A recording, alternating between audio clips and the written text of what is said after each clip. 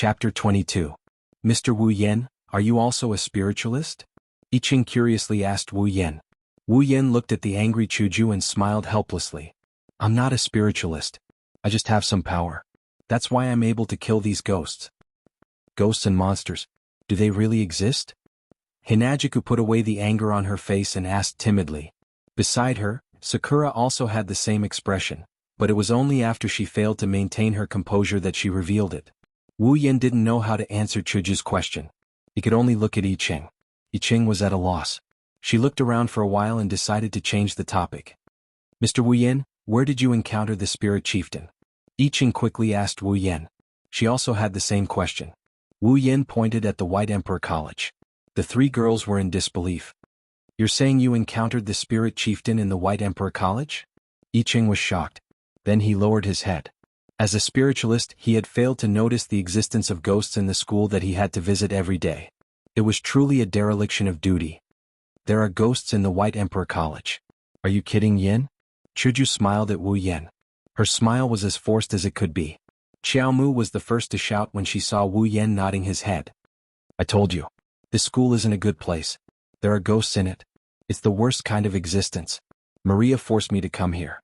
So, I'm never coming here again. Wu Yan had a headache. Xiaomu was about to burst into tears. Wu Yan quickly pulled her back by the collar.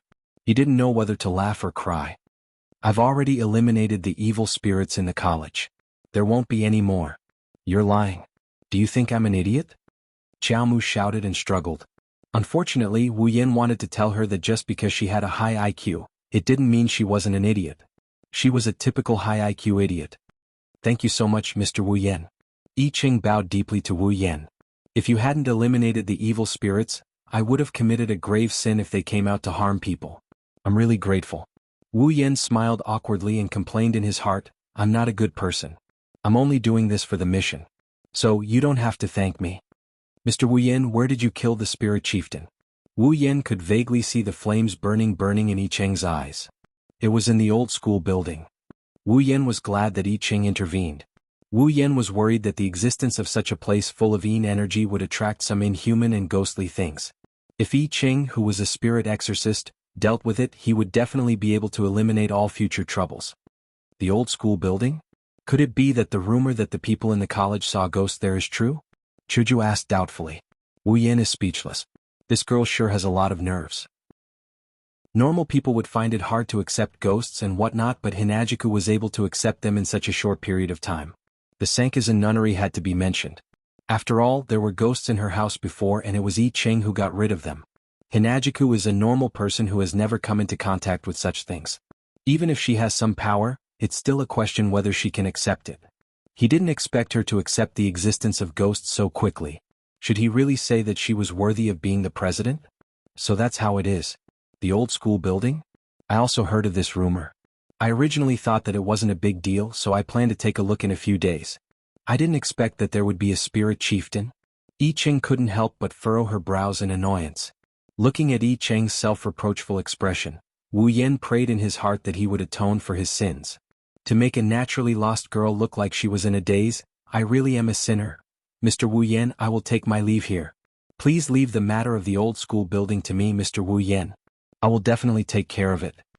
Hearing that cute voice, Wu Yan couldn't help but nod his head, making I Ching reveal a dazed smile. Oh yeah, a natural girl finally looks natural again. Alright, I don't know what I am talking about anymore. Wait. Just as I Ching was about to enter the college, Wu Yan hurriedly stopped her. Excuse me. I Ching turned her head. Please be sure to bring this one with you. Wu Yan said as he brought the struggling centipede of the 3000 nunnery in front of I Ching. You're the one. Your whole family is one.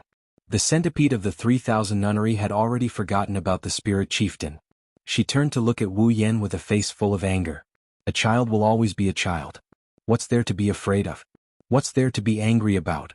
Large drops of sweat dripped down I Ching's head. She then grabbed the centipede of the 3000 nunnery who was about to escape. Ignoring her pleas for mercy, she pulled her into the campus. Miss Heron Palace, if there is any news about that crystal, please be sure to let me know. Wu Yan hurriedly shouted at I Ching. I understand, Mr. Wu Yan. After I Ching and the centipede of the 3000 nunnery left, Wu Yan and Chuju also entered the campus. The number of people at the gate gradually decreased. On the way to the student union office in the clock tower, Wu Yan and Chuju were both speechless. They walked in silence. However, Wu Yan could feel that he seemed to have fallen into an inexplicable crisis. He saw the president walking beside him with her hands on her hips. However, her head was looking in his direction. A pair of gem-like eyes stared at Wu Yan's face as if she wanted to stare 2 holes into it. Seeing that Kaisha-sama is finally back to normal, Wu Yan didn't feel happy at all. "Yan, don't you have anything to say to me?" Chuju inexplicably smiled and asked Wu Yan. Wu Yan could already feel the atmosphere of tragedy. If he didn't explain himself clearly, tragedy would befall him. Wu Yan dryly laughed a few times.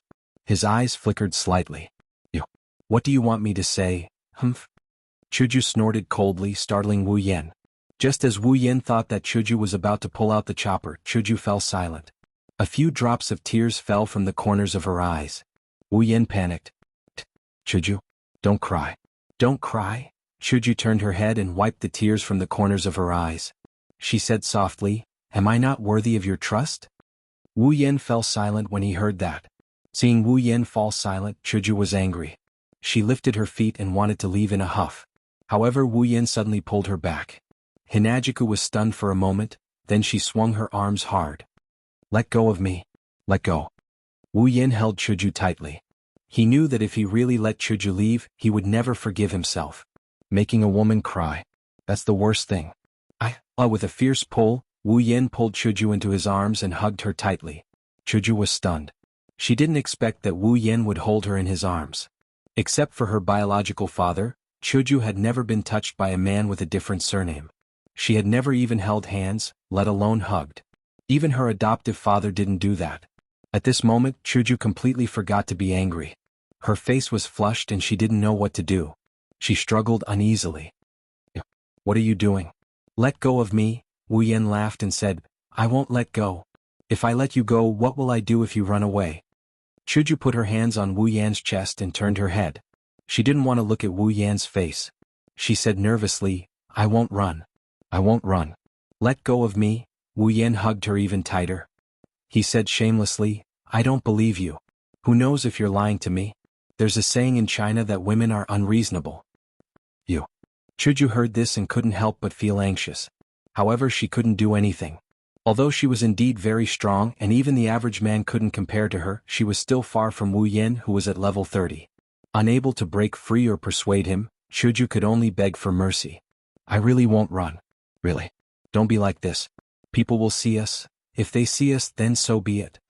Wu Yan said domineeringly. Then he pressed Chuju's head and pressed her into his arms. Wu Yan hugged her and wanted to let go. Wu Yan really didn't want to, so he could only act shamelessly. Chuju struggled for a while but to no avail. She could only close her eyes and lie on Wu Yan's chest. Listening to Wu Yan's heartbeat, her face was flushed. It was really her first time. Sniffing the fragrance in Chuju's hair, Wu Yan rubbed Chuju's scalp, hesitated for a moment and said, "I'm sorry, Chuju. I can't tell you the specific situation now because I still have an important mission to do. So, after I finish what I need to do, I will definitely tell you clearly." Opening her eyes and raising her head, Chuju looked at Wu Yan's smiling face. Her eyes twinkled and she said softly, "Let's make a deal. You can't lie to me. Does that mean you don't blame me for what I did?" Wu Yan smiled happily and nodded. He said half jokingly and half seriously, "Although I've lost a lot of discipline, I'm not to the point of hugging a girl and saying things against my will." Hinajiku couldn't help but chuckle. "What do you mean you've lost a lot of discipline? Your words are still so strange." Wu Yan tilted his head. "Is that so? But isn't this good? At least I can make you laugh." Chuju lowered her head in embarrassment. "I didn't ask you to make me laugh." Touching Chuju's tender waist, Wu Yan grinned silently. He hugged Chuju tightly and closed his eyes. Chuju also closed her eyes. The two enjoyed this warm moment. Perhaps even the heavens couldn't stand it anymore, so they sent out the messenger of justice to save the girl in danger. A pitiful shriek rang out. Following the shriek, an unknown humanoid figure fell from a tree not too far away from Wu Yan and Hinajiku. The two who were listening to each other's heartbeat jumped in fright. Chuju hurriedly pushed Wu Yan away, her face red. Wu Yan pursed his lips in dissatisfaction and glared hatefully at the person who interrupted him. He had a head of light blue short hair and was wearing a black Western butler suit. He had a sickly face. He rubbed his head and cried out in pain while his hands tightened as if he was hugging something. Seo Ayasaki, level 16, alright, the truth was out. The person who interrupted Wu Yan's pursuit was undoubtedly the protagonist of the original novel. How did you fall from the sky? Wu Yan was embarrassed. Chuju also looked curiously at Seo Ayasaki. Seo Ayasaki retorted, I didn't fall from the sky, I fell from the tree. Wu Yan slapped his forehead and said helplessly, Alright, student who fell from the tree, may I ask why you fell from the tree? Seo Ayasaki scratched his head awkwardly. I wanted to save a cat that ran onto the tree and couldn't get down, so I climbed up the tree. In the end, the cat suddenly attacked me, so I fell down. After saying that, he let go of his other hand to show the cat inside, indicating that he was telling the truth. The moment he let go, the cat suddenly went crazy and scratched Seo Ayasaki's face until it was covered in wounds. Ah, Chuju looked at Seo Ayasaki with embarrassment. Wu Yan was gloating. Who told you to disturb me? Chapter 23. Wu Yan is pissed that someone interrupted him while he's trying to get a girl, but there's nothing he can do about it. If you want to hit him, he wouldn't mind. However, the original main character Ayazaki-sa may have had a lot of misfortune in his life, but he's still a good person. Even if it wasn't for no reason, he can't just hit him like that. If you don't want to fight, Wu Yan wouldn't be happy about it. In the end, he had no choice. Well, let's say hello first. After all, he was the protagonist of the original novel. Looking at Seo Ayasaki, who was still immersed in the attack and the embarrassed Chuju, Wu Yan forced a smile and looked at Seo Ayasaki. Hello, I'm Wu Yan from China. Although I'm a student of the White Emperor College, I'm currently the housekeeper. Nice to meet you. Hearing Wu Yan's words, Chuju reacted and said with a smile, Hello, I'm Gue Chuju. Suppressing the naughty cat in his hand, Rinzaki-sa forced a smile with a face full of red marks. I'm Rinzaki-sa, the housekeeper of the 3000 nunnery. Hello, so you're a housekeeper too? The last sentence was obviously directed at Wu Yan. Perhaps it was the first time that Seo Ayasaki saw a housekeeper of the same age as him. His eyes were full of surprise and curiosity. Yes, I'm the housekeeper of Miss Chuju. Wu Yan glanced at Chuju and said with a smirk. Seo Ayasaki was even more surprised. He was the housekeeper of the beautiful pink-haired girl? No wonder Seo Ayasaki was so surprised. After all, he clearly saw the two of them hugging each other intimately. He thought that they were a couple.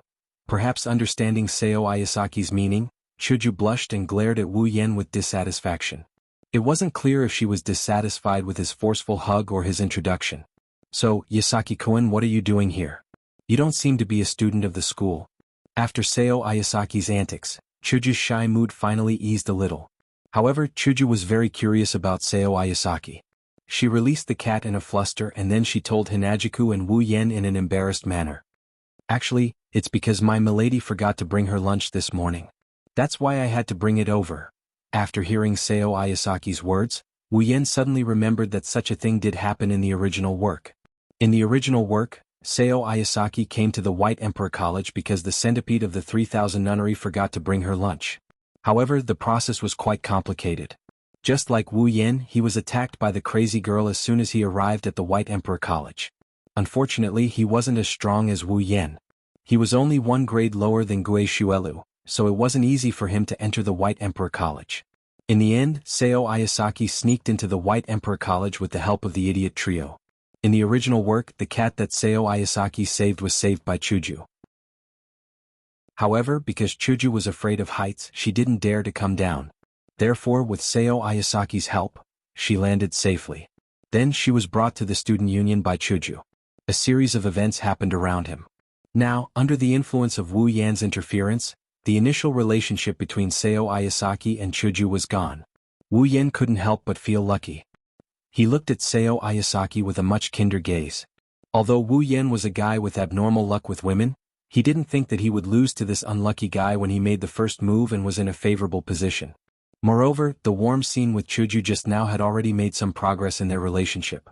With the previous interactions they had with each other as the foundation, how far could they be from a complete relationship? Therefore, Seo Ayasaki, you open your crystal palace and I'll open mine. Let's mind our own business. Your crystal palace is so big, but I don't have a single one. The one I have is still in the process of being conquered. Therefore, you don't have a share in Chuju. You can go in peace. Let's not talk about Wu Yan's thoughts.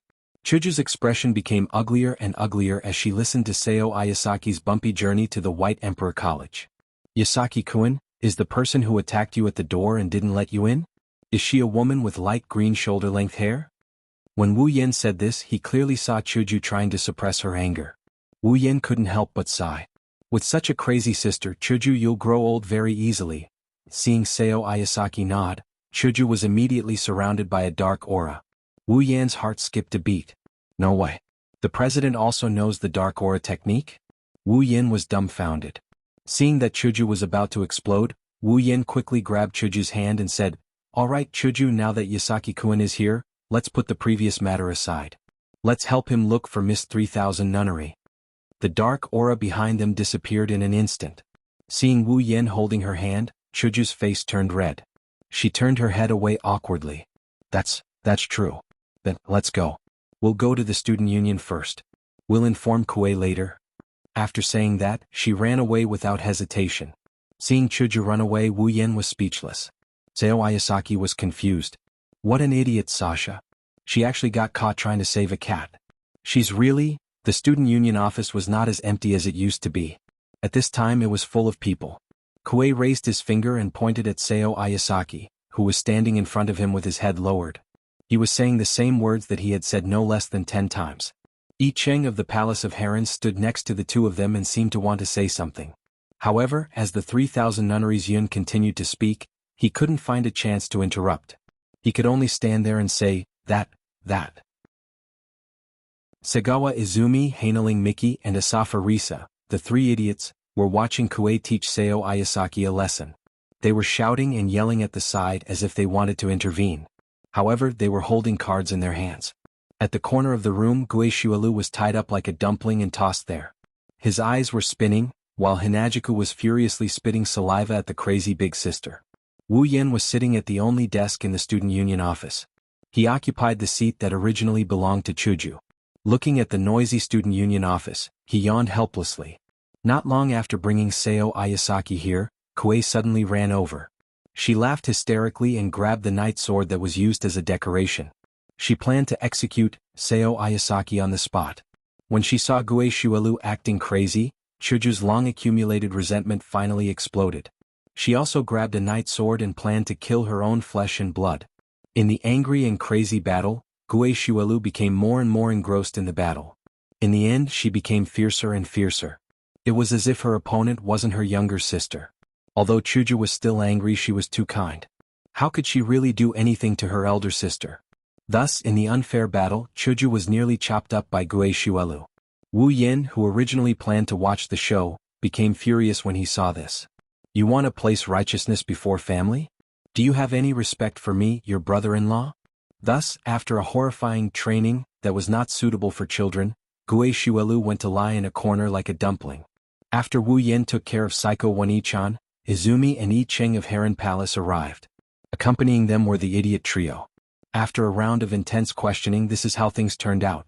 Looking at the people here, Wu Yen became a bit absent-minded. When he saw Butler Whirlwind, Wu Yen was quite envious of the way they interacted with each other. Although every day seemed to be very tiring. However, it was undeniable that they were very happy, not only because they were happy but also because they were sad and troubled. Everything, in the end, would turn into happiness. Wu Yen was very envious. As an otaku, he couldn't experience this. But now, since he had such an opportunity, he might as well enjoy it. Wu Yen smiled and he looked at Yi Cheng, who is still at a loss for what to do. Miss Heron Palace, how is the matter with the old schoolhouse? Hearing Wu Yan's words, everyone present quieted down. Wu Yen felt a bit strange. However, when he saw the curiosity in their eyes, Wu Yen knew. The old schoolhouse? Is it the place with monsters that Kuei-chan said? The idiot trio's eyes flickered with a strong light. There was clearly the word fun written there. When it came to serious matters, Yi Cheng's expression slowly became serious. Of course, in Wu Yan's opinion, she was still a bit cute. Yes, the yin energy there is very heavy. If we don't deal with it properly, it might attract even more monsters. I have already used a talisman to seal the cave. As for what happens after, we can only wait for the family to come and hold a ceremony together to purify the place. But, Chuju also turned around and came to Wu Yan's side. She said to Yi Cheng, who seemed to be very troubled, but what? From the yin energy in that place, there should have been a lot of evil spirits. I Ching immediately swept her gaze to Wu Yan. Following I Ching's gaze, everyone present cast their gaze to Wu Yan. Wu Yan nodded when he heard that. Indeed, before the ghost leader came out, there were a lot of skeletons and vengeful spirits. The number was huge. Even if it didn't exceed 1,000, there were at least 100. Everyone couldn't help but be shocked. I Ching's mouth was wide open. She looked at Wu Yan as if she was looking at a giant who wore his underwear backwards. Wu Yan looked at I Ching with a wry smile. Don't look at me like that. I believe that if you want to do it, it will be easier for you than it is for me. Indeed, I Ching was a witch of the exorcist tribe. Every ability she had was targeted at these monsters. Although I Ching's level was the same as Wu Yan's because of the problem of mutual restraint, compared to Wu Yan who could only use his sword to attack, I Ching's magic was easier to eliminate those monsters. It was like the same amount of water and the same amount of clothes. The clothes covered the fire and had to be stepped on a few times. After a while, the fire would be extinguished. However, water was different. As long as the water was poured, it would be clean and not a trace of fire would be left. Everyone looked at I Ching again. I Ching looked left and right, then pulled up her sleeves to cover her face. This girl is shy. However, I Ching was really cute when she was shy. Look at Seo Ayasaki, who was staring at I Ching with a blushing face and a dazed expression. When I Ching saw Seo Ayasaki's expression, her face was filled with anger and she threw a punch at him. Lil, saw you idiot. The punch landed squarely on Seo Ayasaki's face. Seo Ayasaki immediately screamed in pain. His nose bled and he flew backward. Then he crashed into Segawa Kwan who was watching the show from the side. The two of them rolled on the ground.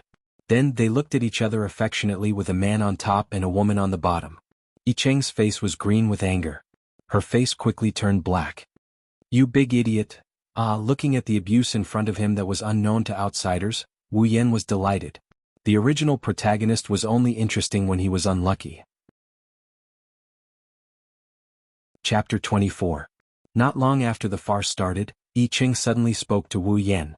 Mr. Wu Yan, I would like to invite you to my house. I wonder if you have the time?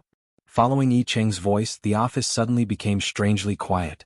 The quarreling stopped, the beating stopped, and the screaming stopped. Everyone just looked at I Ching and Wu Yan with eyes full of ambiguity. Of course, other than a certain person. Wu Yan felt a chill run through his body and stiffly turned his head. What he saw was the president with an amiable smile. This is bad, the favorability is going to be reset to 0. As expected, the main character has to be unlucky to be interesting. Wu Yan's face was covered in tears. I Ching started to panic under everyone's ambiguous gazes and hurriedly explained, No, it's not what everyone thinks. I just want to invite Mr. Wu Yan to my home because my mother and grandmother are all curious about Mr. Wu Yan's spirit exorcism, so. Hearing this, everyone nodded in understanding. Feeling the chill disappear, Wu Yan also let out a sigh of relief. Just now, he was almost taken advantage of. After letting out a sigh of relief, Wu Yan started to ponder. He was still very interested in I Ching's invitation. Not only did he want to see the top fighting power in this world, but he also wanted to complete his mission. The Heron Palace was a famous family in this world. Adding on the fact that they were spirit exorcism, they definitely had a lot of power.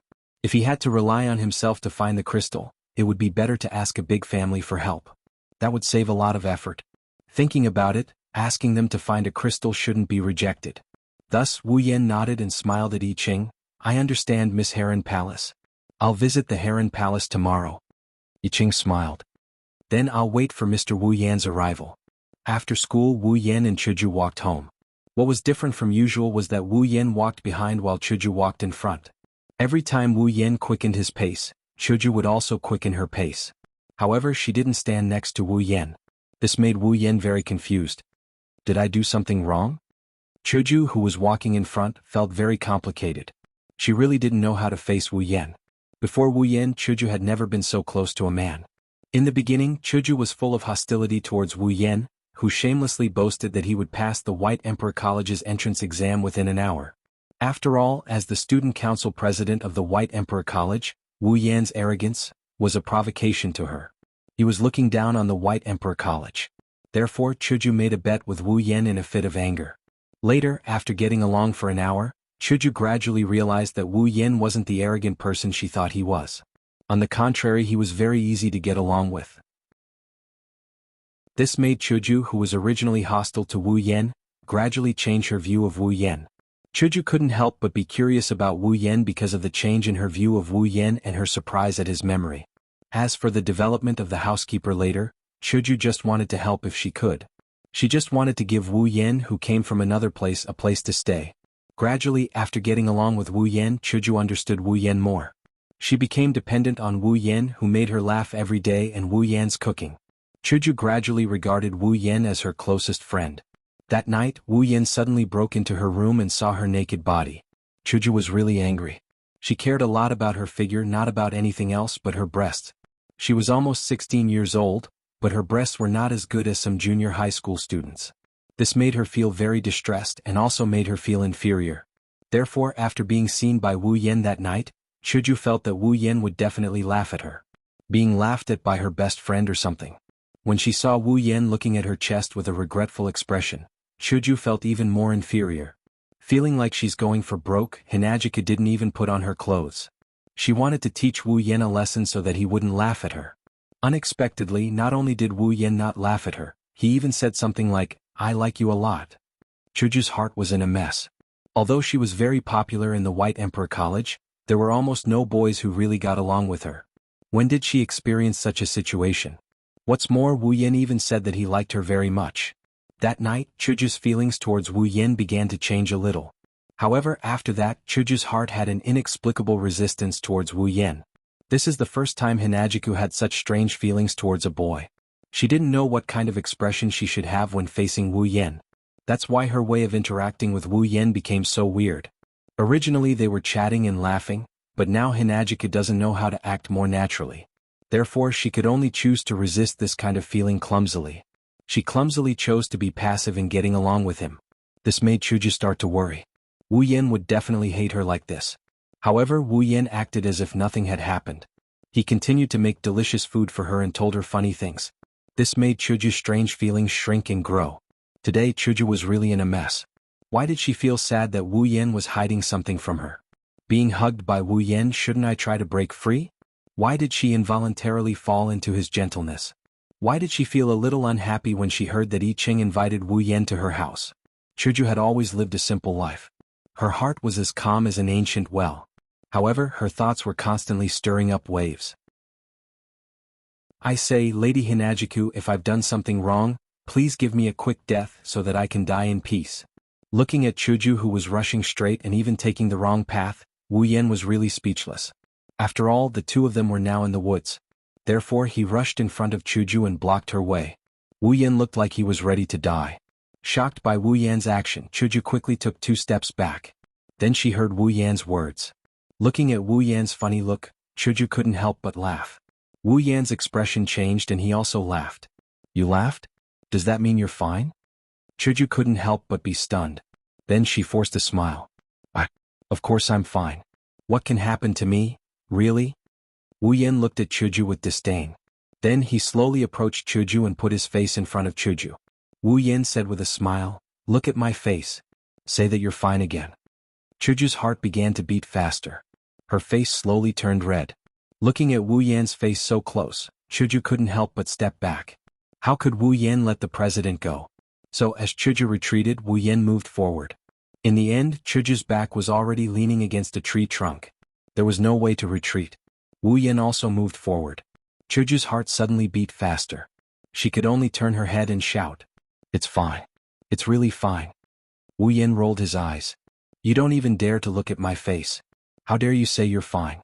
Really, if you have something to say, then say it. Otherwise, the previous agreement doesn't count." Agreement? Chuju turned her head in confusion and looked at Wu Yan. Wu Yan stumbled and looked at Chuju with a sad expression. "Okay, you've already forgotten." Chuju scratched her face embarrassedly and looked at Wu Yan. "What agreement? Since you've already forgotten, then forget it. What, say it? Don't tell me you're talking about the bet that you still owe me?" Chuju shook her head in distress and then said a little frantically. Wu Yan laughed as he looked at Hinajiku, whose face is full of concern. He shrugged. "Okay, didn't you say that I'll tell you about my matter in the future? You've already forgotten what happened today. You're still an outstanding student." "Oh, so it's that?" Chuju nodded in realization, then she was stunned and shouted loudly, "No. You absolutely can't forget it? Didn't you say that you won't say anything against your heart when you hug a girl? How can you go back on your words? Looking at the furious Hinajiku, he didn't know what to say. It seems like you forgot about this, Kaisha-sama. You're the one who forgot it. It's not that I didn't keep my promise. Anyway, you just can't do it. Chuju looked at Wu Yen with a serious face. Her eyes were full of disapproval, which made Wu Yen even more speechless. Rolling his eyes, Wu Yen touched his chin and smirked. In other words, the agreement must be kept, right? Of course. Chuju said without hesitation. Hearing this, Wu Yen looked at Chuju and smiled. Chuju couldn't help but have a bad feeling in her heart. Well then, Miss Hinajiku, since you mentioned the terms of the bet just now, shouldn't you abide by the terms of the bet as well? Wu Yen smirked. Hinajiku paused for a moment, then said resolutely, all right. Tell me what are the conditions, I'll definitely abide by them. Oh, Wu Yen said with a long voice. The smile on his face became more brilliant. Wu Yen slowly moved his face closer to Chuju. Chuju was stunned. Looking at Wu Yan's face getting closer and closer, she seemed to have thought of something. With a bang, steam began to rise from her face. Looking at Wu Yan's face getting closer and closer, Chuju said in a panic, What are you doing? Wu Yan smiled and said slowly, What do you think I'm doing?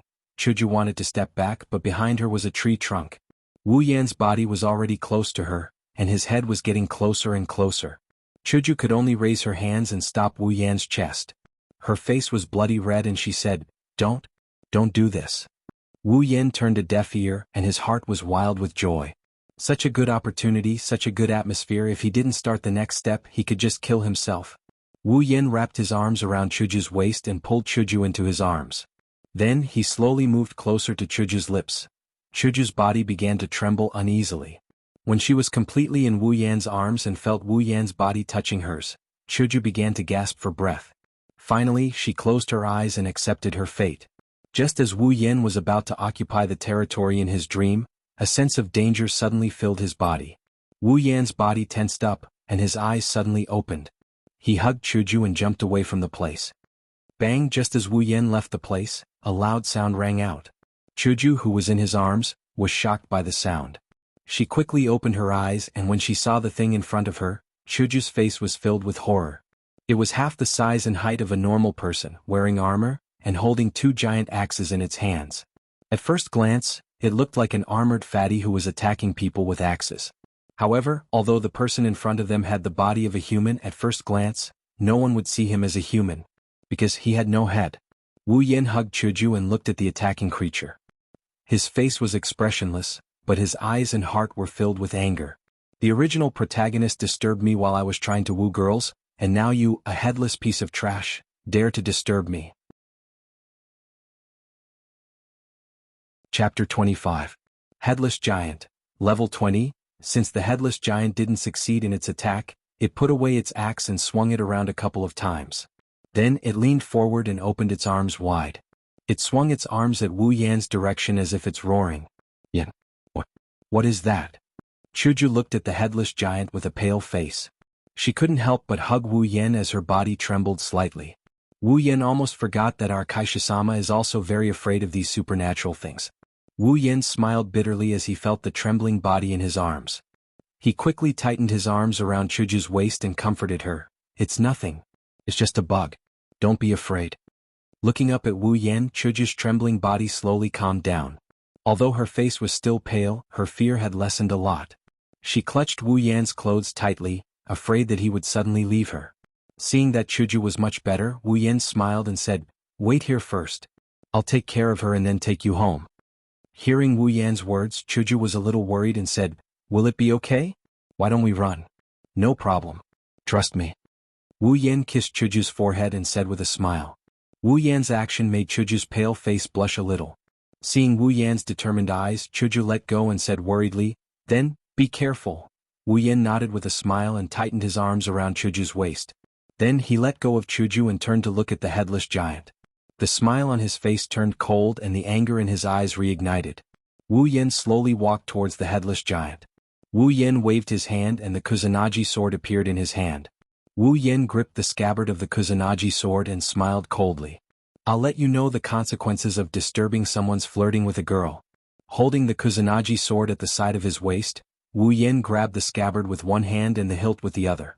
He smiled ferociously and rushed forward. In the blink of an eye he was in front of the headless giant.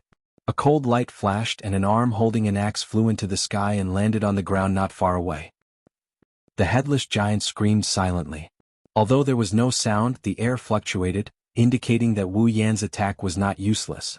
The headless giant's body shook and the axe in its other hand slashed towards Wu Yan. "Be careful." Seeing the axe coming towards Wu Yan, Chuju couldn't help but shout worriedly. Although Wu Yan was not at the same level as Chuju, Chuju was still level 18. Although the headless giant was level 20, tier 3, Chuju, who was not far from tier 3, could still see the headless giant's movements clearly.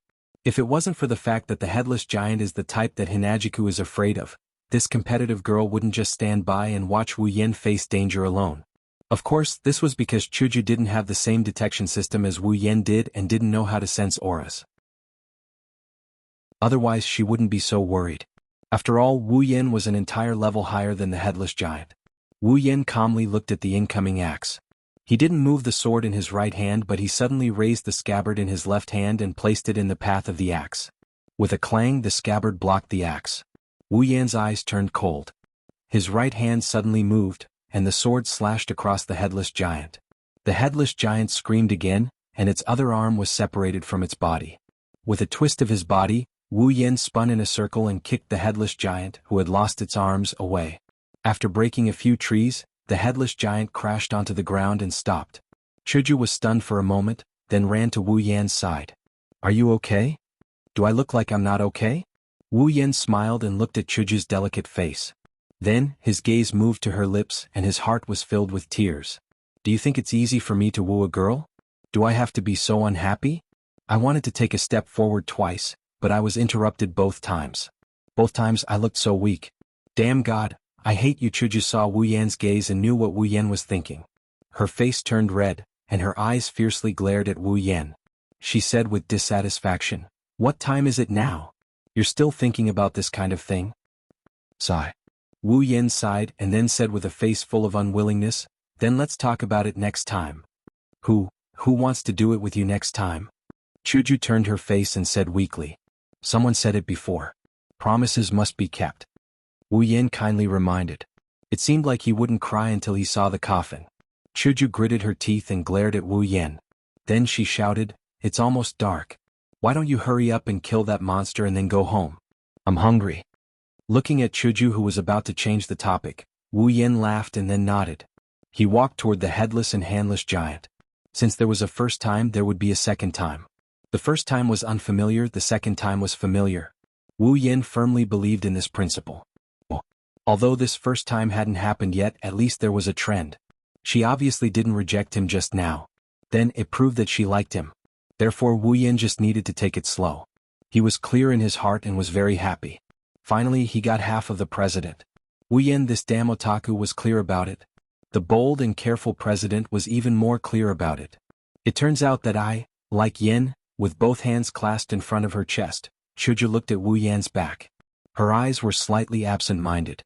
Thinking of the hostility when they first met, the joy of getting along with each other, the shyness of being seen naked that night, the warmth from Wu Yan's embrace, and the kiss that almost happened just now, Chuju smiled. Chuju was drunk.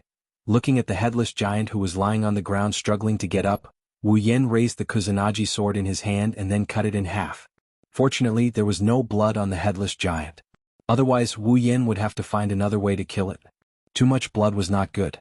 Wu Yan was not afraid, but Chuju, who was born in the ordinary world, couldn't stand it.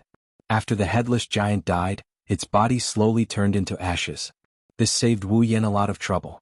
After all, although this was a forest, it wasn't far from the city. Otherwise, Chuju wouldn't have come here unintentionally. If other people came here and saw such a weirdo, it would definitely be on the headlines tomorrow. Wu Yan thought that he would have to exchange for something to deal with it, such as corpse dissolving water. After the headless giant completely disappeared, Wu Yan sighed with emotion. Ever since he transmigrated 3 months ago, Wu Yan had never experienced such a simple battle. In the past, his opponents were all higher level than him. Every time Wu Yan had to put in a lot of effort to defeat them.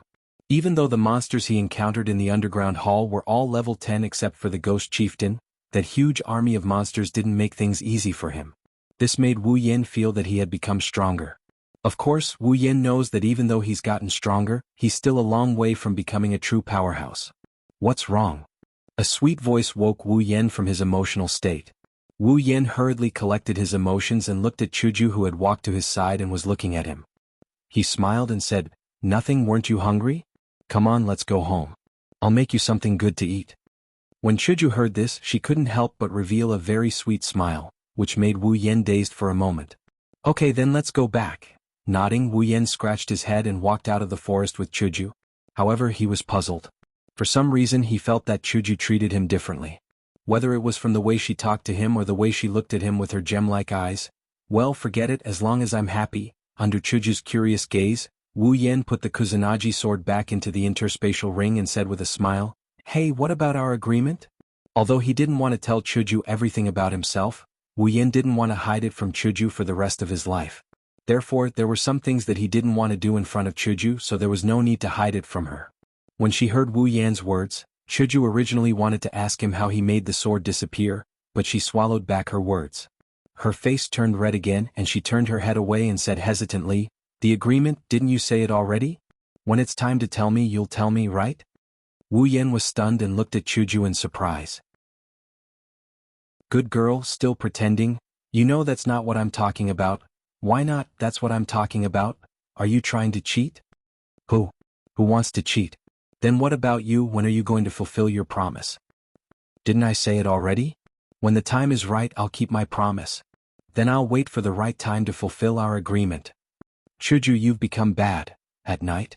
Maybe it's because of the progress he made with Kaisha-sama today." Wu Yan showed off his skills and made a table full of dishes. He fed Kaisha-sama and Chuju's mother until their stomachs were full. Even Chuju's father, who just got off work, couldn't help but eat the leftovers. "Milady, you should go take a bath," Wu Yan said to Chuju, who was still sitting at the table while cleaning up the dishes. "Okay, I know." Chuju nodded, then looked at Wu Yan and said seriously, "Yan, you're not allowed to call me Milady anymore, okay?" Wu Yan flinched. She said this no less than 100 times, but she's never said it to him in such a serious manner. What's going on? That's why, Wu Yan, you're still young. If you want to be the king of strategy, you need to work harder. Just as she was about to tease him, Wu Yan's eyes narrowed and he said with a smile, "Okay, go take a bath." Seeing Wu Yan agree, Chuju laughed happily, then she kicked the chair and skipped to the bathroom like a child. Wu Yan laughed and shook his head, then he put down the bowl and chopsticks in his hand, jumped out of the window and stood on the ground. At the same time, the Kusanagi sword appeared in Wu Yan's hand. Without hesitation, Wu Yan pulled out the sword and stabbed it into the ground. A baby scream sounded, then a circle of blood appeared on the ground next to the Kusanagi sword that Wu Yan stabbed into the ground. Putting away the sword, Wu Yan frowned deeply. This is already the 4th group of monsters after he killed the headless giant and brought Chuju home. What's going on? Why are these monsters here one after another? This has never happened before. The more he thought about it, the more he felt that something was wrong. Wu Yan couldn't help but feel confused. What's going on? This situation only started today. Could it be that I've done something to attract these monsters? Or, did Chuju's family do something? Shaking his head, Wu Yan put the Kusanagi sword back into the space ring and walked into the house. Forget it, I'll ask when I go to Heron's house tomorrow. Chapter 26. The next day, Wu Yan made breakfast as usual and then called Chuju's family over. Wu Yan, Chuju, and Chuju's parents began to enjoy a delicious breakfast. Gui Shuelu was a teacher at the White Emperor College. She didn't usually live at home but at school. Therefore, Chuju's family usually didn't see her here. Of course, it was fortunate that she wasn't here. Otherwise, even if she was a grown-up, Wu Yan would have to carefully consider whether or not to move in. The 4 leisurely finished their breakfast. Then Chuju's father said goodbye and went to work. Chuju's mother went to the living room to watch the morning news. Chuju was still sitting at the dining table with a newspaper in her hand. She had a very serious expression as she read it. Her eyes occasionally drifted to Wu Yan, who was cleaning up the dishes. Today was the weekend, so there was no class. Wu Yan and Chuju could be so leisurely. Of course, it was only temporary. "Oh right, I'll go out later. I'll probably be back by noon." After cleaning up the dishes, Wu Yan said to Chuju. Hearing this, Chuju couldn't help but ask, "Where are you going?" Picking up a handkerchief and wiping his hands, Wu Yan looked at Chuju in amusement. "Did you forget? Yesterday, I promised Miss Heron Palace that I would visit her house. I Ching? Chuju paused and then fell into deep thought. After a while, Chuju stood up and said to Wu Yan, "I'll go with you." Wu Yan looked at Chuju in surprise and then a naughty smile slowly appeared on his face. Seeing Wu Yan's smile, Chuju blushed and said angrily, "Don't misunderstand anything. I'm just bored at home, so I want to go to Yi Cheng's house to take a look." Chuju's face had a very suspicious blush as she said this. Her hands kept shaking, which made Wu Yan sigh. Then he said firmly, "If you're worried that I'll go out to flirt, just say it. I won't laugh at you." Chuju's body stiffened and then she said in a rather unreasonable manner, Who's worried that you'll go out to flirt? You're nobody to me. I'm just worried that you'll do something to Yi Cheng." "That's right, that's it. This is arrogance, right?" "That's right. If that's the case, then I won't go to Yi Cheng's house today. I'll go out to flirt." Before Wu Yan finished speaking, Chuju fiercely pinched the soft flesh on Wu Yan's waist, making Wu Yan wail. Chuju glanced angrily at Wu Yan and snorted. "This scoundrel only knows how to bully others." Chuju turned away and walked to the door. "Okay, let's go." Wu Yan shook his head helplessly as he touched the flesh on his waist. It was said that this was a natural skill for girls. Wu Yan didn't believe it before, but now he had no choice but to believe it. "This is Yi Cheng's house? It's so big." Wu Yan and Chuju were standing in front of the Heron Palace's door. Looking at the big door of the Heron Palace, Chuju couldn't help but speak. Although he had never seen a door that was bigger and taller than this one, Bai King's door was much bigger than this one. Bai King's door was a school and this was just a home. How could the two be compared to each other? It is no wonder they are rich. Wu Yan nodded and said that. He walked to the door and pressed the doorbell. "Yes, this is the Heron Palace." Quickly a voice sounded. Although he didn't know whose voice it was, Wu Yan still said it. "Hello, I am Wu Yan. I was invited by Miss Itsunomiya Izumi to visit." "Okay, please wait a moment." After the conversation was over, Chuju walked over. "Wasn't that Yi Cheng's voice?" "I don't think so." Wu Yan scratched his face and said, "It should be a maid or housekeeper. After all, it is a big family." Chuju heard that and nodded. While Wu Yan and Chuju were talking, the door slowly opened. Yi Cheng walked out and approached Wu Yan and Chuju. "Mr. Wu Yan, Miss Chuju, good morning." Just like before, Yi Cheng used the long sleeve of his kimono to lift his mouth. He bowed and spoke to Wu Yan and Chuju. "Good morning, Miss Heron Palace." Wu Yan didn't care much about etiquette, so he just waved his hand. "Good morning, Yi Cheng." Chuju also said with a smile. Although she wasn't very familiar with Yi Cheng, she was much better than Wu Yan. "Please come in with me. My mother is already waiting in the living room," Yi Cheng said to Wu Yan and Chuju. When he mentioned his mother, his smile was a bit forced. Wu Yan found it funny. He knew that Itsunomiya Izumi's mother was a woman who seriously went off the rails. However, Wu Yan didn't find it strange. To be able to give birth to a daughter who could get lost and come to the capital for a walk, her personality should be within Wu Yan's imagination. Yi Cheng brought Wu Yan and Chuju to a living room that was a bit smaller than the square. There, a woman who looked more mature than Yi Cheng, similar to Yi Cheng, but with short hair, was sitting. Her eyes were staring at Wu Yan and Chuju without moving. Wu Yan and Chuju felt a bit numb from being stared at. Yi Cheng also pulled up his long sleeves to cover his slightly red face. He ran to the woman's side in small steps and called out softly, "Mom?" Hearing the sound, Yi Cheng's mother turned her head and looked at Yi Cheng. She tilted her head and put on an expression of sudden realization. She smiled and said, "Isn't this Yi Cheng? When did you come?" "I came from the beginning, Mom." Yi Cheng looked awkwardly at Wu Yan and Chuju, then said with a bit of anger, "Is that so?" Yi Cheng's mother shook her head, then raised her hand and rubbed Yi Cheng's head. She smiled and said, "Really? You can't lie to people. Lying is not a good child." "Mom?" Wu Yan and Chuju looked at each other and were speechless. They then looked at Yi Cheng with sympathy. "It's been hard on you." Hinajiku even felt a sense of empathy. After all, she also has a troublesome older sister back at home. For himself and for others, Wu Yan felt that it was better to go straight to the point. "Greet Madam of Heron Palace, I'm Wu Yan. I came this time to ask you something." Yi Cheng's mother looked at Wu Yan blankly, then said to Wu Yan, "Ask me? Do you want to ask about the secret of maintenance?" "Actually, I want to ask Madam if you recognize this crystal." Since people who cared about details were all 9, Wu Yan directly ignored Yi Cheng's mother and took out the mysterious crystal shard. Although he didn't expect Yi Cheng's mother to know anything, at least, "I know." Wu Yan nodded and he subconsciously blurted out what he had in mind. Oh, you really don't know? Then I have something to ask of you. The smile on his face froze as if a spell was cast on him. After a while he recovered with a smile on his face. Wu Yan asked with a bright face, "Can you repeat what you just said? I sincerely ask of you." Yi Cheng's mother continued to touch Yi Cheng's head and looked at Wu Yan. Then she slowly nodded her head and said, "Do you want to ask about the secret of maintenance?" Chuju raised her hand and patted her head. Although Chuju didn't interrupt, Chuju also felt a wave of helplessness from the bottom of her heart. "Mom?" Yi Cheng's face was almost buried in the ground. She only had one thought now, and that was to lose face. However, what she didn't know was that even if the president gave out benefits, Wu Yan might not care, let alone losing face. Now Wu Yan was completely immersed in joy. There was finally a clue for the last mission. How could Wu Yan not be happy? Thus he couldn't wait to ask. "Madam of Heron Palace, is what you said true? This crystal." Wu Yan pinched the crystal with his fingers and pushed it closer to Yi Cheng's mother. It was only 1 centimeter away from her face. He asked expectantly, "Do you really know it?" "Yan."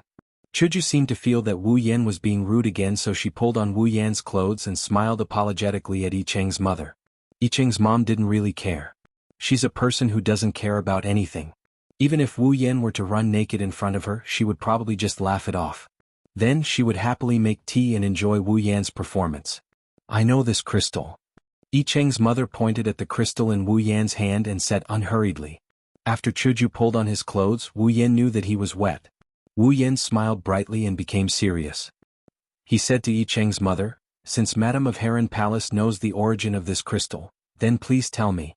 This crystal is very important to me, so, Mom, please help Wu Yan-san. He helped me before, get rid of spirits." Yi Cheng's voice was so soft that almost no one could hear her. Looking at her blushing face, Wu Yan is grateful. Yi Cheng's mom nodded and Hinajiku on the other hand is pissed. "Sure." Yi Cheng's mother picked up the tea on the table and carefully took a sip. She seemed to be organizing her words before slowly saying, "This crystal is called the mysterious crystal. However, I actually prefer to call it the sealing crystal." "Sealing crystal?" "Yes, because there is some kind of monster sealed inside this crystal." "Sealing monster?" Wu Yan couldn't help but frown as he picked up the mysterious crystal. "A crystal used to seal monsters? System, why did you give me this kind of mission, asking me to collect the crystals used to seal the monster? Why is there a monster sealed inside this crystal?" Wu Yan turned around and asked Yi Cheng's mother. Yi Cheng's mother took the crystal in Wu Yan's hand and tilted her head to look at it. She said, "A long, long time ago. Can't complain. Definitely can't complain." Wu Yan pinched his thigh hard and laughed dryly at the puzzled Chuju beside him. He quickly sat up straight and still. Probably in ancient times, it was an era where monsters roamed freely. At that time humans were not prosperous. Under the threat of monsters they could only live in fear. However, one day a powerful monster was born. This monster was very powerful. At that time, the Demon King coveted this powerful monster's demonic power. Therefore he planned to eat it to increase his own strength. In order to obtain the monster's flesh and blood, the Demon King sent out all of his monster subordinates. He didn't want to rely on them to capture the monster alive. Instead, he planned to exhaust the monster's strength by taking turns. However, the Demon King underestimated the monster's strength. All of his subordinates were sacrificed under the monster's attack. Although a part of the monster's strength was depleted, the Demon King was still not a match for the monster. In the end, the Demon King was eaten by the monster.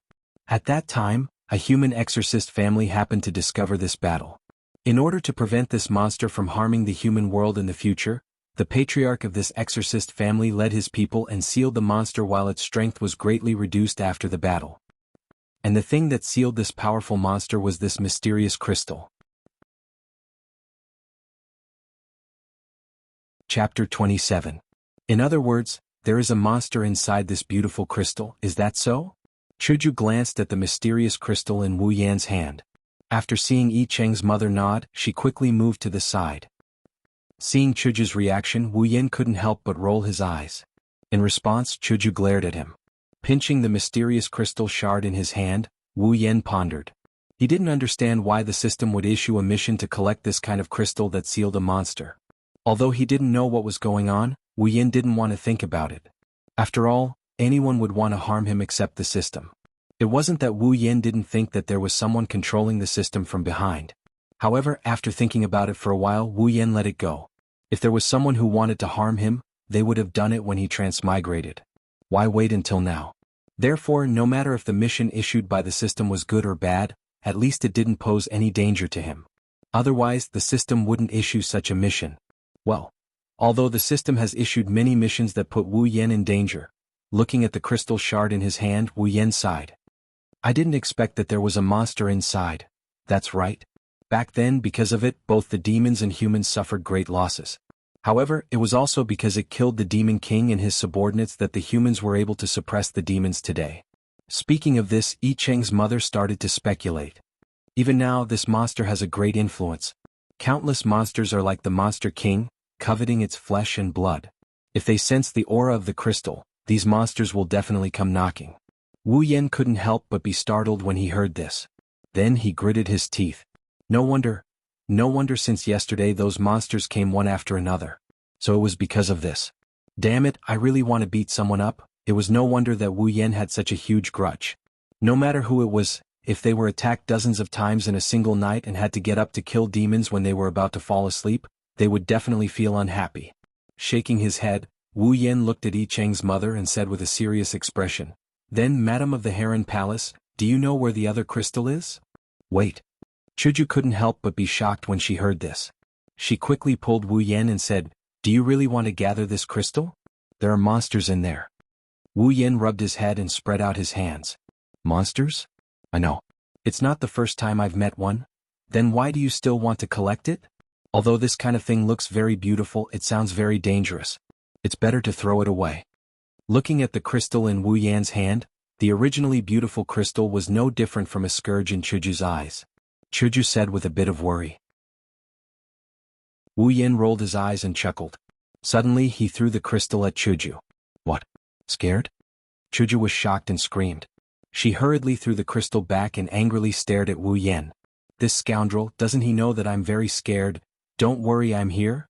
Seeing that Chuju was truly scared, Wu Yan's heart softened. He stopped teasing her and comforted her. The anger gradually disappeared. Chuju rolled her eyes at Wu Yan. She snorted and turned her head. Holding Chuju's hand, Wu Yan said helplessly, "Well, don't be angry. I have a reason to collect it. You'll know later. Be good, be obedient." Hearing that Wu Yan was coaxing her like a girlfriend, Chuju's anger disappeared. She blushed and shook Wu Yan's hand. Then she broke away. This tsundere is so tiring. Yi Cheng's mother watched the drama from the side with interest. First she looked at Wu Yan, then at Chuju. She looked back and forth between the two. Seeing his mother's behavior, Yi Cheng, who hated getting lost, complained sincerely. Why didn't she get lost at this time? If she got lost, she wouldn't have brought Mr. Wu Yan and Miss Chuju here. Then she wouldn't be so embarrassed. His mother was really... After Wu Yan and Chuju finished talking, Yi Cheng's mother said with a smile, "You two are a couple, right? Your relationship is so good. I'm so envious."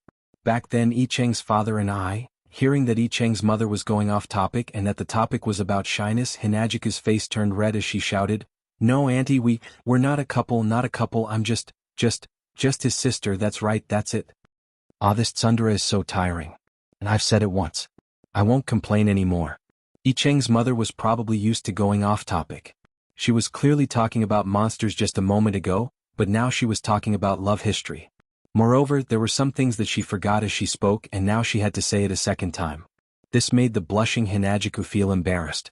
Wu Yan said helplessly, "Then, Madam of Heron Palace, do you know where the other crystal is?" "Ah, you don't know. Actually, Yi Cheng's father is also very cute. He looked up and saw a gigantic ceiling. Hinajika did the same thing as Wu Yan, but compared to Wu Yan, Kaisha-sama looked much cuter when she did this. "Mom." Yi Cheng reached out with both hands and grabbed his mother's hand. He pulled hard and saved Yi Cheng's mother from being killed by memories. However, Wu Yan and Chuju looked at Yi Cheng with gratitude. They felt that they needed to be saved more. Afraid that Yi Cheng Ma will go off the rails again, Wu Yan clapped his hands to get her attention. Putting on an expression that doesn't look much better than crying, Wu Yan asked in a soft voice. Heron no Mia, do you know where the other crystal is?" "I know." "Okay, direct enough." Other than Yi Cheng's mom, everyone else didn't know how to react to the sudden turn of events. Even Wu Yan, who was usually the one to piss people off, didn't feel the joy of getting the answer he wanted. Instead, he felt a lump in his chest, and it's hard to describe how uncomfortable he felt. Wu Yan exhaled heavily. At the same time, he heard another exhale. He turned to look at Chuju. Chuju also looked at Wu Yan. Their eyes were filled with tragedy. "Madam of Heron Palace, please tell me where the other crystal is." Wu Yan enunciated each and every word in a serious tone. If it wasn't for the fact that he's an elder, Wu Yan would have kicked him into space and brought him back. He would have used his own methods to get the answers he wanted. For example, torture or something. The sealing crystal, also known as the mysterious crystal, after that powerful monster was sealed, in order to prevent it from coming out and harming others, the chief of the exiling clan who was in charge of the sealing ceremony split it into two. One was kept in his clan's collection. The other was used as the core of another sealing ceremony. Yi Cheng's mother stopped here and looked at Wu Yan with a smile. Wu Yan was stunned. He said uncertainly, "The core of another sealing ceremony? Could it be?" "That's right.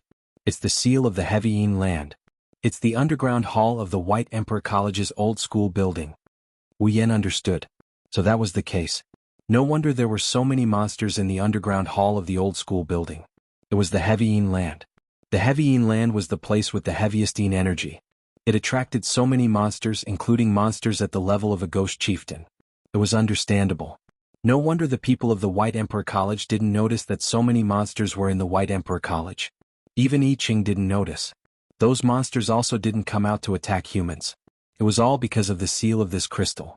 Although there were still some details that he didn't understand, such as why the mysterious crystal fragment appeared in his hands after killing the ghost chieftain, Wu Yan didn't plan to delve into the details. He just assumed that the mysterious crystal fragment was collected by the system as a treasure dropped by a monster. After understanding, Wu Yan's expression became serious. "So the other mysterious crystal is in the hands of the Exterminator clan or their descendants?" "Yes. Where is it then?" Wu Yan asked in a hurry. "It's right here." "Can you say that again?" "So, it's right here with me." Following Yi Cheng's mother's words, a crystal identical to the one in Wu Yan's hand was taken out of her pocket by Yi Cheng's mother and handed to Wu Yan. Wu Yan rubbed his forehead with a headache. He didn't know why, but after finding this crystal, Wu Yan didn't feel happy. Instead, he felt that it was a trap, a trap. How should he put it? It felt like a strong start but a weak finish. Patting his face, Wu Yan walked in front of Yi Cheng's mother and sincerely said, "Madam of the Heron Palace, can you please give this crystal to me? It's very important to me." "Of course." "All right." Wu Yan admitted that although he had a bit of immunity, he couldn't help but be shocked. "If that's the case, then thank you very much, madam." While sighing in his heart, Wu Yan also sincerely thanked Yi Cheng's mother. After all, she did him a big favor and didn't make things difficult for him. Just as Wu Yan was about to take the crystal, a delicate voice suddenly shouted. Although the voice wasn't loud, it gave everyone a fright. In fact, only Wu Yan and Chuju were startled. Yi Cheng naturally looked in the direction of the voice. As for Yi Cheng's mother, she acted as if she didn't care and continued to hand the crystal to Wu Yan. A figure flashed by, and before Wu Yan could react, the crystal that was supposed to be in his hand disappeared. Wu Yan hurriedly looked in the direction of the voice. Then his expression turned awkward. "Grandma Zhu, why did you come out?" Yi Cheng asked the person with a confused expression. "Grandma. Grandma Zhu." Chuju looked in shock at the person who came, the corner of her mouth twitching. It's no wonder Wu Yan and Hinajiku reacted this way. The newcomer has a head full of snow-white hair and a height of less than 1.4 meters. She has a very delicate face and looks like a little lowly in her teens. And this little girl was called Grandma Zhu by Yi Cheng. How could Chuju remain calm? However, Wu Yan already knew, he just didn't expect her to jump out. "Child's mother, how can you give such a dangerous thing to an outsider? What if the seal is broken by a demon?" The little girl jumped and said. Allah. Yi Cheng's mother smiled and said, "Wu Yan Kuan is a good child. He won't mess around." The little girl who was called Grandma Zhu looked at Yi Cheng's mother with a face full of disappointment. Who knows if he's pretending or not? What if he's tricked? That won't happen. No, I won't agree. Over my dead body. The little girl angrily turned her head away. Wu Yan couldn't help but feel a headache. After all, he couldn't snatch it by force. However, Yi Cheng's mother smiled and said to her, "You won't agree even if we ask him to help us do that thing?" Wu Yan clearly saw that when Yi Cheng's mother said, "Help us do that thing," to her Grandma Zhu, her eyes suddenly lit up. She looked at Wu Yan and exclaimed in surprise, "Okay. Deal. Didn't you say you won't agree? Didn't you say you won't agree unless you die?" Chapter 28. If he hadn't seen this creature's aged appearance in the original work, he wouldn't have believed that she's Yi Cheng's grandmother. No matter how you look at it, she's just a little lowly. Whether it was from the physical or psychological point of view, Wu Yan felt pressured as he looked at the bouncing little girl in front of him. "If there's anything you need help with, I will do my best." Wu Yan felt a sense of relief when he said that. That's right. Such an important item was the last part of his mission in this world. Wu Yan felt that it was unrealistic if it could be completed so easily. "Let me explain." Yi Cheng's mother pulled the little girl, and smiled gently. "I will listen carefully and I hope you will be serious too." Wu Yan emphasized on the word, serious. He didn't want Yi Cheng Ma to get into the topic of love history as she rambled on. He didn't know if Yi Cheng's mom understood what Wu Yan meant, but she took out a talisman from her bosom. It wasn't any different from the other talismans. If one had to describe it, it was just a little shabby. It looked like it had been there for a long time. "What's this?" Wu Yan looked at Yi Cheng's mother in confusion. Wu Yan was very confused about the talisman that Yi Cheng's mother took out because he felt a different aura from it. Wu Yan had seen the talisman that Yi Cheng had used before. Although it was powerful, it was only Yi Cheng's power that had taken effect. The talisman was just like a switch that displayed its effect. It didn't have any power on its own. If Yi Cheng didn't add his own power to the talisman would be just an ordinary piece of paper. Now, the talisman that Yi Cheng's mother took out unexpectedly had a trace of aura. This proved that someone's power was attached to it. Judging from the shabby appearance of the talisman, Wu Yan guessed that the power on it didn't belong to Yi Cheng or Yi Cheng's mother. "This talisman is a pass to a certain barrier." Yi Cheng's mother's expression gradually turned serious. Wu Yan glanced at Chuju. Seeing that she didn't have any intention of speaking, he looked at Yi Cheng's mother. "Our harem palace is a family of exorcists. Up until now, the number of evil spirits and ghost demons we've gotten rid of is innumerable." Speaking until here, a hint of pride involuntarily appeared on Yi Cheng's mother's face. It seemed that she was quite proud of her family, but she returned to her original state in an instant. "However, no matter how powerful our family is, there are demons and ghosts that we can't exorcise. They are much stronger than ordinary demons and ghosts and ghosts and ghosts and ghosts.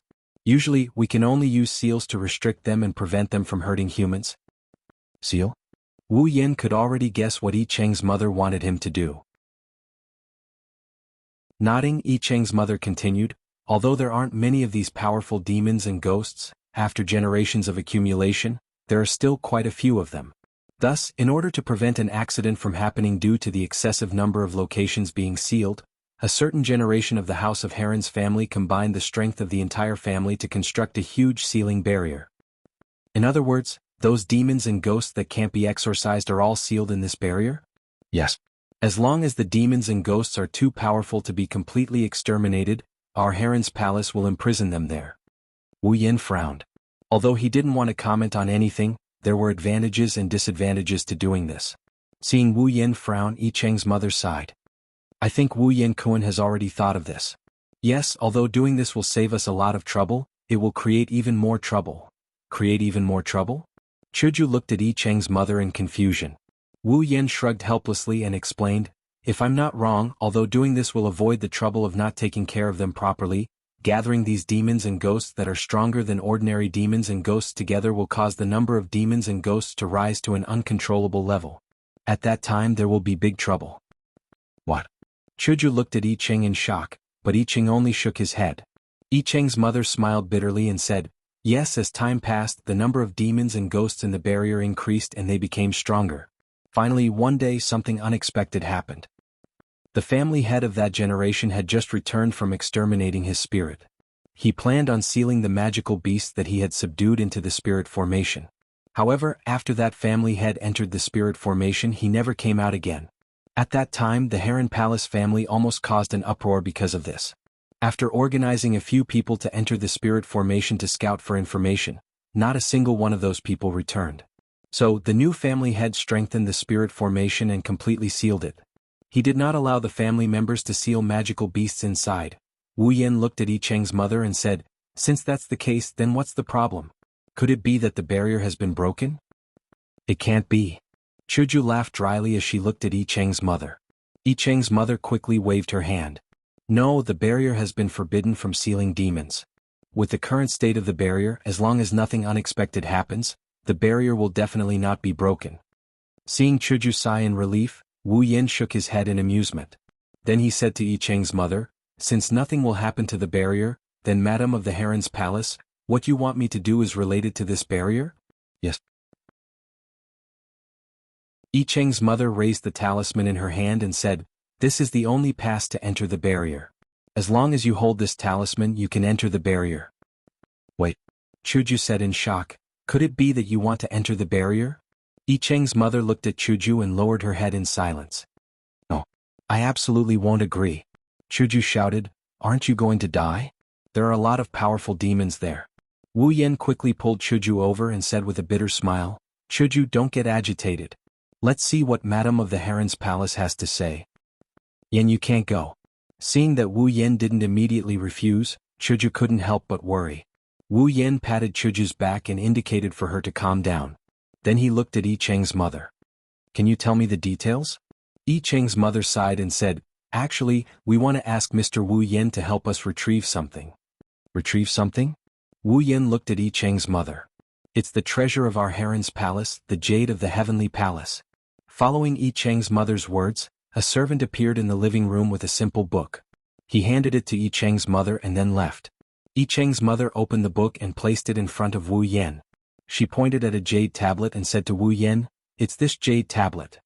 What appeared in Wu Yen and Chuju's eyes was only an ordinary jade tablet. Looking at the jade tablet in the book, Wu Yen asked in confusion, this is the treasure of the Heron's Palace? It looks like an ordinary jade tablet. Why is it in that enchantment filled with demons and ghosts? Hearing this, Yi Cheng's mother lowered her head with a bitter smile. The Heavenly Palace's jade is our family's treasure. Only the current family head has the qualifications to possess it and wear it. However, as I said earlier, one of the family heads of the Palace of Heron never returned after entering the spirit formation. He has likely been killed. However, at the same time, he brought the Heavenly Palace's jade into the spirit formation. Wu Yen nodded in understanding. He glanced at the jade tablet and was silent for a moment before saying, is it something very important? Yi Cheng's mother's expression was firm. She sat up straight and looked at Wu Yen without blinking. She said to Wu Yen without hesitation, yes. Very important. Very important. Hearing Yi Cheng's mother's words, Chuju couldn't help but say, isn't it just a jade tablet? Even if it's important, you can't send people to their deaths. Yi Cheng's mother said expressionlessly, if going to their deaths can take back the jade of the Heavenly Palace, then I hope that person is me. Mom. Yi Cheng looked at his mother in shock, seemingly frightened. Wu Yen and Chuju were also shocked by Yi Cheng's mother's words. Everyone present could hear the firmness in Yi Cheng's mother's voice. The jade of the Heavenly Palace, is it that important to you? You can even throw away your life? Wu Yen frowned as he looked at Yi Cheng's mother. Although it was a family treasure of the Heron's Palace, with Yi Cheng's mother's personality, she shouldn't be so obsessed with worldly possessions. There must be some inside story. I want to hear your reason, the real reason. Wu Yen waved his hand and he said in a serious tone.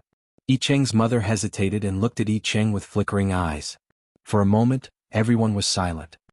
Although the jade of the Heavenly Palace is our family's treasure, its use is only a symbol. If you insist on saying what function it has, then it's just that it can stabilize the user's spirit power. However, it's this function that we really need right now. Yi Cheng's mother closed her eyes and sighed before speaking faintly. Stabilize spirit power. Wu Yen was surprised and then looked at Yi Cheng. Wu Yen Kun really has godlike foresight. Yi Cheng's mother lovingly patted Yi Cheng's head, her eyes filled with the doting of a mother towards her child. Yi Cheng was born with spirit power that ordinary people couldn't match. Because of this powerful spirit power, Yi Cheng was able to become a powerful spirit exorcist at a young age, even surpassing everyone in the family including me and Yi Cheng's grandmother. However, because of this, Yi Cheng's spirit power isn't stable. If we don't find a solution, Yi Cheng won't be able to control his spirit power and become an ordinary person. Mother? Yi Cheng's eyes began to mist. Wu Yen and Chuju also became silent. Everything was for her daughter. For her daughter, Yi Cheng's mother would give away such a dangerous, mysterious crystal. For her daughter, Yi Cheng's mother would rather die. For her daughter, in the face of such great maternal love, Wu Yan and Chuju couldn't find a reason to refuse. Therefore they could only remain silent. Of course I won't force Wu Yan-kun, Yi Cheng's mother said with a smile, but her eyes were fixed on her daughter. Wu Yan smiled bitterly. Not to mention the task at hand, Wu Yan couldn't bear to refuse Yi Cheng's mother's selflessness. Moreover, although it sounded very dangerous, powerful demons and ghosts also meant a large amount of experience. With his strength, he should be able to deal with this world that didn't have a high degree of mystery. At the very least, there were many heaven-defying things in the system. With the points he had accumulated over a long period of time, it shouldn't be difficult to protect his life. In other words, it seemed like this trip was a must. I understand, Madam of the Palace of the Heron. Leave the matter of the jade of the Heavenly Palace to me. Standing up, Wu Yan rubbed his shoulders and said with a smile. Yan. Chuju opened her mouth and wanted to say something, but in the end she lowered her head. Yi Cheng's mother raised her head in surprise and handed the talisman to Wu Yan. She bowed deeply and said solemnly, I'm counting on you. Chapter 29. Chuju that, I want to go. No, it's true, I want to go. But, I want to go. Looking at Chuju who couldn't even get a drop of oil into her ears, Wu Yan wanted to cry but had no tears. Wu Yan knew that Chuju must be very angry that he decided to go to such a dangerous place. After coming out of the Palace of Herons, Wu Yan was prepared to die or die, and was prepared to receive the guild leader's training. However, when he just came out of the Palace of Herons, Chuju said to him, I want to go. It wasn't that Wu Yan didn't think that the guild leader might beat him up, or give him a cold face, or give him a grand farewell, or even give him a kitchen knife. Wu Yan even thought about it. However, he didn't think that the guild leader would actually ask to go together. This time it wasn't like the trash headless giant from before. Even that time in the underground hall wasn't as dangerous as this time. Wu Yan could calmly ask to go not only because he had the system as his backing, but also because he lived in the behemoth forest and more or less had some experience in dealing with situations. However, if the guild leader was included, then it would really be troublesome. The guild leader was only level 18, stage 2. The enemies this time were all at least level 20, not to mention that it wasn't just one but a nest of them. Wasn't this asking the guild leader to go on a suicide mission? Therefore Wu Yan could only earnestly advise, Chuju, it's really dangerous this time. I might not even be able to take care of myself, how can I let you go? Chuju immediately turned her head and said, it's because it's dangerous that I have to go. But, do you think I'm annoying? Do you think I'm a hindrance? Chuju angrily looked at Wu Yan and shouted loudly. This misunderstanding was huge. Wu Yan quickly waved his hand and shook his head. It's not like that. I'm just worried that something might happen. I don't care. If you're going, I'm going. Wu Yan hesitated. Chuju didn't listen to him at all. Once she decided on something, even 9 bulls might not be able to pull her back. If he ran away without a care, then with Chuju's personality, the probability of her coming to find him alone was 100%. But if he let her follow him, sigh, can't you listen to my advice? Wu Yan said helplessly. Chuju stared at Wu Yan's face with tears in her eyes. This can't be right. Wu Yan looked at Chuju dumbfounded. Was she going to cry? No, I can't do anything about a girl's tears, not to mention the tears of a girl I like. Anyone who knows Hinajiku would know that for this competitive girl, making her cry is harder than making the boys in the academy wear skirts. Wu Yan, on the other hand, has only known Hinajiku for less than a month and he almost made her cry twice. If he really made Hinajiku cry, then it would be a huge sin. Carefully looking at Chuju, Wu Yan said weakly, Chuju, I'm scared. Chuju suddenly said, interrupting Wu Yan's words. Wu Yan couldn't help but be stunned. Wiping her eyes, Chuju raised her head again, looking at Wu Yan and said softly, I'm scared, I'm really scared. I'm scared that once you go there you won't come back. So I'm scared, really scared. As she spoke, Chuju's eyes started to moisten. So I want to follow you, at least I can stay by your side and help you. Faced with Chuju's words, Wu Yan was silent. He had completely forgotten that he could face danger calmly, but would Chuju be able to calmly watch him face danger? For someone like him who was planning to take the risk, the person he was most worried about was none other than Gue Chuju in front of him. As for Wu Yan, who planned to use the barrier as a training ground, how could he understand Chuju's worries? Lowering his head, Wu Yan laughed self-deprecatingly. That's right, I didn't think about your feelings when I agreed to someone else's request. I'm really bad. Chuju suddenly swayed directly into Wu Yan's arms, startling Wu Yan. In a fluster, he hugged Chuju's waist, his face was completely dazed. The guild leader threw herself into his arms? Wu Yan's mind was filled with such thoughts. This is completely out of his expectations, this kind of super development. Chuju was extremely embarrassed that she did such a thing. She didn't think about it at all, her body moved on its own.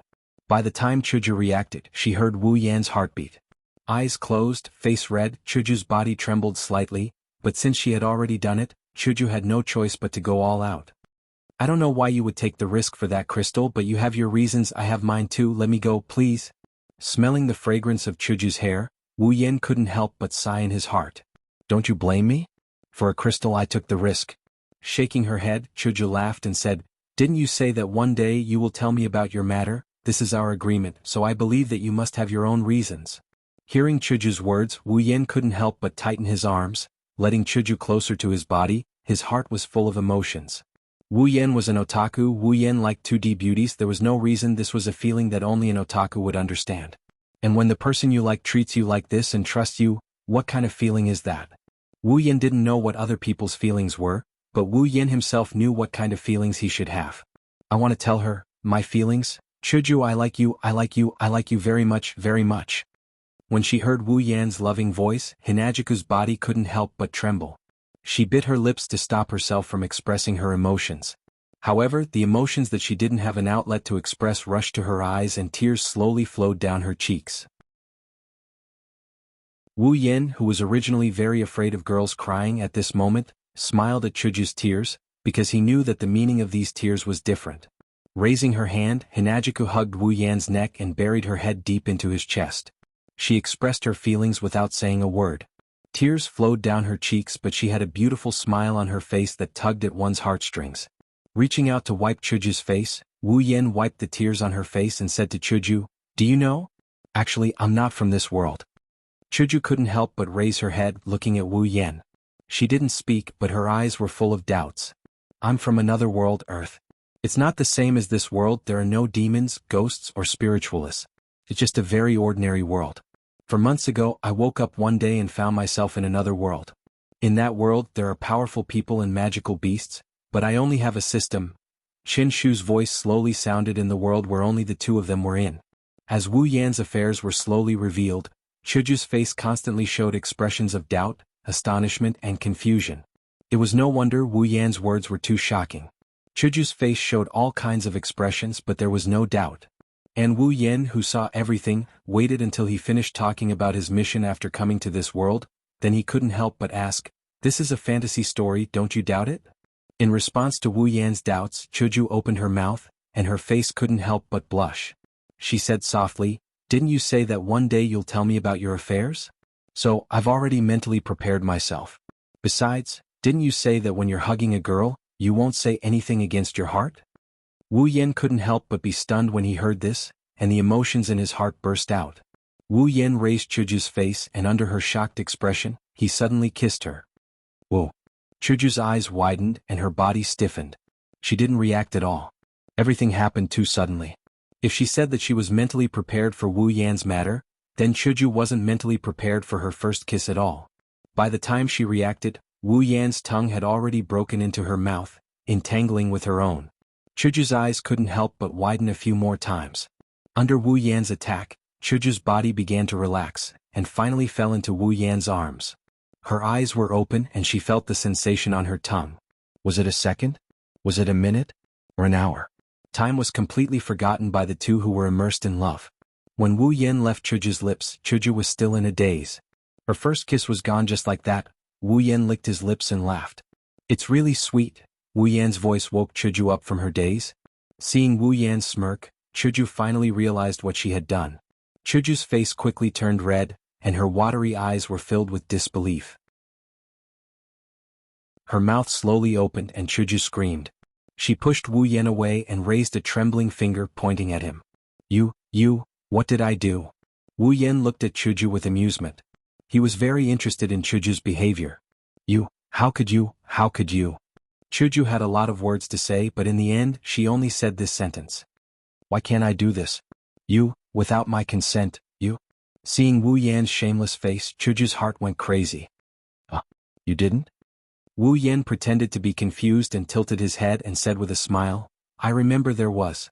Someone said that when I fulfilled my promise, someone would fulfill the conditions owed to me, right?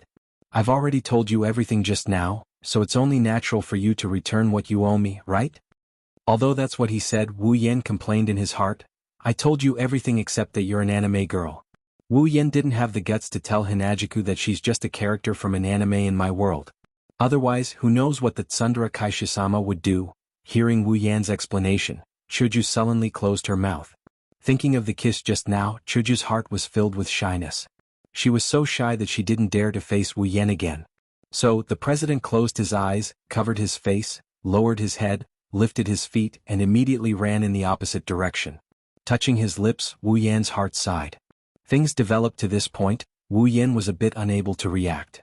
After all, at that time he was infected by Chuju's words. His heart was already filled with Chuju's figure, and he only thought of how to vent this feeling. When he realized what he did, he was already in a state where he stole Chuju's first kiss. So Wu Yen could only use teasing to ease his violently beating heart. It was also his first time. Although such a shameful thing was hidden by him. It's really easy to get shy, President, it seems like I have to train more in the future. With such a shameless thought, Wu Yen smiled evilly and then he chased after the president. After all, that was the opposite direction. Chapter 31. The light gradually faded, and the girl slowly appeared before Wu Yan's eyes.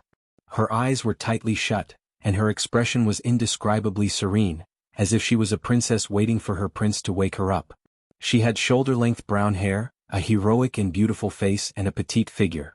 She was wearing the Tokuwadai summer school uniform that Wu Yen was very familiar with. Even though he had seen this figure countless times on the screen, Wu Yen still felt very excited. The feeling of seeing the real person and seeing it on the screen was naturally different. When the strong light completely dissipated, a dazzling silk thread suddenly shot out from the girl's heart. Before Wu Yen could react, it pierced through Wu Yan's skin and connected to Wu Yan's heart. Wu Yen looked at the light thread that pierced through his heart in horror. At the same time, two different heartbeats began to sound in Wu Yan's ears. The two heartbeats fought to beat each other, and as time passed, the heartbeats began to get closer and closer. Until a certain moment, when the two heartbeats became exactly the same frequency, the sound dissipated. The light thread that connected the two hearts also broke off from their bodies, and then began to distort. In Wu Yan's eyes, the light thread turned towards the center and gathered together to form a small light bead that was the size of a glass bead.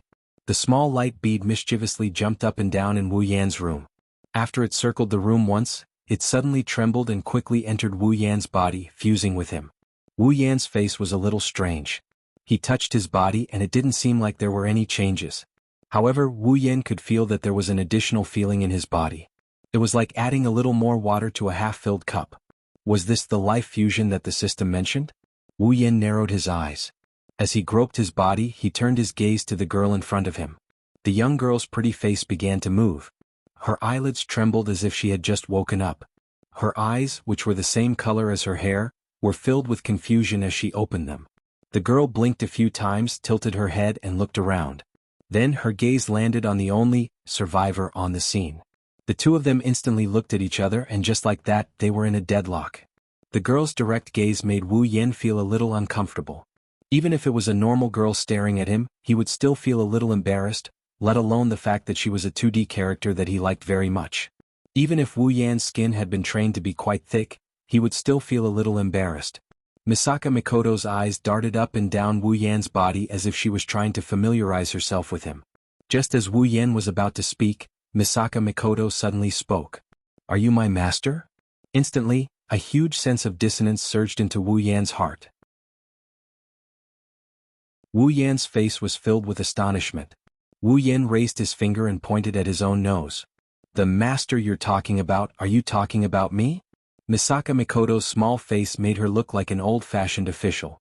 She nodded at Wu Yan and said, "Yes, it seems like you're my master." "Wait." Wu Yan immediately raised his hand to stop her. He looked at Misaka Mikoto sternly. "Are you sure you're Misaka Mikoto and not some heroic spirit, familiar, or whatever?" "I'm Misaka Mikoto." Misaka Mikoto raised her voice a little. Although she didn't know what a heroic spirit familiar was, she was still her. Being treated as something else made this girl, who had a bad temper, a little unhappy. Alright then, please tell me, why do you call me master? This was the most puzzling question Wu Yan had. Misaka Mikoto was taken aback.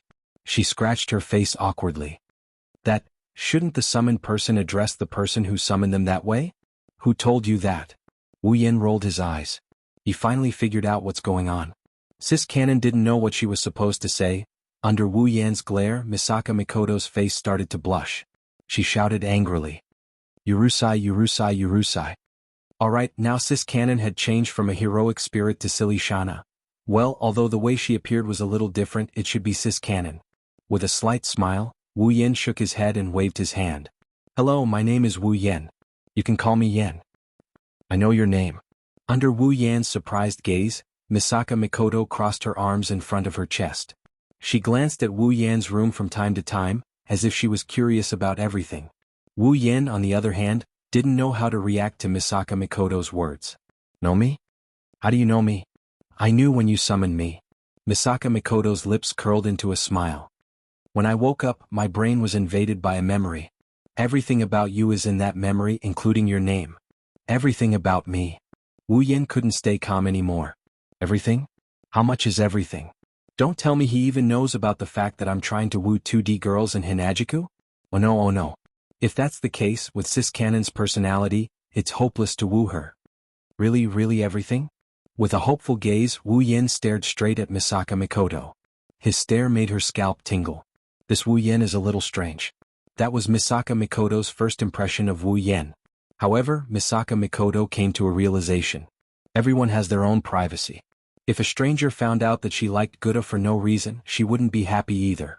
Of course, if Sis Cannon knew that Wu Yan was thinking about how to woo her, she would be so angry that her face would turn green and she would give him a shot with her super electromagnetic gun. Not everything. It's just about transmigration, the system, summoning, and basic information about you. Misaka Mikoto smiled. Wu Yan could feel that Misaka Mikoto's tone was more of a consolation than an explanation. It was as if she was teasing a child. However, Wu Yan heaved a sigh of relief. Good, as long as it's not everything, it'll be easy. Looking at Misaka Mikoto, who was fiddling with her bangs, Wu Yan hesitated for a while before saying softly, So, you know that if I die, you'll die too, right? Misaka Mikoto nodded, but Wu Yan frowned. Don't you feel uncomfortable? Like your life is in someone else's hands. Misaka Mikoto stopped fiddling with her bangs and looked at Wu Yan as if nothing had happened. It was as if she could see through his heart. Wu Yan, on the other hand, did not say anything. Instead, he looked straight at Misaka Mikoto. Misaka Mikoto suddenly laughed. Her slightly steady voice started to spread. To be honest, if my life is in someone else's hands, I should feel uncomfortable. However, I don't know why, but I don't feel that way at all. Instead, I feel very close to you. No, that's not right either. It's that. As she spoke, Misaka Mikoto looked around in embarrassment. The more she spoke, the more flustered she became. In the end, she did not know what to say. She paced back and forth, not knowing what to say. Wu Yan, who felt that the atmosphere was a little heavy, suddenly felt embarrassed. How should he put it? What Sis Cannon meant was that she felt close to him but felt that it was too ambiguous to say that. That's why she ended up like this. Seeing Wu Yan's embarrassed expression, Misaka Mikoto stomped her feet and shouted, I just feel that it's pitiful that you've transmigrated to an unknown world and have to fight non-stop. That's why I decided to help you. Yes, that's it. It's here. Sis Cannon's Tsundere. The real-life version of Sis Cannon was acting Tsundere in front of him. Wu Yan's gloominess disappeared without a trace. A smile appeared on his face and it grew bigger with Misaka Mikoto's movements. Wu Yan extended his hand and placed it in front of Misaka Mikoto. He ignored Misaka Mikoto, who was stunned by his actions, and smiled. From now on, I'll call you Mikoto. Mikoto looked at Wu Yan's extended hand and glanced at Wu Yan's smiling face. She turned her head away and placed her hand in Wu Yan's. Don't misunderstand. I'm just doing this for myself. If you die, I'll die too, so, I understand. Wu Yan praised in his heart as he squeezed Mikoto's fair hand. For you, I'll try my best to live on. It's good that you understand. Mikoto quickly pulled her hand out and turned around. This guy who summoned me isn't too bad. He regretfully retracted his empty hand, but a smile hung on his face. He was worried that Mikoto would be controlled by the system and obey his orders, but it seems like Misaka Mikoto is still Misaka Mikoto. Due to the fusion of life and death, Mikoto had a preliminary acknowledgement of him. This was also the reason why Mikoto said that she felt close to Wu Yan. After all, her life depended on him. However, it was only a feeling of closeness. It was impossible for him to be worried that Misaka Mikoto would be controlled by the system and forcefully increase her affinity with him. After coming to this conclusion, Wu Yan felt relieved. If the 2D character he liked had feelings for him due to external factors, no matter what, he wouldn't feel good about it. Luckily, the reality is that cis-canon is still cis-canon. Just as Wu Yan was thinking about how to improve his relationship with cis-canon, someone knocked on the door. "Yan, are you there?" "It's Chuju. Wasn't this girl hiding in her room to be shy?" "Coming." Wu Yan glanced at Mikoto, who was also looking towards the door. He gestured for her to wait before opening the door. Wu Yan's face appeared in front of Chuju. Chuju blushed slightly, but she forced herself to remain calm. "I think I heard you talking to someone. Is it a guest?" Chuju poked her head into Wu Yan's room. When she saw Mikoto standing in the room, Chuju's face darkened. "Who is she?" With a bright smile, Wu Yan quickly pulled Chuju into the room. "She's called Mikoto. She's a companion I summoned using the system I told you about before. She'll be coming with us to find the Jade of Heaven. You two should get to know each other." After Wu Yan finished speaking, the room was silent. Chuju's eyes were filled with hostility. It seems that Mikoto's cute appearance made her feel threatened. Mikoto's eyes were filled with confusion. She didn't understand why the person in front of her was looking at her like that. Looking at the two of them staring at each other, Wu Yan's heart started to beat faster. This won't suddenly start a fight. Suddenly, Chuju's and Mikoto's eyes lit up at the same time. Then they smiled at the same time. Chuju waved her hand in a friendly manner. "Hello, I'm Katsura Hinajiku, just call me Hinajiku." Mikoto also had a smile on her face. "Hello, I'm Misaka Mikoto. You're Chuju, right? You can also call me Mikoto." The two of them shook hands like sisters. In their eyes, there was also appreciation for each other. This sudden change stunned Wu Yan. When he noticed that they would occasionally glance at each other's breasts, Wu Yan felt awkward again.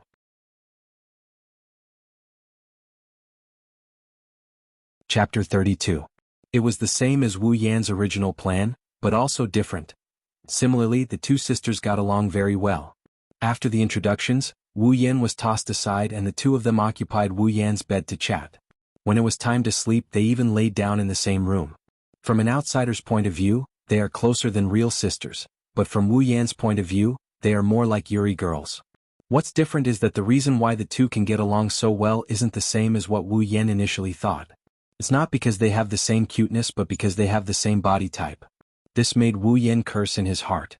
Summoning Mikoto cost him 70,000 summoning points. Wu Yan only had 11,000 summoning points left. It wasn't that he didn't have cheap girls, but Wu Yan had already decided on his next summon, so now was the time to save up. Of course, the 70,000 summoning points weren't spent for nothing. At first, Wu Yan didn't pay attention to cis-canon's level, but when he did, character, Misaka Mikoto ability, Electromancer, LV5, Strength, C Endurance, C Agility, B Spirit, A Equipment, None level, 68. After Wu Yan summoned Mikoto, Wu Yan's status appeared under Wu Yan's status in the system. When he saw the level of Mikoto's character status, he stayed in his clicking position for a while. Level 68. Tier 7. No wonder she was one of the top espers in a world full of magic and superpowers. Even though she wasn't the strongest esper in the Forbidden World, as the third strongest esper in the Forbidden World, Mikoto's strength was second only to the strongest esper in the Forbidden World. The highest level Wu Yan had seen before was only level 60, which was Feifei's level. Now it was Mikoto's turn. With Mikoto, Wu Yan didn't know if he could find the Jade of the Heavenly Palace on this trip, but he was sure it would be safe. In a faraway area in the south there was a cliff. No one knew how high the cliff was and no one had ever tried it on themselves. This place was desolate and uninhabited. Usually, no one would want to come here, but today a helicopter suddenly flew over from the top of the cliff. The helicopter flew straight down the cliff, bringing along a violent whistling sound. About 2 or 3 minutes later, it landed on an inconspicuous protruding rock and stopped at the edge of the cliff. As the helicopter's engine stopped, the helicopter's door was opened by a hand. Then 5 people came out, 1 male, 3 females and a driver. The Heron Palace's ceiling barrier wasn't actually in the Heron Palace. Instead, it was on the edge of a cliff. In order to prevent people from entering and leaving the location of the sealing barrier and accidentally touching the barrier and causing irreversible consequences, the Heron Palace had spent a large amount of resources and manpower to open the barrier on the edge of the cliff. Ever since that unlucky Heron Palace's house master met with an accident, this place was completely forbidden. Because it was a cliff, no one would come here. So, no one had come here for at least 100 years. No one had even come to the top of the cliff, let alone come to this protruding rock on the edge of the cliff. Is this the entrance to the sealing barrier? Raising his head, Wu Yin looked inside the rocky outcropping. There was a huge hole there. The hole flickered with a fluorescent light that couldn't be seen if one didn't get close. Yes, there's a barrier set up by our Heron Palace's ancestors in the hole and on the hole. All of the captured monsters will be thrown into the hole and locked up. I Cheng's mother answered casually on the side, then continued to look at Mikoto. How could I Cheng's mother not be interested when such a little girl suddenly appeared and wanted to follow Wu Yen into the barrier to find the jade of the Heavenly Palace? Moreover, it was impossible for Wu Yen to not know how dangerous it was inside, yet he didn't object. I Cheng's mother didn't believe that Wu Yen would let a little girl go in and throw away her life. Then there was only one explanation. This little girl had a bit of strength. I wonder who is more outstanding between I Cheng and me. There was a little girl about the same age as her daughter who also had a bit of mysterious power. I Cheng's mother couldn't help but compare Mikoto to I Cheng. However, what she didn't know was that I Cheng couldn't be compared to Mikoto. After all, the two came from different worlds. In terms of talent, one was born with spiritual power that could rival a veteran spirit master, while the other was a LV5 Esper. The difference in talent could be said to be not that big. It's just that different worlds would cause them to develop in different ways. Butler Whirlwind is a world with very few mysteries, while the Magic Forbidden world has magic, superpowers, angels, and saints. Among the worlds that Wu Yen knows of, this world's mysteries are at the top. Butler Whirlwind's world is not something that can be compared to it. Mystery couldn't be compared in front of a higher-level mystery. Mikoto, who grew up in a higher-level mystery world, was naturally much stronger than I Cheng, who grew up in a lower-level mystery world. At this time, Wu Yen was staring at the cave in front of him. Other than the faint flickering light, it was no different from any other cave. However, the constant warning from the system almost made Wu Yen faint. One must know that the system's warning only sounded when there was a less than 10% chance of winning a battle. Just like when Wu Yen had just transmigrated when he fought a LV0 wind snake. Wu Yen had heard this warning the most when he was in the behemoth forest. With it, Wu Yen had avoided countless dangers that he couldn't win. And now the system's warning sounded again. This time it sounded no less than 10 times. In other words, there were at least 10 Wu Yans in this cave that had a less than 10% chance of winning against demons and ghosts. The tragedy was that Wu Yen couldn't avoid it. Instead, he had to charge in. Of course, if Mikoto was to act, there shouldn't be a problem. The only problem was whether or not Wu Yen would let her. Wu Yen turned around. Then, Madam of the Heron Palace, we'll go in first. I Cheng's mother stopped looking at Mikoto. She took out a tattered talisman and handed it to Wu Yen. Be careful. The food we brought is only enough to last us a week. If you don't come out in a week, then you don't have to wait for us. Wu Yen said with a smile. He took the talisman from I Cheng's mother and flipped it over. He held it in his hand and looked at Mikoto. Mikoto, are you ready? That. Mikoto pushed away a certain object that fell on her body and helplessly shook her head. You might have to wait a little longer. I told you didn't have to come, but you insisted on coming? Wu Yen looked at the object and said to Wu Yen. Maybe Mikoto's actions woke him up, or maybe Wu Yan's words woke him up. He tried his best to straighten his body, but his face is still ashen. His lips have turned completely white and his eyes are rolling around in a way that would make anyone feel uncomfortable just by looking at him. I said, I'll come, don't even think about leaving me behind. Chuju tried to move her lips but she couldn't. She could only give up. One of her hands was still on Mikoto's body. She used all her strength to support herself. You know you have acrophobia but you still forced yourself to come. Aren't you just looking for trouble? Chuju didn't look like she wanted to give up. Wu Yen could only smile bitterly. Who doesn't know that Kaisha-sama has acrophobia? Ah, it's nothing, big deal. Let's go. Chuju's eyelids were about to close but she still said to Wu Yen intermittently. Seems like it's impossible for her to give up. I Cheng's mother turned a blind eye to Chuju's acrophobia. More accurately, she found it amusing to see Chuju's unlucky face. She just smiled at her. All right, let's go. Hinajiku stuttered as she supported Mikoto to prevent herself from collapsing to the ground. After all, they're on a high ground and below them is a cliff. Sighing, Wu Yen raised his hand that was holding the talisman at the entrance of the cave. The fluorescent light at the entrance started getting brighter and brighter. The talisman in Wu Yan's hand started rippling with visible ripples. When the ripples met with the fluorescent light, the ripples from the talisman pierced a hole in the fluorescent light. When the hole was big enough for one person to pass through, the ripples from the talisman stopped. Wu Yen couldn't help but smile at this. He put the talisman in his space ring and said to Mikoto, "Let's go, Mikoto. I'll have to trouble you to take care of Chuju." "I can do it." The weak voice was ignored by the two. They waved at Yicheng's mother and the two entered the cave together with the limp thing. "Be careful." Yicheng's mother couldn't help but shout. What she got in return was a swinging arm. After the three entered the cave, the fluorescent light at the cave entrance slowly closed. The light dimmed and the cave returned to its original state. The cave entrance was huge but the inside was even bigger. Wu Yan's group was currently walking in a huge tunnel. The deeper they went, the wider the tunnel became. At the end, the walls on both sides of Wu Yan's group were already 50 meters away from them. As the tunnel got wider and wider, there were no other sounds besides their footsteps. Mikoto couldn't help but ask, "Didn't you say there were a lot of demons and ghosts? Why aren't there any?" Turning his head, Wu Yan saw Mikoto's calm face. However, Wu Yan wasn't looking at her face but the sweat that was quietly flowing down her forehead. Wu Yan was also puzzled. After all, according to Yicheng's mother, there should be a lot of powerful demons and ghosts here. Wu Yan's group had been walking for almost 10 minutes. Let alone demons, they didn't even see a ghost. However, this didn't affect Wu Yan's mood to tease the girl. Curling his lips, Wu Yan looked at Mikoto who was pretending to be calm and directly said, "If you're scared, just tell me. Mikoto, I won't laugh at you." Mikoto stopped and looked at Wu Yan fiercely. She bit her lips. "I'm not scared. Something comes out, it's good. I'll definitely electrocute it into charcoal." As if to prove her words, sparks of electricity flashed on Mikoto's forehead. Blue arcs of electricity appeared around her body, adding light to the dark cave. Unfortunately, Mikoto forgot that she wasn't the only one on her body. What?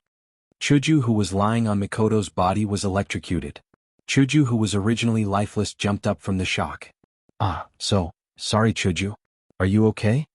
Chuju chuckled and gasped for breath. "I'm fine. Actually, I'm a lot better. After being electrocuted by you, aha." Mikoto laughed dryly. The speechless Wu Yan could only choose to pretend he didn't see anything and continued walking. Mikoto and Chuju quickly followed. The two of them tacitly held each other's hands. "Alright, Kaishisama is also very afraid of demons and ghosts."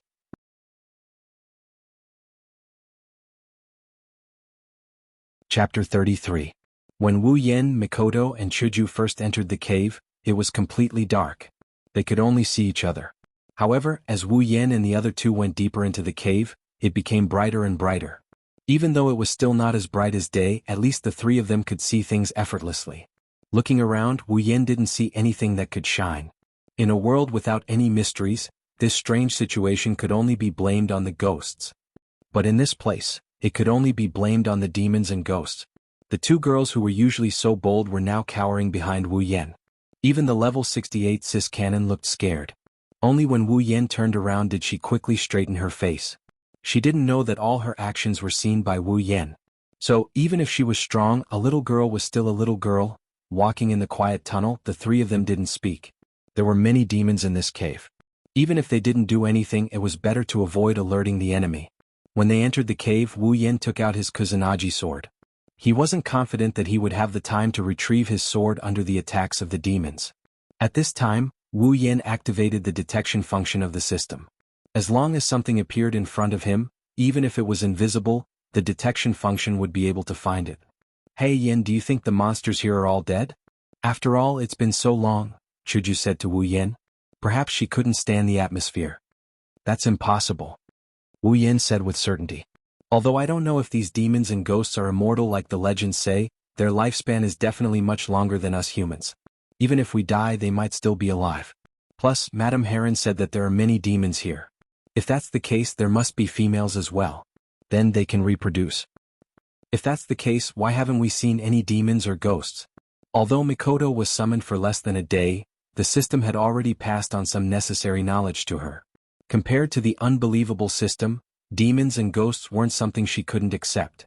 However, as a 14-year-old girl, accepting demons and ghosts didn't mean she wasn't afraid.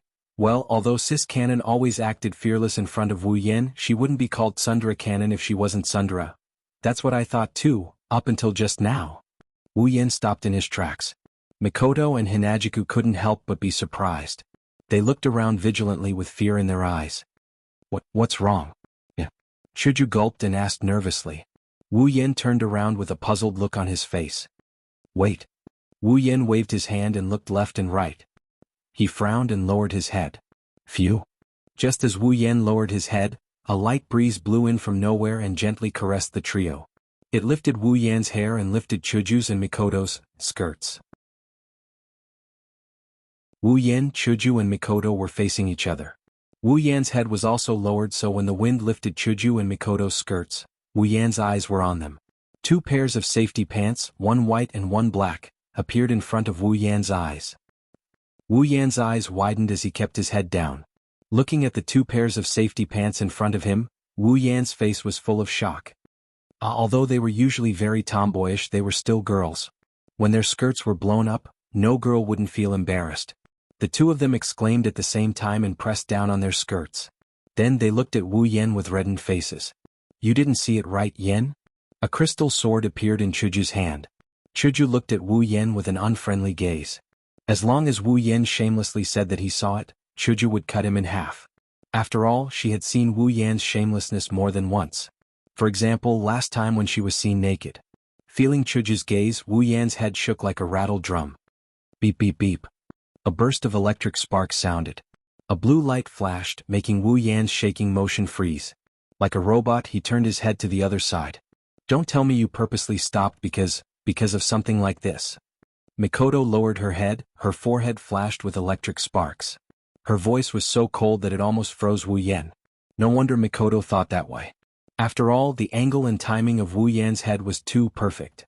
Wu Yan didn't know whether to laugh or cry at this point. This is just an accident. It really was an accident. The heavens pity him. This time Wu Yan really spoke the truth. Looking at the 2 girls who were like kegs of gunpowder, Wu Yan's heart was full of tears. Mikoto was fine. Even though she was wearing safety pants, she didn't spread it around. But what's going on with Chuju? In the original work, when they first met Seo Ayasaki, didn't Chuju take the initiative to take off her skirt to prove that she was wearing safety pants? Why is it that if it's me, I can't even look at safety pants? This doesn't make sense. Don't try to guess a girl's thoughts. Looking at Mikoto and Hinajiku's increasingly unfriendly faces, he quickly raised his hand to stop them from flipping out. He then said in a grief-stricken voice, "Wait, please listen to my last words. What else do you have to say?" The 2 girls said in unison. "If I say I didn't do it on purpose, would you believe me?" Looking at Chuju and Mikoto with a bitter smile, Wu Yan gave his final explanation. "Then tell me, why did you stop?" Chuju stopped Mikoto, who was about to electrocute Wu Yan, and said to Wu Yan in a bad mood. Looking at Chuju with gratitude, Wu Yan only got a cold humph. Wu Yan coughed and quickly became serious. "The reason I stopped is because I found out that we've already been here before." The 2 girls were stunned. Even Chuju, who didn't expect Wu Yan to give an explanation, was the same. She thought that Wu Yan really wanted to see the scenery under their skirts, so he purposely acted mysterious. She didn't expect Wu Yan to say this. It can be seen that Wu Yan has a very good impression in Kaisha-sama's mind. This place? Chuju turned her head and looked around. We've been here before? Mikoto also stopped using her powers and looked around. She then exchanged a look with Hinajiku. Both of them had the same blank look in their eyes. Wu Yan shook his head. It's no wonder they couldn't find out. Other than the rock walls and rocks, there's nothing else. Things that can be used as a reference are very few, and things that can attract people's attention are even rarer. If it wasn't for Wu Yan's perfect memory ability, he probably wouldn't have found out either. Have we really been here before? I didn't notice anything. Mikoto twisted her face and looked at Wu Yan. But Wu Yan didn't answer Mikoto. Instead, he turned to Chuju. Chuju, did you forget my memory? It's impossible for me to remember wrongly. Seeing Mikoto's confused expression, Chuju nodded. Yes, Yen won't remember wrongly. His memory is exceptionally good. He can remember everything he saw once. Since he said we've been here before, it must be true. You saw it once and you remembered it? Mikoto looked at Wu Yen in surprise. That's already in the category of ability, right? As expected of Sis Canon, LV5 doesn't make you stupid. She instantly saw through Wu Yan's perfect memory ability. So you're saying we're lost? Chuju said with uncertainty. You can't say we're lost. Wu Yan raised his hand to refute. You should say we're in a maze. Maze? The two girls looked at Wu Yan in surprise. Yes. Wu Yan walked to the wall and patted it. Have you forgotten? Ever since we entered this cave we've been walking on the same path. There's no fork in the road. How could we be lost? So you're saying? Chuju said in a low voice. We've been walking in circles. Mikoto saw through the situation. Yes. Wu Yan opened his system list. I think this is a tunnel with very little distortion. The tunnel is in a circle. Ever since we came in we've been walking around it. Because the distortion is very small and the tunnel is very big, we didn't notice anything. Is that so? Chuju lowered her head and pondered. Of course. Otherwise, do you really think I stopped because I wanted to look at two pairs of safety pants that have nothing to look at? Of course, Wu Yan swallowed the last sentence back into his stomach. Otherwise, he wouldn't even have the chance to fight for his life. He might as well just die. Then what do we do now? Turn around and go back? Mikoto asked. Although she's quite smart, but at this time, the man should make the decision. No.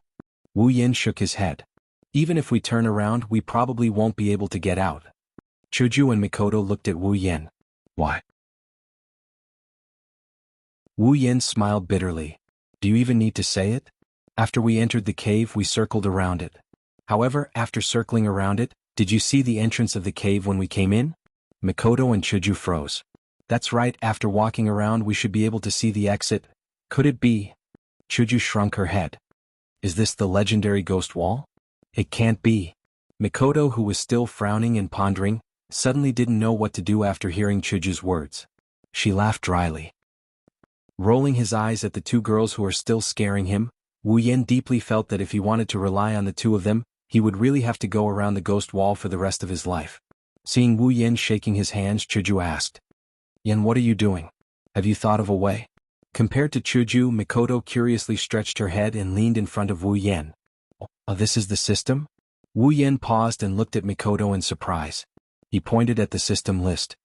Can you see the system list? Mikoto. Mikoto nodded.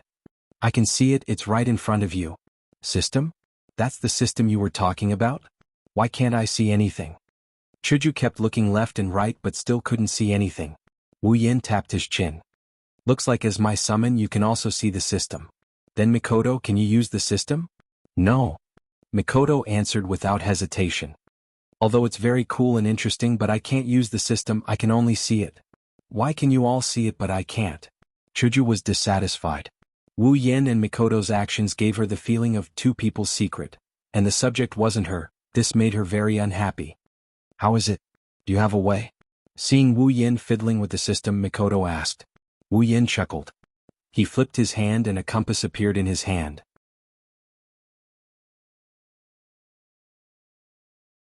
Chapter 34. What is this? It's a double-sided needle that's no different from a compass.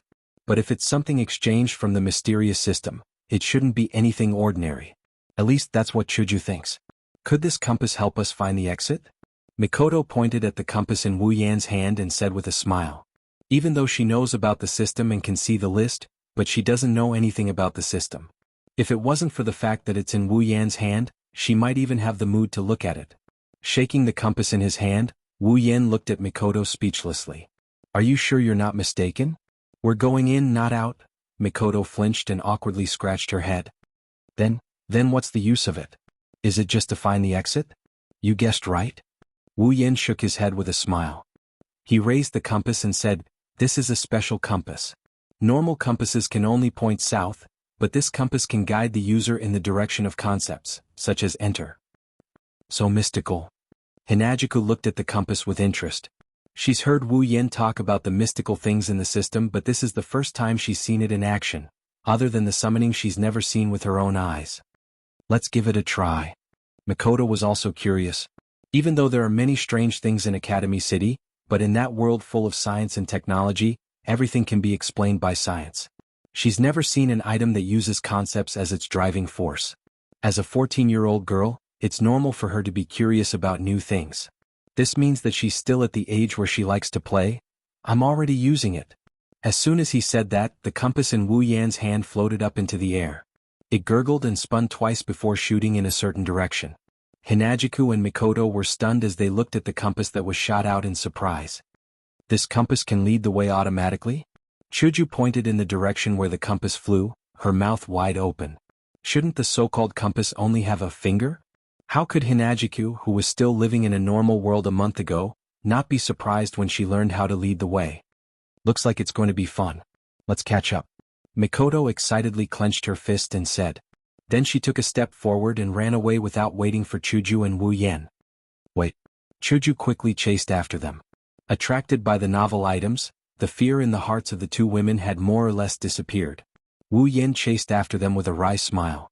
For the sake of this fun, I spent 1,000 item points on it. In the passageway that wasn't too dark and had a bit of light, the three of them immediately started running, chasing after the compass that had been shot in front of them. The chaotic sound of their footsteps spread far and wide in the wide passageway, bringing about echoes of their footsteps.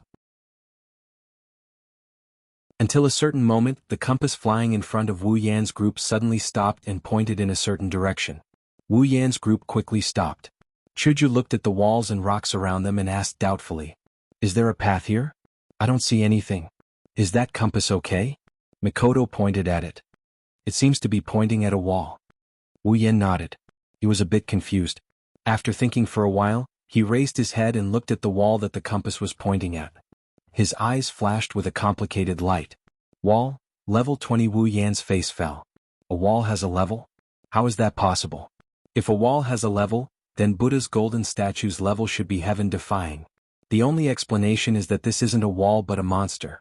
Moreover, it's a monster called a wall. It looks like a wall and can block people. Isn't this a scam? Such a monster was standing there, yet they had not discovered it along the way. Why hadn't the system detected it just now? Actually, it wasn't Wu Yan's fault. The main thing was that Wu Yan didn't pay attention to the wall. He didn't have the habit of looking at the wall. The system's detection function only detects things within sight. Naturally, it didn't detect anything.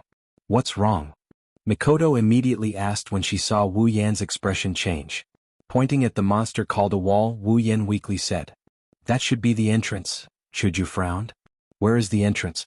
That's clearly a wall. Ha. Wu Yan sighed and waved his hand. That is indeed the entrance. It's just that the monster is blocking it. Monster. Chuju's body trembled and nervously said. Monster, where is it? That's why. Rubbing his forehead, Wu Yan rolled his eyes. That wall is the monster that's blocking the way. Wall? The two girls were stunned. You're saying that the wall looks like a wall but it's actually not a wall. It's a monster that looks like a wall? Mikoto's mouth twitched. She felt that this was ridiculous. Everyone has heard of monsters but this is the first time someone said that a wall is a monster. Looking at the two girls in disbelief, Wu Yan didn't say anything. He pulled out his Kusanagi sword and slashed at the wall. Logically speaking, if it was a normal wall, then with Wu Yan's strength, this slash should have shattered the wall into pieces. But now there's a huge wound on the wall. Roar, a huge roar came from the wall. Rather than a roar, it's more like a cry of pain. The sound reverberated throughout the tunnel, causing a violent echo. Hinajiku and Mikoto looked at the wall in horror and screamed. The sudden sound, and such a loud one at that, really scared them out of their wits. The tunnel started to shake. Some stones fell from above. Wu Yan quickly retreated to Mikoto and Chuju's side and looked at the wall. The shaking slowly weakened until it stopped. The strange situation made Mikoto and Chuju nervous. They didn't say anything and just pulled on Wu Yan's clothes. Wu Yan was speechless. Although she's strong and Mikoto is stronger than him, she's still young. Afraid of monsters. Suddenly, the wall that Wu Yan slashed started to wriggle like a piece of pudding. Under the gaze of Wu Yan and the others, the wall broke away and slowly floated in front of Wu Yan and the others. The wriggling speed became more violent. Two huge rocks seemed to have been shaken off from the wall and fell to the ground, creating two more holes in the wall. A crack split open under the two holes, and a strange cry came out from the crack. It was clearly an eye and a mouth. Finally a bit like a monster. Wu Yan said with a bit of relief. Compared to Wu Yan's relief, Mikoto and Chuju hugged each other tightly. They looked at the wall that turned into a human face with tears in their eyes. Roar, the wall roared, turned in the air and slammed towards Wu Yan and the others. Get out of the way. Wu Yan yelled and he quickly dodged to the side. Mikoto and Hinajiku reacted quickly and dodged in a fluster. The wall brushed past Wu Yan and the others. It didn't slow down and slammed into the wall behind them. It shook its body twice, turned around and continued to slam towards the three. Dodging the wall again, Wu Yan raised his long sword. Mikoto's body started to flash with electricity. It was normal for a girl to be afraid of a demon. But Mikoto was a level 68 ranker, and she was usually very tomboyish. So, after the initial fear, she was able to quickly adjust herself when she saw a real demon. The unknown is the scariest. Mikoto showed this very well. Hinajiku, on the other hand, still had a frightened look on her face. After all, she was most afraid of ghosts, and demons were also included in this category. Wu Yan's eyes were fixed on the wall. But Wu Yan kept an eye on Chuju so that he could support her at any time. It's not that Wu Yan didn't care about Mikoto. Mikoto's strength was many times stronger than his. He didn't need to worry about her. But Chuju was the weakest of the three. If something were to happen to her, Chuju wouldn't be able to revive. After all, she wasn't Wu Yan's summon. As expected, Chuju couldn't do anything about these supernatural items. Wu Yan sighed in his heart. He raised his sword and rushed towards the wall. Since Chuju was afraid of these things, then it's better to get rid of her quickly. She's only level 20 anyway. The wall had used charge on Wu Yan's group and was dodged by Wu Yan's group. Right now the wall was still in a charging position, preparing to ram into the wall like last time. But Wu Yan quickly rushed behind the wall and cut off a corner of the wall. Before the wall could cry out in pain, Wu Yan crouched down on the ground. A blue electric current flashed past Wu Yan's head and hit the wall, slamming it into the wall. It's not over yet. Mikoto waved her hands and two similar electric currents shot out from her forehead. One after the other they hit the wall, causing two huge explosions and a large amount of rubble to fly everywhere. Standing up and patting the dirt off his body, Wu Yan shook his head. Why didn't you just let me hack you to death? Great, now you're being whipped by a violent girl? Is it dead? Chuju took 2 steps back and asked weakly. Wu Yan couldn't help but smile bitterly. He already said don't come if you're afraid. Should be dead. Mikoto said casually as she brushed her bangs. It was as if the wall wasn't a monster but a hooligan that she usually taught a lesson to. Looking at Mikoto who brushed her bangs, Wu Yan ridiculed in his heart. I wonder who was the one who was scared to death just now. While Wu Yan was ridiculing, Mikoto was acting cool, and Chuju was feeling uneasy. An explosion sounded. Instantly, debris flew everywhere. The three of them were shocked. Wu Yan swung his sword and deflected the debris. Mikoto stood in place. Her body flashed with electric currents again. The moment the debris came into contact with her body, it turned into dust. As the debris was continuously deflected, the wall that had shrunk suddenly rushed out and crashed into Chuju. Wu Yan and Mikoto were shocked. They wanted to help Chuju but who knew? Looking at the wall that was about to crash into her, the fear on Chuju's face became deeper and deeper. Just as she was about to be hit, the fear on her face suddenly collapsed. Don't come over. With a broken expression, Hinajiku smashed the wall to the ground with a single punch. With a clench of her fist, the crystal sword White Cherry appeared in her hand. She continued to smash the wall with all her might. Don't come over, don't come over, don't come over, don't come over, don't come over. Looking at the wall that was getting smaller and smaller under Chuju's relentless attacks, Wu Yan and Mikoto couldn't help but take a step back at the same time. The two of them looked at each other and laughed dryly. They had the same thought in their eyes. Chuju is someone that they definitely can't mess with.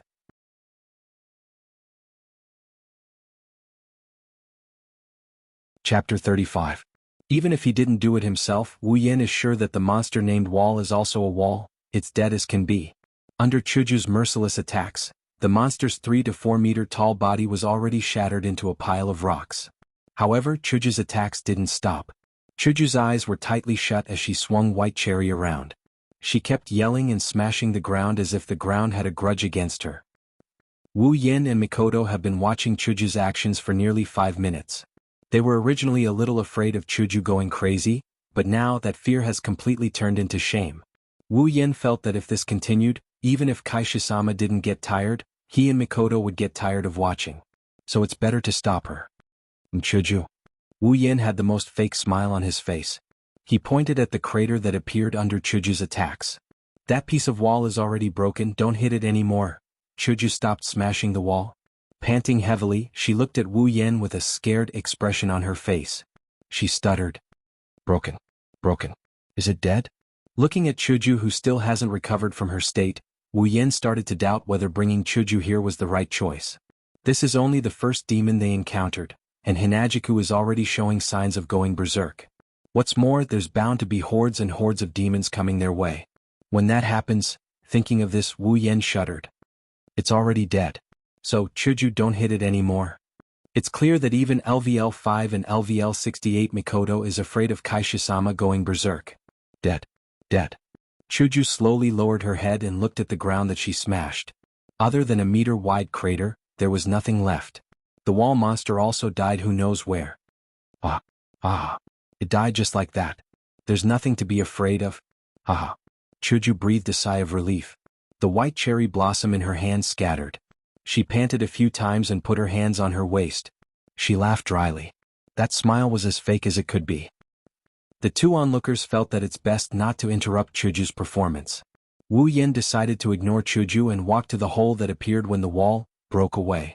Inside the hole was a much smaller passage. The passage didn't extend inwards but downwards instead. It looked like a slide. The surface of the passage was very smooth. It seems that it's possible to slide down directly. This should be the correct passage. Mikoto walked to Wu Yan's side and looked at the slide-like passage. After seeing a monster, Mikoto's fear of monsters has completely disappeared. It should be, Wu Yan said with uncertainty. Since the concept compass is pointing here, then this should be the passage that leads deeper into the seal. Then, should we go down? Mikoto asked. Next, it's going to be really dangerous. Wu Yan tightened his grip on the Kusanagi sword. Hesitation, fear, or excitement. Looking at the complicated emotions in Wu Yan's eyes, Mikoto couldn't help but say, "Don't worry, I'm with you." Wu Yan turned to look at Mikoto. He stared at Mikoto until her face turned red and her eyes drifted away. Don't misunderstand. I'm only doing this for myself. Yes, for myself. If you die, I'll die too. Wu Yan laughed. His laughter made Mikoto's face redden even more. Before Mikoto could act like a tsundere again, Wu Yan said solemnly, "Yes, thank you, Mikoto." Mikoto was stunned. She humphed and turned her head away without saying anything. "Don't forget about me. I'll help too." The voice behind them made Wu Yan and Mikoto's body stiffen. Both of them giggled like idiots. Hinajiku walked over with a face full of dissatisfaction. There's even a hint of jealousy in her eyes. Even though she was out of line for a bit, she still saw the interaction between Wu Yan and Mikoto. However, she didn't glare at Mikoto, instead she glared at Wu Yan like she's looking at a big heartless rat. Scratching his face, Wu Yan smiled at Chuju. This made Chuju even more dissatisfied. Better to change the topic. With that in mind, Wu Yan quickly turned back to look at the passage. "Okay, let's go." Wu Yan jumped into the passage and slid down. "Let's go down as well, Chuju," Mikoto said and slid down as well. Chuju stood at the entrance and watched the two leave. She looked around and saw that there was no one around. She quickly followed them. The passage wasn't very long. After a while, Wu Yan saw the exit of the slide. He slid down quickly. A sense of discomfort came over him. Wu Yan quickly adjusted his posture. He looked down and saw that he was in mid-air. The ground was at least 10 meters away from him. Wu Yan was shocked when he realized that he was in mid-air. He quickly adjusted his posture and stood firmly on the ground. A scream came from above. Wu Yan looked up and saw a creature named Misaka Mikoto falling down on his head. Her skirt fluttered and her safety pants were exposed. Wu Yan was stunned. He quickly reached out and caught her. "I'm going to faint. How did you fall down? I thought you could use electromagnetic force to stick to the wall?" Wu Yan was speechless as he looked at the girl in his arms. Being carried like a princess by Wu Yan, Mikoto's face couldn't help but redden. I didn't make it in time. She needs training? This is the consequence of not having any combat experience. Even though Mikoto was LV5, she hadn't fought a single real battle yet. Those fights weren't called battles, they were called sparring sessions. Was that why she couldn't maintain a good battle mentality and react in time under any circumstances? Wait. If Mikoto fell down, that means, Hinajiku shrieked as well, startling the two who are having an affair. Wu Yan put Mikoto down and caught Hinajiku in the same way before opening his dead fish eyes. I really don't know if I'm suffering or enjoying. Helplessly putting down Chuju, who was still in a state of shock, Wu Yen picked up the Kusanagi sword he threw on the ground and looked at the two girls. Come on, can you be a little more alert? If I didn't catch you, you'd probably fall to your death from a height of 10 meters. Under Wu Yan's helpless and teasing gaze, the two girls lowered their heads like defeated roosters. Then they raised their heads again and refuted loudly. What, I just didn't react in time. Next time I'll definitely. By Mikoto. Yeah, you just didn't react in time. How dare you teach us a lesson after taking advantage of us? By Chuju. Too damned, Sundara, even though I like it. Suddenly, a strong wind blew, causing the three of them to be stunned. Wu Yen quickly reacted and hugged Chuju and dodged to the side with Mikoto. A shadow flashed past where they were standing and stopped. What is that? Mikoto exclaimed while Wu Yen was still hugging Chuju. Wu Yen quickly looked up and saw a werewolf monster standing there. Its green eyes were staring at them and saliva was dripping from its mouth as if it was looking at a delicious meal. Big Wolf Demon. Level 30. Wu Yan's expression turned serious. Level 30 in the Heron Palace, only I Ching can reach this level of strength. Now, a random wolf demon that came out of nowhere is already level 30. No wonder the Heron Palace's people died one after another when they came in. This is a werewolf? Lying in Wu Yan's arms, Chuju ignored her embarrassment and looked at the werewolf in shock. Demons are really strange. One moment it's a wall, the next it's a werewolf. Mikoto actually started complaining. Come on, is this the time to complain? Oh. Although this wolf demon is nothing to you, it's just that you don't need to worry about it. Do you want to go or should I? Mikoto said to Wu Yen with an excited expression. For this competitive girl, being able to fight was indeed something to be excited about. At first, she was afraid of demons, so she didn't show this excitement. Let me go. This wolf demon is not for you to fight. Putting down Chuju, Wu Yen raised his sword and pointed it at the wolf demon. Even though Mikoto could take care of the big wolf demon in a matter of seconds, and even if Mikoto did manage to take it down, he would still gain experience. But, if he had to hand over a monster that he can handle himself to someone else, he doesn't think he's going to become a real strong person. At the same time that Wu Yen rushed towards the wolf demon also howled and rushed towards Wu Yen on all fours. Under Wu Yan's narrowed eyes, the wolf demon clawed down. In a hurry, Wu Yen raised his sword and blocked the wolf demon's claw attack. A huge force passed through the sword and sent Wu Yen flying. Wu Yan's body swayed and pressed his hand on the ground.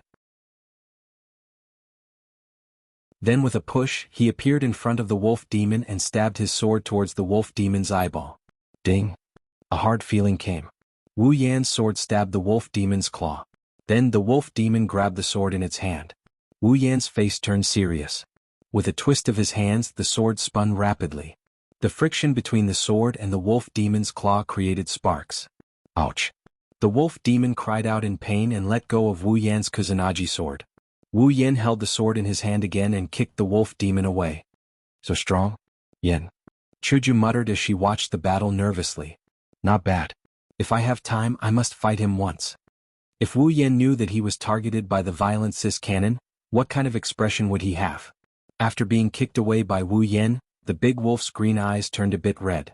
It howled in a frenzy and left a trail of afterimages as it appeared in front of Wu Yen and swiped at him with its claws.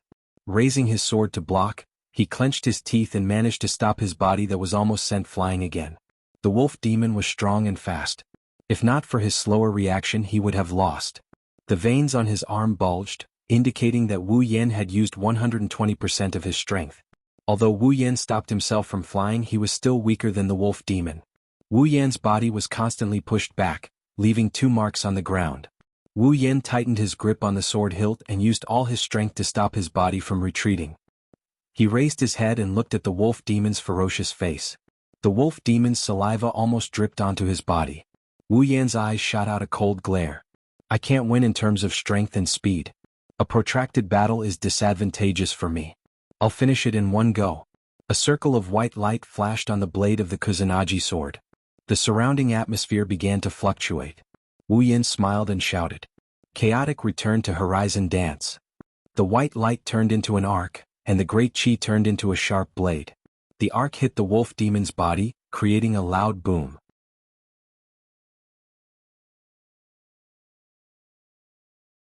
Chapter 36.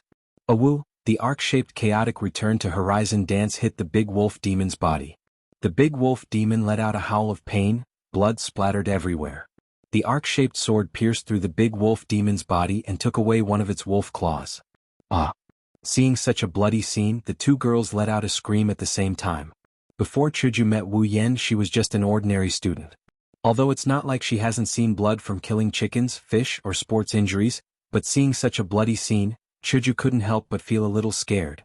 As for Mikoto, although she was second only to the strongest in the magic forbidden world, she was like a flower in a greenhouse. She lived in the bright side of Academy City and studied at Tokuwadai where the milady studied. She really hasn't killed a chicken before, how could she stand such a bloody scene? Hearing Mikoto and Chuju's screams, Wu Yan's face was expressionless.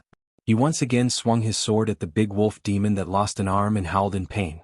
Although he knew that the two girls behind him were definitely not calm, but to care for them, he had to wait until the battle was over. Otherwise, if he was careless and got hit, then it would be other people's turn to care for him. The sword cut a huge wound on the big wolf demon's body.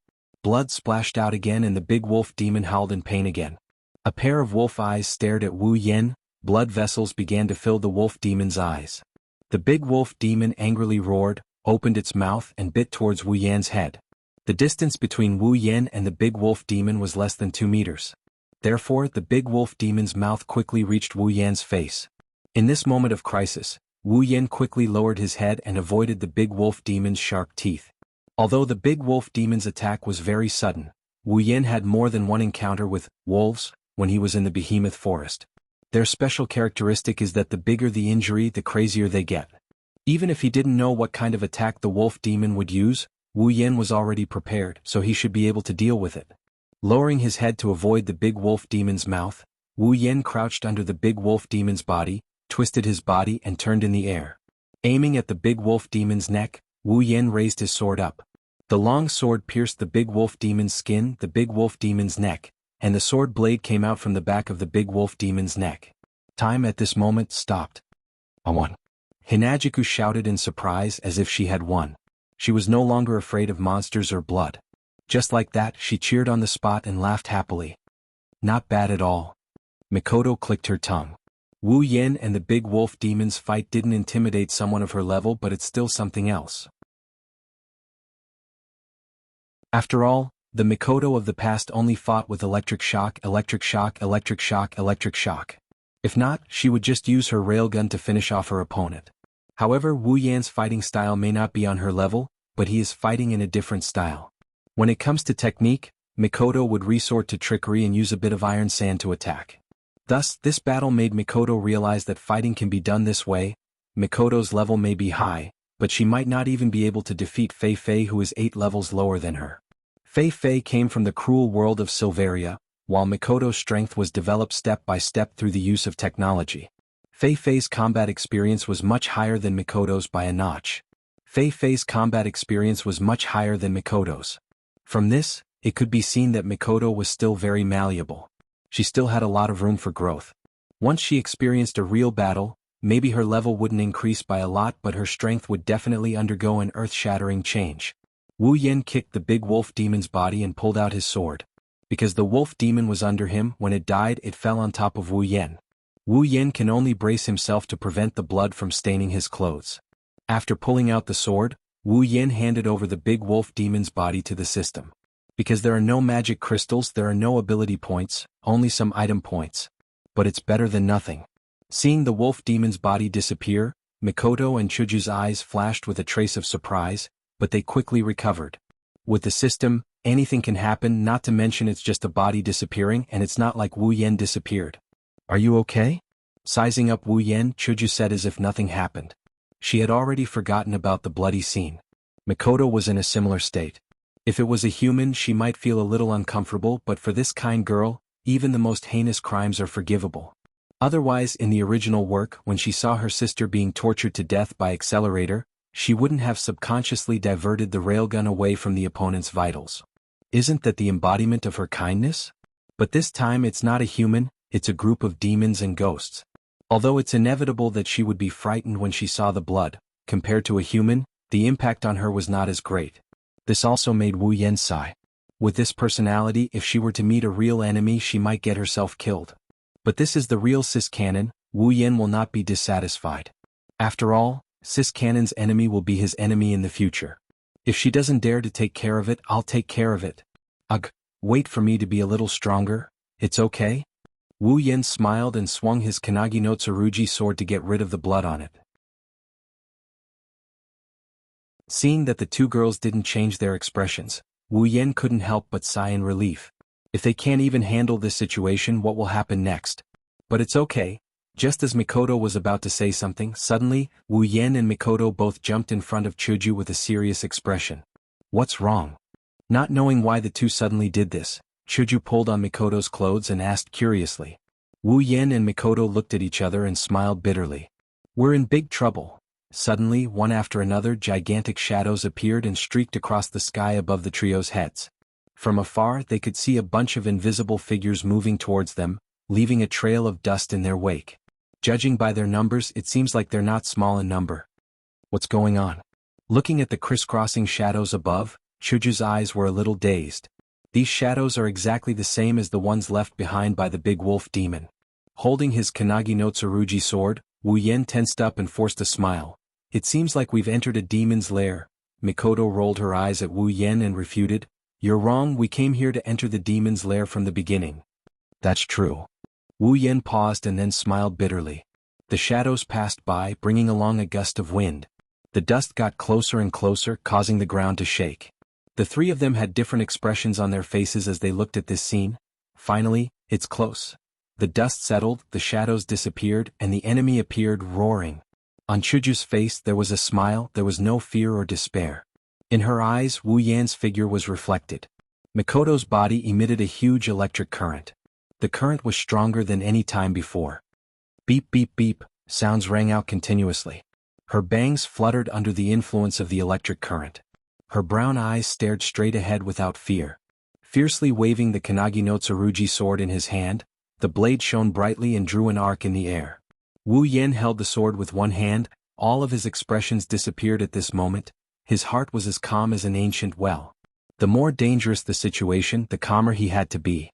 For victory, for survival, and for the girls behind him and beside him, in front of them, there were demons of different sizes, different appearances, different strengths, and different voices. Every pair of eyes had a bloodthirsty glint, their mouths were constantly opening and closing, the roars reverberated in the air without any pattern. That number, there are hundreds? Thousands of them? Or tens of thousands? Wu Yan, Mikoto, and Chuju didn't know because the figures behind them were completely blocked by the figures in front. That terrifying formation is enough to scare any coward out of their wits. Chuju, Mikoto, are you scared? Wu Yan suddenly said to Chuju behind him and Mikoto beside him. The two girls were stunned for a moment, then they laughed at the same time. Cherry blossoms appeared out of thin air around Chuju and gathered in Chuju's hand, slowly forming into a crystal katana. Chuju held the white cherry blossoms and smiled, a beautiful smile. It's really strange. I should be very scared, but why don't I feel scared at all now? The sand rolled, small black particles flew out from the rock layer and gathered in the air around Mikoto, forming a wave of iron sand. Mikoto stood in the middle and smiled, her smile was full of heroic spirit. Who do you think I am? I'm number 3, Super Railgun. Listening to the two girls, Wu Yan shook his head, his face was full of helplessness, but in his heart, there was a surge of warmth. Wu Yan took a step back, under the doubtful eyes of Mikoto and Chuju, he pointed in the air a few times. Then 2 bottles of medicine and a few beans appeared in Wu Yan's hand. He shoved the 2 bottles into the hands of the 2 girls. Chuju, Mikoto. 1 bottle for each of you and drink it. Holding the bottle in their hands, Hinajiku and Mikoto couldn't help but stare blankly at the golden liquid in their hands. What's this thing? This thing is called Resplendent Breath. It's a life-saving item. Just 1 bottle and your body will be in an invulnerable state for 3 hours, so hurry up and drink it. Invulnerable for 3 hours. The 2 girls looked at the bottle in shock. Isn't this invulnerable in disguise? Daisy, on the other hand, noticed another problem. We'll drink it, what about you, Yen? Why aren't you drinking it? Chuju's eyes kept darting around Wu Yan's body, but she couldn't find a 3rd bottle of medicine on Wu Yan's body. At this moment, Chuju was anxious. Wu Yan couldn't help but smile bitterly. Resplendent Breath costs 100,000 item points per bottle. All my item points are only slightly more than 260,000. I don't even have enough item points to exchange for a third bottle of resplendent breath. How can that be? Then what are you going to do? Hearing Wu Yan's words, Chuju was even more anxious. Before Chuju could object, Wu Yan stopped her. All right, hurry up and drink it, they're about to attack. Seeing that the demon army was about to attack, Wu Yan quickly shouted. At the same time, he quickly came in front of the two girls and raised the sword in his hand. Yen, you should be the one drinking this medicine. As long as you don't die, I can revive even if I die. Mikoto was starting to panic. Now that only Wu Yan wasn't safe, how could she be at ease? Wu Yan smiled. He didn't turn his head, but his firm voice rang clearly in the two girls' ears. Mikoto, although it's more appropriate for me to drink it, Mikoto, you have to know that other than being your summoner, I'm also a man. As a man, how can I not protect a woman from the wind and rain?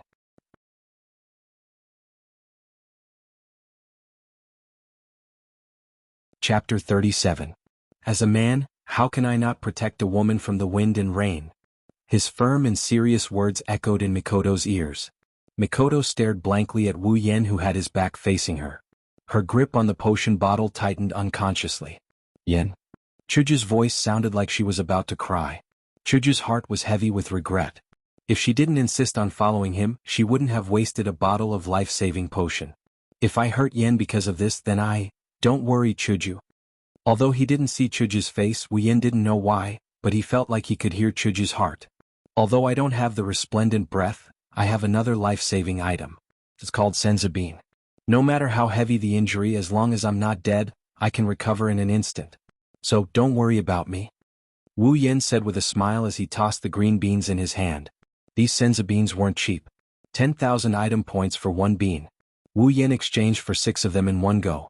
Adding on the 100,000 item points for a bottle of resplendent breath, Wu Yan had spent a total of 260,000 of his 268,000 item points. The remaining 8,000 was exchanged for the wolf demon's body. Also, I still have a lot of things to tell you, a lot of things to do with you. So I won't die like this. Chuju stared at Wu Yan. She opened the bottle and poured the golden liquid into her mouth. Wiping her lips, Chuju said, Yan, if you dare lie to me, you're dead meat. Wu Yan couldn't help but smile bitterly. Can you not talk about death at this time? Yan, are you really not going to drink it? Now is not the time to let your emotions affect your decisions. Mikoto lowered her head and said in a weak voice. Although she said that, she didn't have much hope. Even though she's only known Wu Yan for a day, Mikoto already has a certain understanding of Wu Yan. Not only because of the information given to her by the system, but also because of the short time they've spent together. Based on his personality, he might not be lying. Now is not the time to lie. Hurry up, Mikoto, they're coming. Wu Yan ignored Mikoto's words and shouted at her. At the same time, the huge army of demons finally lost their patience. With deafening roars, demons of various sizes immediately charged over. Like a swarm of locusts passing through, the demons left huge marks on the ground as they charged. Gravel flew all over the sky as dust was swept up. The ground shook violently as though it was a volcanic eruption. Looking at this terrifying scene, Wu Yan and the other two's hearts couldn't help but tremble. Their hearts started to beat faster. However, this didn't mean that Wu Yan and the rest were afraid. The situation was on the verge of eruption. Mikoto didn't have the chance to persuade them. Gritting her teeth, Mikoto pulled open the bottle cap and poured it down her throat as if it could vent her anger. Then she shouted, Listen, if you die and drag me down, then I'll be your slave in my next life. Wu Yan shouted. Holding his sword with both hands, he stomped his foot and his body quickly flew out. At the same time, the iron sand around Mikoto started to roll faster. Under Mikoto's control, it turned into iron sand whips and flew towards the demons. Chuju took a deep breath, raised her white cherry and followed behind Wu Yan towards the army of demons. Cutting an oncoming level 20 rat demon in half, Wu Yan ignored the blood splattering on his body. His eyes emitted a deadly cold light as he swung his Kusanagi sword. One demon after another fell under Wu Yan's body. As Wu Yan pushed forward, corpses were everywhere. Demons' corpses were thrown all over the ground like sacks. Blood was like water, forming a bloody path on the ground. Demons from all directions surrounded Wu Yan, trying to surround him. Wu Yan jumped, the Kusanagi sword in his hand glowing. Wu Yan looked at his surroundings and spun. Chaotic returned to Horizon Dance. The arc-shaped blade formed a circle. As Wu Yan spun, it spread to the surrounding. The demons that surrounded him collided with the circle. They were either cut in half or shredded into pieces. Some were even crushed into powder. Hinagiku pierced a demon's heart with her white cherry blossom, causing blood to splatter everywhere. Hinagiku suppressed her trembling body and the fear in her heart, biting her lips so hard that she didn't even know when her lips were bitten open. Chuju knew that she was very weak. Any one of these demons was stronger than her. If it was before, she would have died under the claws of the demons. However, due to the protection of resplendent breath, whenever a demon attacked her, an invisible wave would bounce out from the attacked area and nullify the demon's attack. Relying on her invincibility, Hinagiku risked her life to slay any demon that failed to attack her. Over time, Chuju gave up on defense and focused on attacking. If she couldn't defeat a powerful demon, she would immediately give up and change her target. As for the weaker ones, they would be killed by her. In a short period of time, the number of demons that died under Chuju's hands was at least a few dozen. They're not humans, they're just demons. They're not humans, they're just demons. Mikoto kept repeating this sentence. She controlled the iron sand whip to kill the demons that attacked her. Every time blood splashed, Mikoto's face would turn a shade paler. At this point, Mikoto's face was as white as paper. The iron sand whip danced in the air. Every time it danced, a demon would fall. Mikoto didn't charge forward like Wu Yan and Chuju. She just stood there and used her abilities. But not only did she kill the most demons, she was also the strongest. Mikoto knew that Wu Yan was only level 30. In this group of demons, at least half of them were level 30 and above. Without the protection of resplendent breath, Wu Yan might not even have the time to eat senzu beans if he ran into a few more level 30 demons. Not to mention Chuju was only level 18. Even though she drank resplendent breath, that didn't stop Mikoto from wanting to help them. And so, Mikoto controlled her iron sand whip and circled all the level 30 and above demons. Even though she couldn't use the system to exchange items like Wu Yan, she could use the system's detection function. She could clearly see who was level 30 and who wasn't. Putting aside whether or not she missed anything, 90% of the demons were taken by Mikoto. It was because of Mikoto that Wu Yan could charge forward and kill the demons so easily. Two kind-hearted girls, for themselves and their companions, were suppressing their fear of blood and slaughter. They were swinging their blades and killing the demons. After using chaotic return to Horizon Waltz again and sending a bunch of demons to the afterlife, Wu Yan freed up his hands and swallowed a senzu bean with great difficulty to restore his body to full health. The battle had been going on for quite some time. Mikoto and Chuju had resplendent breath protecting them, so Wu Yan didn't have to worry about them. That was why Wu Yan put all his focus on killing the demons. His clothes were already dyed in all sorts of colors. There were red, black, green, blue and everything else. This was the blood of the demons he killed. Every single one of them. Of course, part of it was his own blood. Wu Yan, who had been using the system's detection function since the beginning, naturally knew that Mikoto had taken care of most of the level 30 demons. That was why he was able to fight until now. He couldn't help but consume a senzu bean due to his exhaustion and injuries. Mikoto may have blocked most of the level 30 Yaoma, but the ones Wu Yan is facing are at least level 20. Facing so many level 20 Yaoma, even Mikoto has to rely on resplendent breath to protect herself. After all, a quantitative change can lead to a qualitative change. Once the numbers reach a certain point, even a level 86 would have a hard time dealing with them, let alone a level 68. Even though the demons weren't strong enough to threaten a level 86, they could still threaten a level 68. If Mikoto wanted to run, she could definitely do so. However, it was impossible for her to leave Wu Yan and Chuju behind.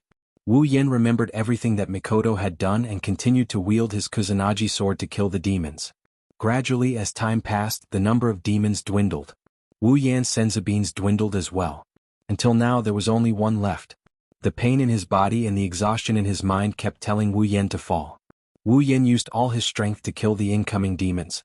However, he couldn't care less about the demons that were attacking him from behind. His back, chest, thighs, arms, face, there wasn't a single spot on Wu Yan's body that wasn't injured. However, there was only one senzu bean left. Therefore, Wu Yan really didn't want to use it until the very last moment. Because if he used it, it would mean that he was at the end of his rope. Against such a large number of enemies, if he didn't exchange for the super strong equipment, then the effect would be similar to the Kusanagi sword. However, he didn't have enough equipment points to exchange for the super strong equipment. As for the ability, what should he exchange for? A group attack. He already had the chaotic return to Horizon Dance. There was no need to exchange for a single target. That was even more unnecessary. As for the ability to turn the situation around, he had the same problem. He didn't have enough points. As for the character summon, he could summon it with 11,000 points. However, how strong could the character summon be? Even Mikoto had to rely on the resplendent breath. Otherwise, she would have a few scars on her body, let alone the others.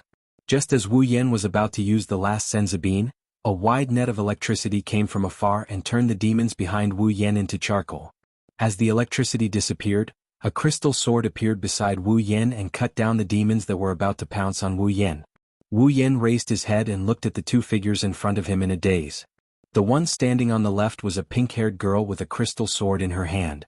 The one standing on the right was a tea-haired girl with blue electric arcs flowing all over her body and making crackling noises. Although he could only see the side of their faces, Wu Yan could clearly see the fear of unknown creatures and bloodshed in their eyes. Even with this emotion, the two girls stood there unwaveringly and killed the demons that attacked them. A smile appeared on his bloodied face. After swallowing the Senzabine, Wu Yan stood up and walked to the two girls to fight side by side.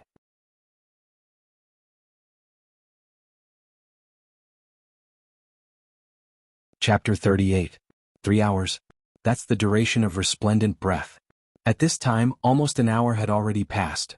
The two valiant-looking girls have lost their protection for almost an hour now. Their clothes are riddled with holes and their faces are stained with blood.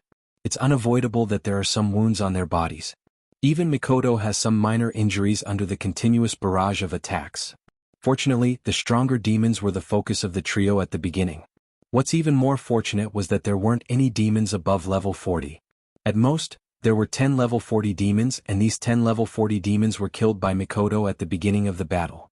So when the effect of resplendent breath ends, there aren't many level 30 demons left in the huge demon army. If it wasn't for Mikoto having to protect Chuju, these little demons wouldn't have been able to do any damage to her. Wu Yan, on the other hand, is very thankful. After using up all the Senzabines, Wu Yan has completely lost his protection. If it wasn't for Mikoto killing most of the demons and giving him a lot of EXP which allowed him to level up and recover to full health, Wu Yan might have really lost his life here. A completely unfair battle, after 4 hours of uninterrupted fighting, came to an end just like that. When the last demon was electrocuted by Mikoto's taser gun, Wu Yan, Mikoto, and Chuju were still panting while maintaining their attacking posture. They stood there motionless as they stared blankly at the ground full of demon corpses. After who knows how long, they finally recovered from their daze. Mikoto and Chuju looked around at their surroundings. Looking at the ground full of broken limbs and blood, they squatted on the ground and vomited non-stop. Wu Yan's face is abnormally pale. Even if it's him, when he saw the hellish scene, he couldn't help but feel uncomfortable. It's like there's a bunch of worms crawling around inside his heart. Suppressing the urge to vomit, he quickly patted the two girls on the back in an attempt to make them feel better. Yan. Chuju's eyes were filled with tears. Her face was as pale as Wu Yan's. For some reason, Chuju felt cold all over and wanted to seek some warmth. After feeling Wu Yan's presence, Chuju immediately squeezed into Wu Yan's embrace and hugged Wu Yan tightly. She didn't even dare to raise her head. It's okay, it's all in the past. Feeling Chuju's body trembling, Wu Yan hugged her and patted her back to comfort her. Suddenly Wu Yan felt his clothes tighten. When he turned to look, Mikoto was also trembling. Her face was pale as she looked at him. She looked like a little girl who was afraid of her mother leaving the house. Her expression was indescribably desolate. After being stunned for a moment, Wu Yan immediately reached out and pulled her into his embrace. He hugged her tightly to comfort the two girls and himself. Before this, these two girls were just ordinary students. Even Wu Yan, who lived in the behemoth forest, couldn't help but tremble when he saw this scene, let alone these two girls. Not to mention they were the ones who caused this scene. When they were fighting, they didn't have the time to think about it. Now that the battle is over, the two kind-hearted girls almost collapsed when they thought about how their hands were stained with blood. On the spacious field, in the middle of countless corpses, a boy and two girls are hugging each other. It's a very sad scene. After half a day, Wu Yan felt the two girls in his embrace calm down. He looked down and saw two sleeping faces covered in blood. At this moment, Wu Yan was confused. Is this my fault? If it wasn't for me, this wouldn't have happened. I casually barged into their lives, changed their lives, stained their hands with blood. This is all my fault. Meeting them, summoning them, is this the right thing to do? Shaking his head, Wu Yan buried this question deep in his heart. He placed the two girls on the ground and looked at the monster corpses. If it weren't for Resplendent Breath and Senzabine, the three of them would have suffered casualties. Just Hinajiku alone, Wu Yen doesn't have the confidence to protect her from such a large army. Maybe even Mikoto can only protect herself. From this, it can be seen how important item points are. For this battle, Wu Yen used up almost all of his item points. If something else were to happen, he would be in big trouble. Fortunately, the corpses of monsters could also be turned into organic materials and handed over to the system in exchange for item points. Even the level 30 big wolf monster could be exchanged for 8,000 item points. How many item points could this floor of corpses be exchanged for? There were hundreds of level 30 little monsters and 10 level 40 little monsters. The rest were all level 20 little monsters. Even if there were not thousands of them, there were definitely more than level 30 little monsters. Thinking about the large amount of item points he'll get, Wu Yan's pale face turned red. What a practical guy. Wu Yan waved his hand and the hundreds of meters of corpses disappeared. Wu Yan turned them over to the system. Ding. Obtained 8322000 item points. 8 million item points. Awesome. Looking at the large amount of item points, Wu Yan's face finally showed a smile. If it wasn't for the fact that he just went through a slaughter and his mood was a little heavy, Wu Yan would be jumping for joy. 8322000 item points plus the 8,000 item points he had on him made up for a total of 8330000 item points. The item points he squandered were all recovered in an instant. In fact, they were multiplied by more than 10 times. From this huge amount of item points, one could see the scale of the monster army just now.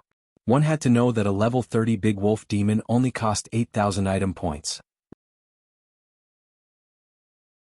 If it wasn't for the fact that Wu Yan didn't have to turn them over one by one, Wu Yan's hands would probably go soft from exchanging item points. The scene became spacious again and all the corpses disappeared. It was as if nothing had happened. If it wasn't for the blood on the ground telling others that there was a cruel battle here. Wu Yan carried the two girls to the wall and let them lean against it. Then he kissed Chuju's forehead.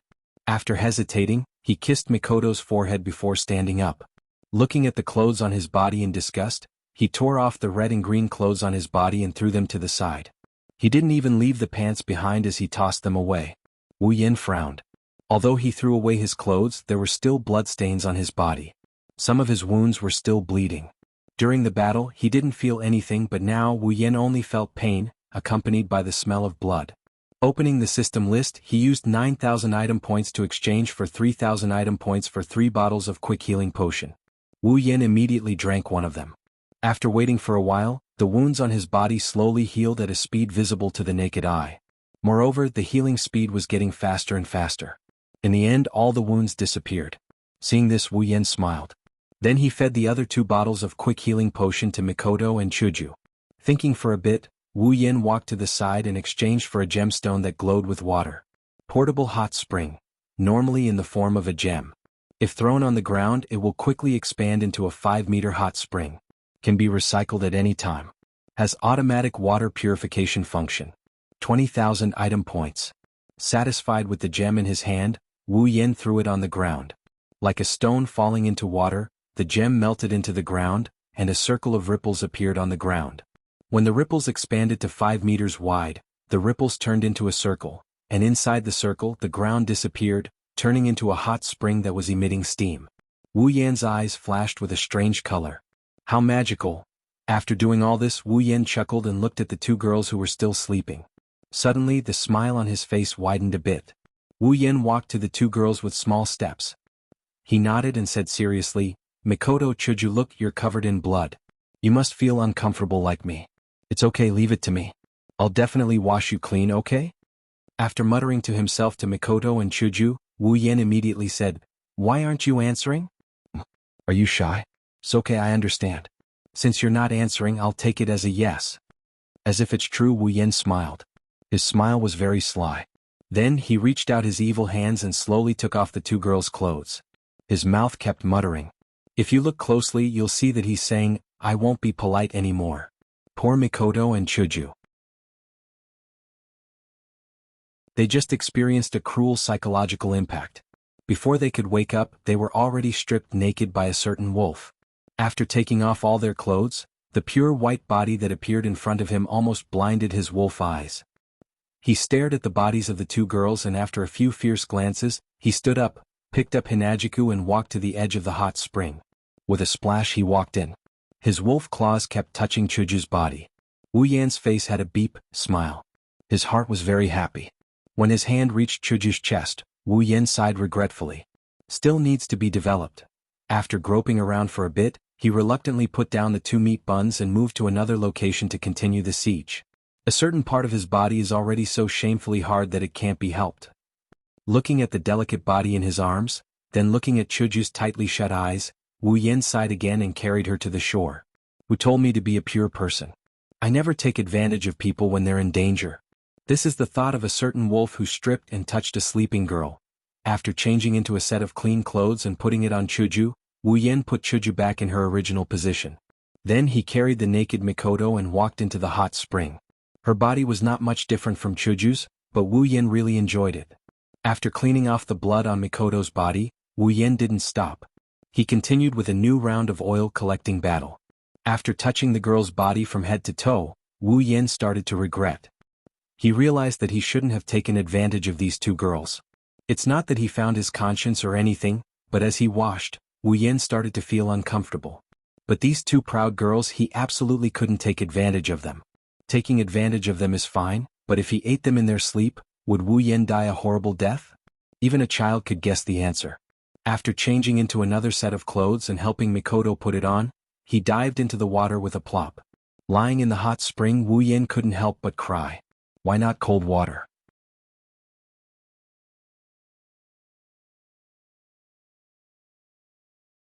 Chapter 39. When Wu Yan's hand touched a certain part of the hot spring, it quickly shrunk and turned back into a gem, lying quietly in Wu Yan's hand. Tossing the portable hot spring into the S.P.C. ring, Wu Yan sat down on the spot. He picked up a few random rocks and gathered them together. Then he took out a black circle from the S.P.C. ring.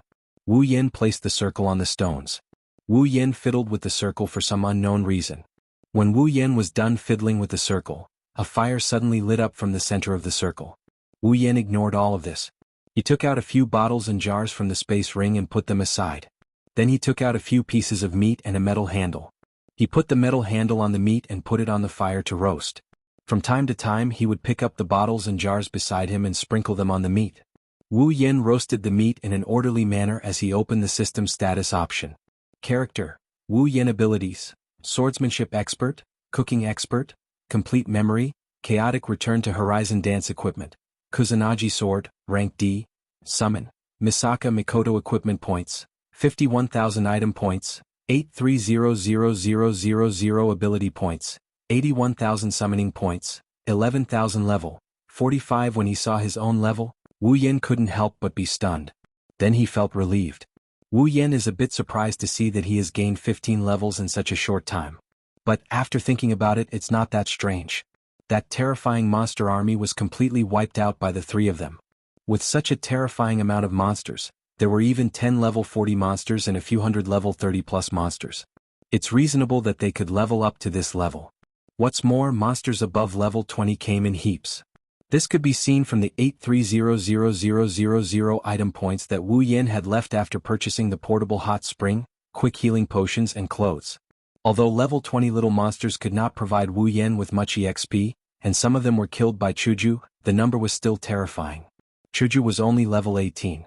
How many little monsters could she kill? Therefore they couldn't handle the large quantity. Now that he thought about it, even though he had the cheat that allowed him to level up through battle, after killing so many monsters, he only leveled up by 1 rank according to the Spalier World's calculation system. What a disgrace to the transmigrators.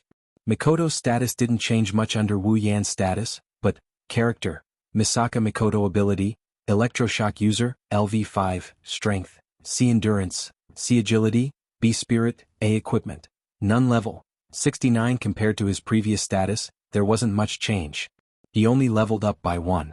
But this 1 level was not easy to level up. After all, Mikoto couldn't be compared to himself. Among the little monster army, there were a lot of monsters that were higher level than him when he was still level 30. Their EXP to Wu Yan was like fighting above his level. Of course he gained a lot of EXP, that's why he leveled up so many times. However, there wasn't a single monster that was higher level than Mikoto. The highest level monster was only level 40. Compared to Mikoto, it was much weaker. The amount of EXP Mikoto gained was very little. Even so, the amount of EXP Mikoto gained was still enough to pull him up a level. It wasn't easy. Wu Yen closed the system and began to ponder. Now that I'm level 45, I'm equivalent to a medium tier 5 warrior. It's about time for me to upgrade my equipment and abilities. And then, a sound woke Wu Yen from his thoughts. Wu Yen turned his head and couldn't help but smile. Her eyelids fluttered a few times before she opened her eyes. She covered her mouth with her hand and yawned. Only then did she wake up completely. When she woke up, the first thing she saw was Wu Yen grinning at her while roasting some unknown meat in front of a bonfire that she didn't know when he started. "You're awake." Wu Yen waved at Mikoto with his empty hand. His other hand was still twirling the metal handle in his hand. It seems that distracting his attention won't affect his cooking. Mikoto was shocked. She quickly got up and looked around. When she saw that the corpses on the ground had disappeared, she let out a sigh of relief. If she really had to sleep next to a corpse, even if it wasn't a human corpse, she wouldn't be able to bear it. Every time she thought of that bloody scene, Mikoto quickly shook her head. Even though she's feeling a lot better now, she still felt a bit uneasy in her heart. Wu Yen, who was watching Mikoto from start to finish, couldn't help but sigh. Of course, he knew that Mikoto still hasn't completely accepted the fact that her hands were stained with blood. Even if she was prepared. Rolling his eyes, Wu Yen suddenly laughed out of the blue. He laughed out of the blue. Hearing Wu Yan's strange laughter, Mikoto frowned. She didn't know why, but she suddenly felt a wave of unhappiness. Even her other emotions were completely suppressed by this unhappiness. "Why are you laughing so hard?" Mikoto glared at Wu Yen. "Nope." Wu Yen stopped laughing, but he didn't stop smiling. That hippopotamus face of his only made Mikoto even more annoyed. Beep beep beep beep, a burst of electric sound started, indicating that the owner is very unhappy and the consequences are very serious. Wu Yan's expression stiffened. He timidly glanced at the electric current on Mikoto's body. In the end, he steeled his heart and looked at Mikoto without moving his eyes. His expression changed again into an expression of reminiscence. Wu Yan's wretched expression finally made Mikoto realize that something was wrong. She looked at herself and instantly her eyes widened. Her eyes were blank and her mouth was wide open. She didn't even release the electric current. Snow-white short-sleeved shirt and an ordinary gray skirt. It was a very ordinary and simple outfit. But it was this outfit that made Mikoto's expression look like she's seen a ghost. My clothes were changed. Mikoto now understood what happened. But it wasn't her who changed the clothes, and Chuju was still sleeping. So there's only one answer. Why? Mikoto's face was blank. She turned to Wu Yen and her mouth opened and closed.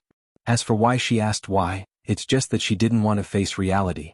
After seeing the effect he wanted, Wu Yan's smile became even more brilliant. But why? Her hands slowly pressed on her body like a machine. Mikoto crossed her arms and said blankly, My clothes? Wu Yen stretched out his hand and waved his finger in front of his face. Is there even a need to say it? It's covered in blood. Of course it had to be changed. Beep. The electric arcs that were jumping around restlessly showed that Mikoto's heart wasn't calm at all. She forced a smile on her face and asked, Then, who was it that changed my clothes? Did you change it when Hinajiku woke up? Mikoto's hopeful eyes stared at him, making him feel a lot of pressure. He's already regretting using such a method to distract Mikoto's attention. Wu Yen stopped smiling. After taking a deep breath, he said confidently, How is that possible? In this world only I'm so considerate.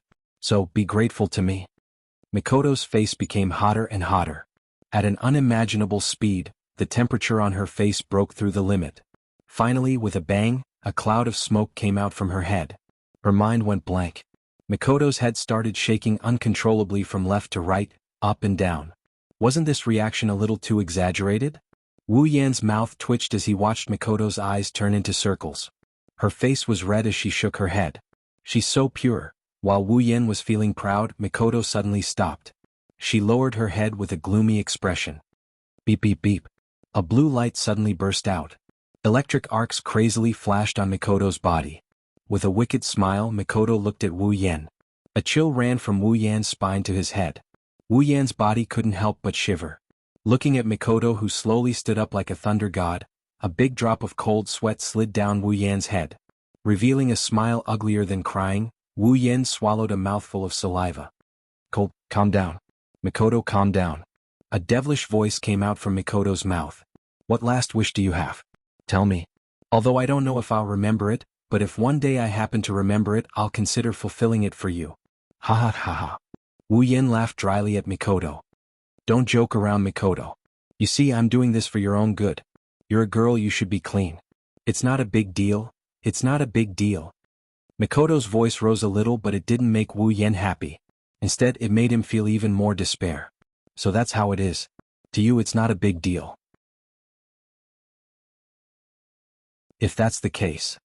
Blushing, Mikoto glared at Wu Yen and shouted, No need for last words, you, Mikoto. If I die, you'll die too. Wu Yen let out his last cry. Die, beep beep beep. Ah. As soon as Hinajuku woke up, she was startled by the terrible sound, thinking it was a demon attacking. She jumped up and summoned Sakura in her hand, looking ahead vigilantly. When she saw the situation clearly, her vigilant expression froze. Mikoto's face was blood red, smoke was coming out of her head from time to time. She crossed her arms in front of her chest and stared fiercely at the mess on the ground. On the ground, Wu Yen was lying there. Unlike Mikoto's red face, his face was black and so was his body. Smoke was coming out of his mouth and he kept spitting it out. What's going on? Chuju looked at the crime scene in shock. She couldn't react at all. Mikoto looked at Chuju, who was still in shock. Tears welled up in her eyes, she covered her face and lowered her head. How was she supposed to say this? Scratching her head in confusion, Chuju looked at Mikoto, who was blushing to the point that smoke was coming out of her face. She felt a little strange, but she couldn't figure out what was so strange about it. Rolling her eyes helplessly, Chuju walked towards the two. But as soon as she took a step, Chuju froze. Why did she feel a little cold down there? Reaching out her hand, Chuju froze. She could feel that the underwear she was wearing was different from before. The edge of the underwear that reached her legs was slanted, and it was quite slanted. Her underwear was gone. Combined with Mikoto's performance and Wu Yan's pitiful state, coupled with her slightly fresh body and wet hair, as well as the fact that she's wearing the same outfit as Mikoto's, a bad idea formed in her mind. Chuju's face started to turn red. Looking at Mikoto, Chuju whispered, Mikoto, could it be that our clothes and the blood on our bodies are... Hearing Chuju's voice, Mikoto didn't put down her hand. Instead, she opened her fingers, revealing two watery eyes. Looking at Wu Yen on the ground, she wanted to cry but no tears came out. She nodded her head. After Mikoto nodded, Chuju's face turned even redder than her hair. Her heart was burning with anger.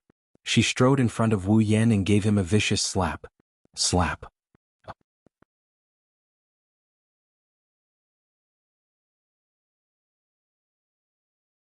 Chapter 40. It's probably night time. As for why I added, probably, it needs to be explained. Because in the cave, Wu Yen and the other two couldn't accurately judge the time, and they couldn't bring their phones with them. So I added probably. It's still the same fire, the same barbecued meat, and Wu Yen is still roasting it. The only difference is that this time, Wu Yen has a red palm print on his left cheek, and his skin is a bit darker. The two girls are now awake, sitting next to the fire. Their faces are red and they're glaring at Wu Yen. After roasting the meat, Wu Yen lifted the meat in his hand and handed it to Mikoto and Chuju. Take it. Watch. Halfway through, Wu Yen felt the red palm print on his face burning with pain. His mouth twitching, Wu Yen wanted to cry but no tears came out. Even though he knew that the two girls would teach him a lesson when they wake up, he didn't expect the lesson to be so deep. It can only be said that the lack of awareness before transmigrating killed him. Because in Wu Yan's subconscious mind, even if he saw the two girls naked, they can't do anything to him, right? Could it be that he could be so ruthless?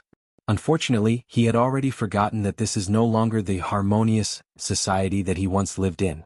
The girls from the 2D world are not the kind of people who would show mercy to others, but Wu Yen can be proud that he saw the two girls naked. Mikoto glared at Wu Yen fiercely before taking the barbecued meat from Wu Yan's hand. Wu Yen laughed foolishly and handed it to Chuju. She snatched it, snorted, and threw it to the back of his head. Clapping his hands in dissatisfaction, Wu Yen mumbled, "What? It's not like I haven't seen it before." Blushing again, Chuju immediately turned her head, gritted her teeth and glared at Wu Yen. She wanted to eat him alive. Shrinking his head, Wu Yen quickly raised his hands, indicating that he surrendered. When Chuju no longer wanted to look at him, Wu Yen let out a sigh of relief. At the same time, he was even more determined in his heart. Next time he would definitely summon a soft girl. At the same time, Mikoto, who was sitting there chewing on a piece of barbecued meat, couldn't help but look at the meat in her hand with surprise. This is a little too delicious. The eyes of a certain super electromagnetic gun who had never eaten Wu Yan's dishes immediately lit up. She chewed even faster. As for the previous uncoordinated feeling, it was thrown to the back of her mind.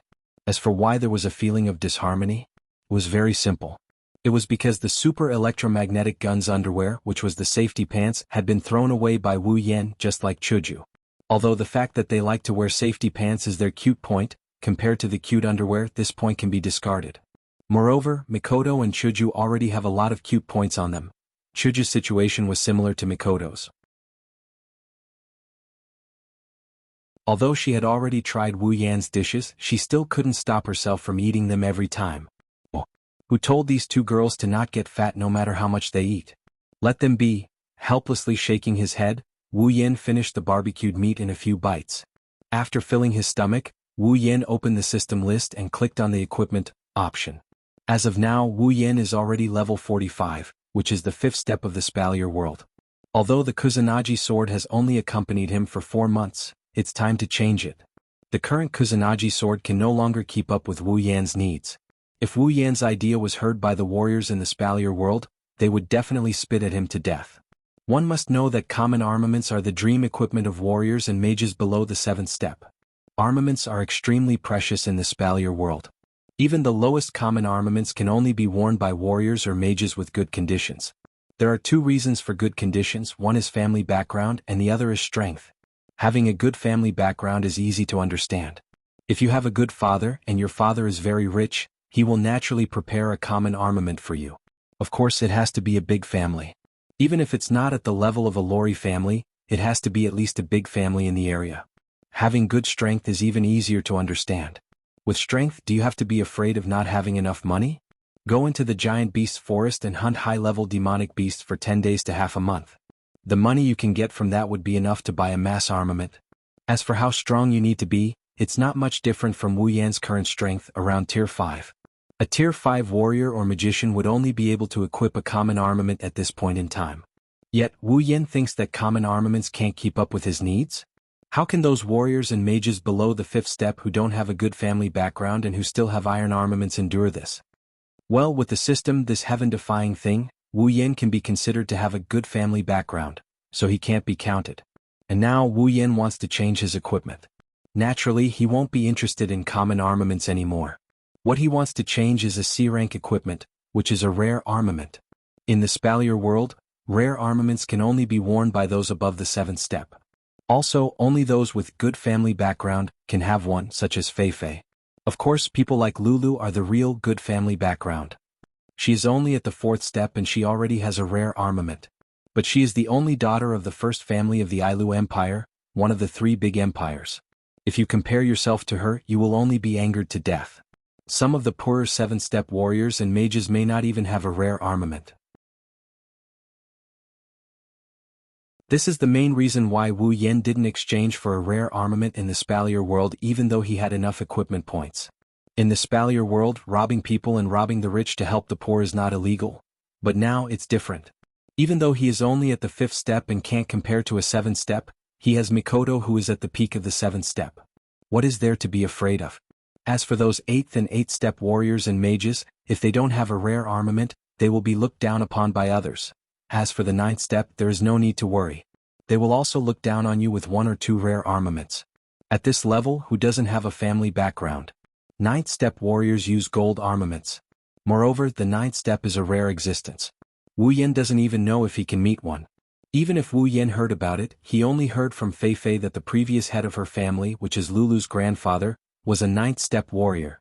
The number 1 family in an empire only has 1 tier 9 fighter.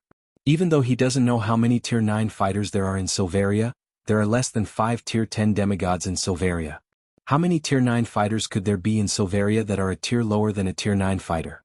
So now is the time to exchange for a rare armament. Even Lulu, that half-natural girl, has a rare armament. If he doesn't have one, wouldn't that be embarrassing? Under the watchful eyes of the 2 girls who are munching on their food, Wu Yan flipped through his system inventory and started looking for equipment. D-tier equipment is automatically ignored since he doesn't need them anymore. He's mainly looking for C-tier equipment. As for B-tier equipment, sorry, he's embarrassingly short on funds. With Kendo Mastery and Chaotic Return to Horizon Dance, Wu Yan naturally looked for sword-type equipment. Katanas like the Kusanagi sword are also included. After looking for a few times, Wu Yan's eyes lit up and stared at one of the equipment. Shana of the Nippon Den, C grade from the Blazing Eyes Shana, the Blazing Eyes Crusader Shana's Noble Phantasm points, 20,000 equipment points. This is it. Not for anything else, just because it is Shana's weapon, that is. Wu Yan tapped on the list and a simple katana and a scabbard appeared in his hand. A mysterious aura surrounded the sword, attracting the attention of Mikoto and Chuju. The hilt of the sword was black, but the end of the hilt was golden. The black guard was a square with 4 corners missing, and the middle was empty, connecting the hilt and the blade. The blade was bright silver, and in terms of color, it was much brighter than the Kusanagi no Tsurugi sword. As for the scabbard in Wu Yan's other hand, it is completely black. Wu Yan nodded with satisfaction. Wu Yan is quite familiar with this katana that can be turned into a sword or a sword. The blade is relatively small, so it is easy to control. Although it is not easy to hit, it is light and convenient. Tightening his grip on the sword, he swung it with all his might. The bright silver blade flashed with white light in the air.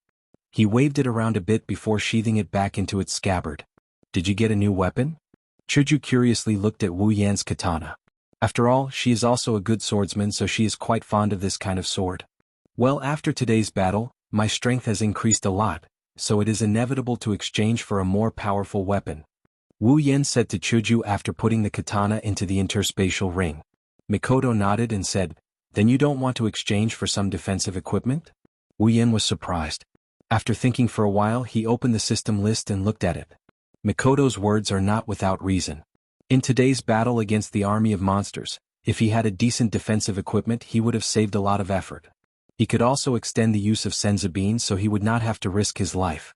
Of course, Wu Yan does not like to wear armor. Not only is it heavy, it is also not in line with his concept. So Wu Yan looked at the system list with a nonchalant attitude. But then again, he really did find a suitable one. Mental Dragon Armor, rank C, formless, weightless, exists in the form of a concept. When the wearer is attacked, a formless dragon-shaped armor will burst out. Completely immune to attacks below level 50, weakens attacks below level 60. Equipment points, 30,000. Wu Yan was delighted. Formless? Weightless. That's good. Now I don't have to carry a piece of armor everywhere, and I don't have to worry about its weight. Wu Yan immediately took it off. A ray of light shot out from the system list and shot into Wu Yan's forehead. At the same time, Wu Yan felt a floating dragon-shaped armor in his mind. It is the mental dragon armor. It usually stays here. Only when Wu Yan is attacked will it appear and block the damage for Wu Yan. After exchanging for 2 rank C equipment, Wu Yan only has 1,000 points left. Wu Yan's mood is very good. Only a little bit of regret. Wu Yan said with regret, "Mikoto, if only I still have some equipment points. I'll help you exchange for one too." Mikoto waved her hand casually. "No need. I don't need any equipment. Esper power is enough." "That won't do," Wu Yan said with dissatisfaction. "What if we go to the Spalier world and meet the real strong?" Chuju raised her head when she heard this. "Yan, are you guys going to leave this world?" Wu Yan and Mikoto both choked on their saliva. Wu Yan looked at Chuju with annoyance. "What do you mean we're going to leave this world? We're not dead yet. You know that's not what I mean." Chuju shouted excitedly. Wu Yan smiled and looked at Chuju. He half-jokingly said, "Don't worry. When we get there, I'll summon you. Of course, when that time comes, our lives will be fused together. If I die, you won't be able to live." Hearing this, Hinagiku finally smiled happily. "Then let me protect you." Wu Yan blanked out for a bit before he became speechless. Is this a declaration to raise a gigolo? Please give me an explosion votes. Rewards. Click. Collection. Comment. Urgent urgent urgent urgent. LT/AGT. LT, AGT. LT/AGT.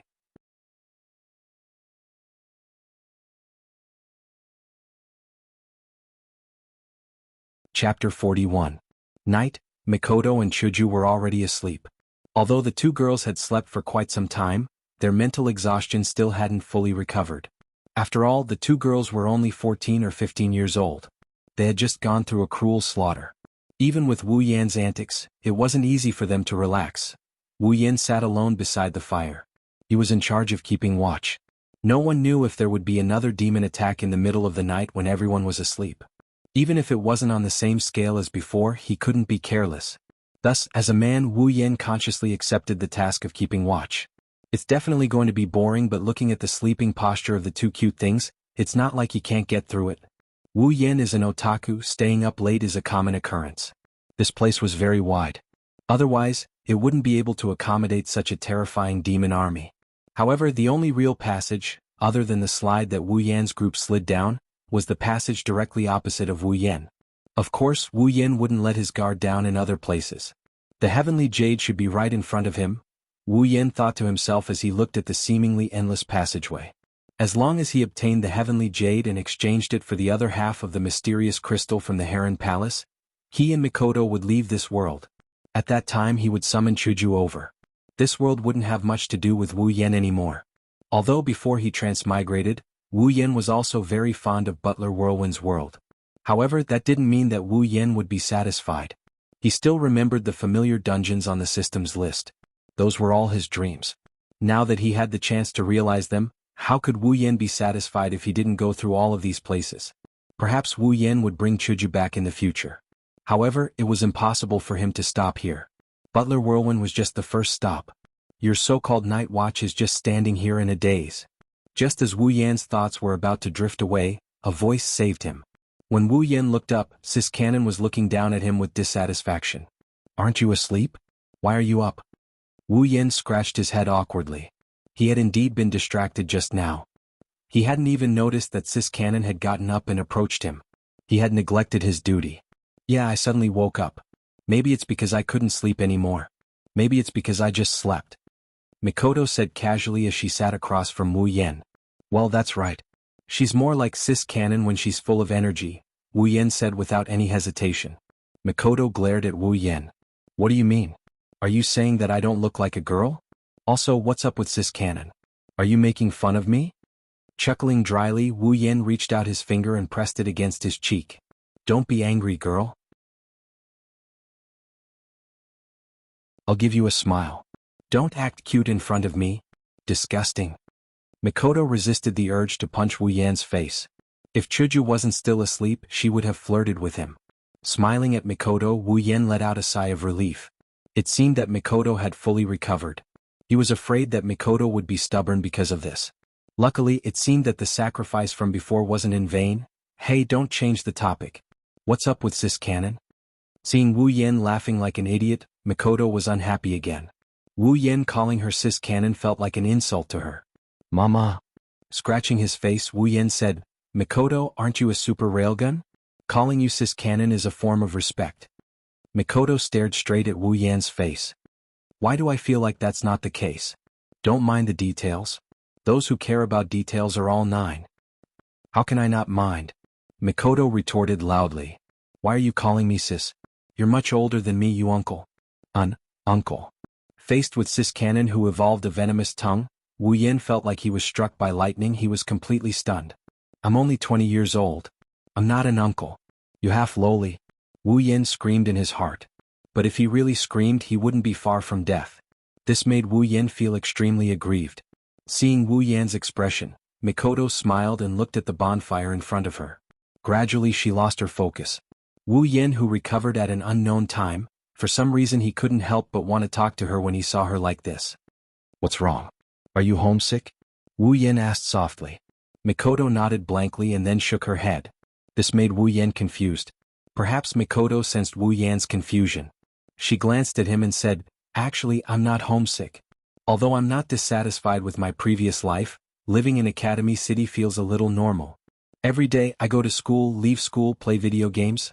Maybe it was because of her life fusion with Wu Yan or because she had no one to talk to. Mikoto felt like she had to get it off her chest. And in this world there are a lot of exciting things.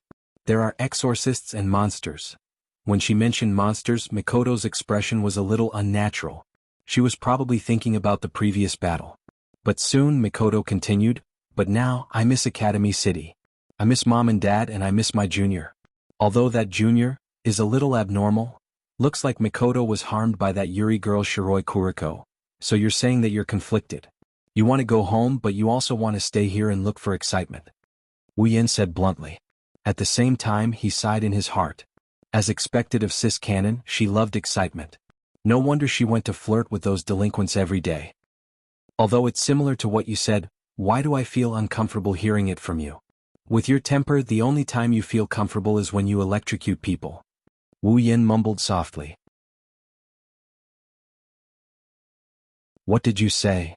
Nothing. Wu Yen shook his head after being glared at by Mikoto. Mikoto pouted unhappily and turned her head away. Out of sight, out of mind. Was life in Academy City normal? Wu Yen sighed in his heart. He didn't know how to tell Mikoto about that. About the Misaka sisters. The system already said that if the character Wu Yen summons didn't enter the world of that character, then the character he summons will be the same as the character from the day before the start of the storyline. Although he didn't know if the day before the storyline began was the time in the Super Railgun or the time in the Forbidden World, Mikoto didn't know about the existence of the Misaka sisters. It could be seen from the original novel that this kind-hearted girl regarded the Misaka sisters as important.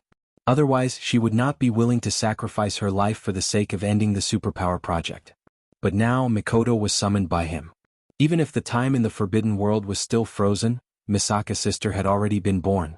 How many of the Misaka sisters died on the day before the storyline began? Even Wu Yen didn't know.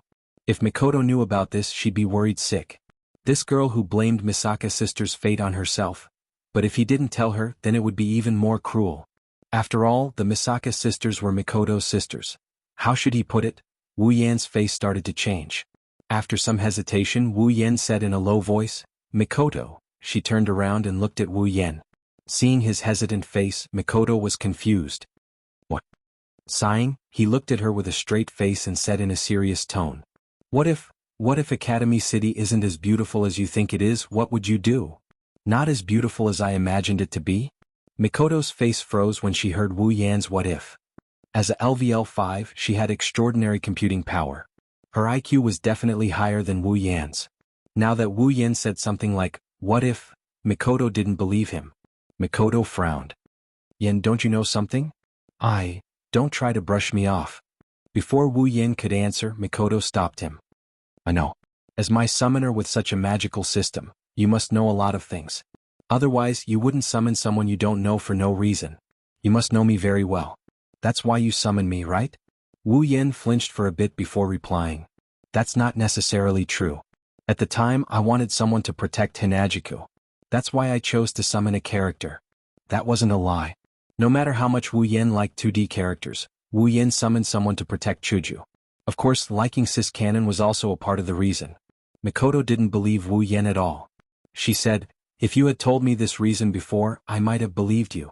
But after this period of time, Yen, I realized that every word and every action you took with me was targeted. I don't believe that you can understand a newly summoned character to this extent. Or maybe it's the system that sent me your information. Just like how you had my information back then. Mikoto laughed at Wu Yan's words. She said, after your explanation, I'm even more certain that you already knew a lot about me before you summoned me. Wu Yen looked at Mikoto blankly. He couldn't help but laugh bitterly. You're trying to trick me? Tell me, Yen. Mikoto widened her tea-colored eyes and said sternly, why did you say that Academy City isn't that great? Wu Yen felt a headache coming on. Under Mikoto's watchful gaze, he fell silent for a moment before he slowly spilled the beans. About the clones, the Misaka sisters, Accelerator, and the Aptitude Project. As Wu Yen spoke, Mikoto's face turned green. Her eyes were filled with anger. When Wu Yen talked about the Aptitude Project, Mikoto's face turned pale. When Wu Yen finished, Mikoto lowered her head. It's all my fault. Mikoto looked up at the ceiling. Her eyes were empty. I knew it would be like this. Wu Yen stood up abruptly and walked to Mikoto's side. Then he pulled her into his arms. Mikoto was shocked and quickly regained her senses. She wanted to struggle, but Wu Yan's voice slowly entered her ears. Mikoto couldn't help but stop. There's nothing wrong with being kind, Mikoto. You have to face reality. Don't worry, right now the time in your world has stopped. The sisters will be fine for the time being. Once we become strong enough to defeat Accelerator, we'll go back and save them. Mikoto fell silent after hearing Wu Yan's words. Until a certain moment when he felt the person in his arms nod, Wu Yan smiled.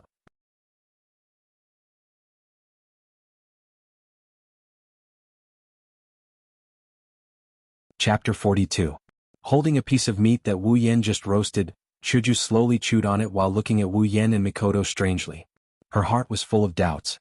Ever since she woke up, Chuju felt that the atmosphere between the two was a little different. Chuju didn't see anything wrong with Wu Yan's words. When it's time to roast meat, he'll roast meat. When he speaks, he's still so casual. But Mikoto's behavior is really strange. Every time Wu Yan looks at Mikoto, it wouldn't take more than 2 seconds for Mikoto to turn her head away, not daring to look at Wu Yan. Whenever Wu Yan turns his head away to do something else, Mikoto would sneak a peek at him, and in less than 2 seconds, she would shake her head like crazy and look away. Although she said she looked away, it didn't take long for her to look at Wu Yan again. Then she looked away and looked at him again. She didn't get tired of repeating the same thing. Such unnatural behavior made Chuju feel like a kitten was scratching her heart. She couldn't wait to ask what happened. After everyone finished eating, Wu Yan pointed at the fire ring and the fire suddenly disappeared. Wu Yan picked up the fire ring and threw it into his space ring. Then he turned to the two girls. "Alright, let's go. There shouldn't be many monsters left in this place. After all, the number of monsters we killed yesterday wasn't small." Wu Yan's words reminded Mikoto and Chuju of the monsters that piled up into a mountain. Both of them nodded solemnly. Seeing the two girls' reaction, Wu Yan's expression didn't change, but he was actually very happy. If the two girls didn't get used to it, then it would be really bad for the next battle. "There's only one passage here." Wu Yan pointed at the wide road in front of them. "So we can only go forward. Let's go quickly find that jade of the heavenly palace, and then leave this damned place," Mikoto said with a little excitement. Not only because they could leave this place after finding the jade of the heavenly palace, but more importantly, there must be demons and ghosts ahead. And demons and ghosts meant experience. After Wu Yan's explanation and consolation, Mikoto looked like she didn't care about Misaka's sister anymore. But in reality, she had already taken this matter to heart. Even though Wu Yan had said that his world was still in a frozen state, that time had stopped, and that nothing would happen to his sisters, Mikoto was still worried. She only wanted to become stronger as soon as possible, to become stronger than Accelerator. That way she would be able to save her sisters. Of course, being anxious is unavoidable. Wu Yan is already very satisfied. Compared to the original work where Mikoto looked helpless and hopeless, the current Mikoto's performance is undoubtedly much better. Part of the reason was because time had stopped, another part was because it wasn't as hopeless as the original. In the original work, Mikoto wanted to save her sister, but she couldn't. Even though Mikoto was the third and Accelerator was the first, it didn't seem like a big difference, but it was actually wrong. The difference between them was like heaven and earth. In the original, Mikoto had a simple fight with Accelerator in order to save one of the Misaka sisters. But under Accelerator's overpowered strength, Mikoto lost miserably in his hands. Plus, there were people from the council behind the scenes. Because of this, Mikoto wanted to use the method of suicide to save her sisters. But now it's different. Mikoto, who couldn't beat Accelerator before, has become Wu Yan's summon. As long as there are enough battles, Mikoto will continue to grow stronger until she surpasses Accelerator. As for the Misaka sisters, after Mikoto pushed him away with a red face last night, Wu Yan spent the whole night explaining the inside story to her, including the real purpose of the Misaka sisters being used, Alistair's plan, and the support of the council. This made Mikoto feel a bit dejected. Becoming the enemy of the entire Academy City, the place you've been living in all your life, it's unbearable. Of course, Mikoto has already prepared herself. Even in the original, she had this kind of determination, let alone now. But this also made Mikoto understand that as long as she can defeat Accelerator, at least for a short period of time, the sisters will be fine. Alistair won't let anything go wrong with his plan, this much is certain. As for what to do after defeating Accelerator, Wu Yan assured her that the system will find a way to deal with it. Mikoto was relieved. Without a doubt, compared to the original Mikoto who fought to the end by herself, the current Mikoto has someone whose life is intertwined with hers as her shield. She has someone she can absolutely trust to help her. She's undoubtedly much happier. But still, it's good to be strong. Under Mikoto's impatient urging, the three once again embarked on their journey to find the heavenly jade. The environment is the same as before, there are rocks and walls everywhere, there isn't even a drop of water. The three walked on a path that could easily become boring to the eyes, but the vigilance in their hearts didn't decrease at all.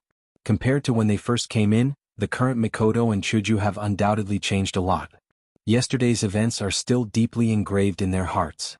That kind of battle where it's either you die or I live has toughened up their hearts a lot. But there's still one thing they're not used to.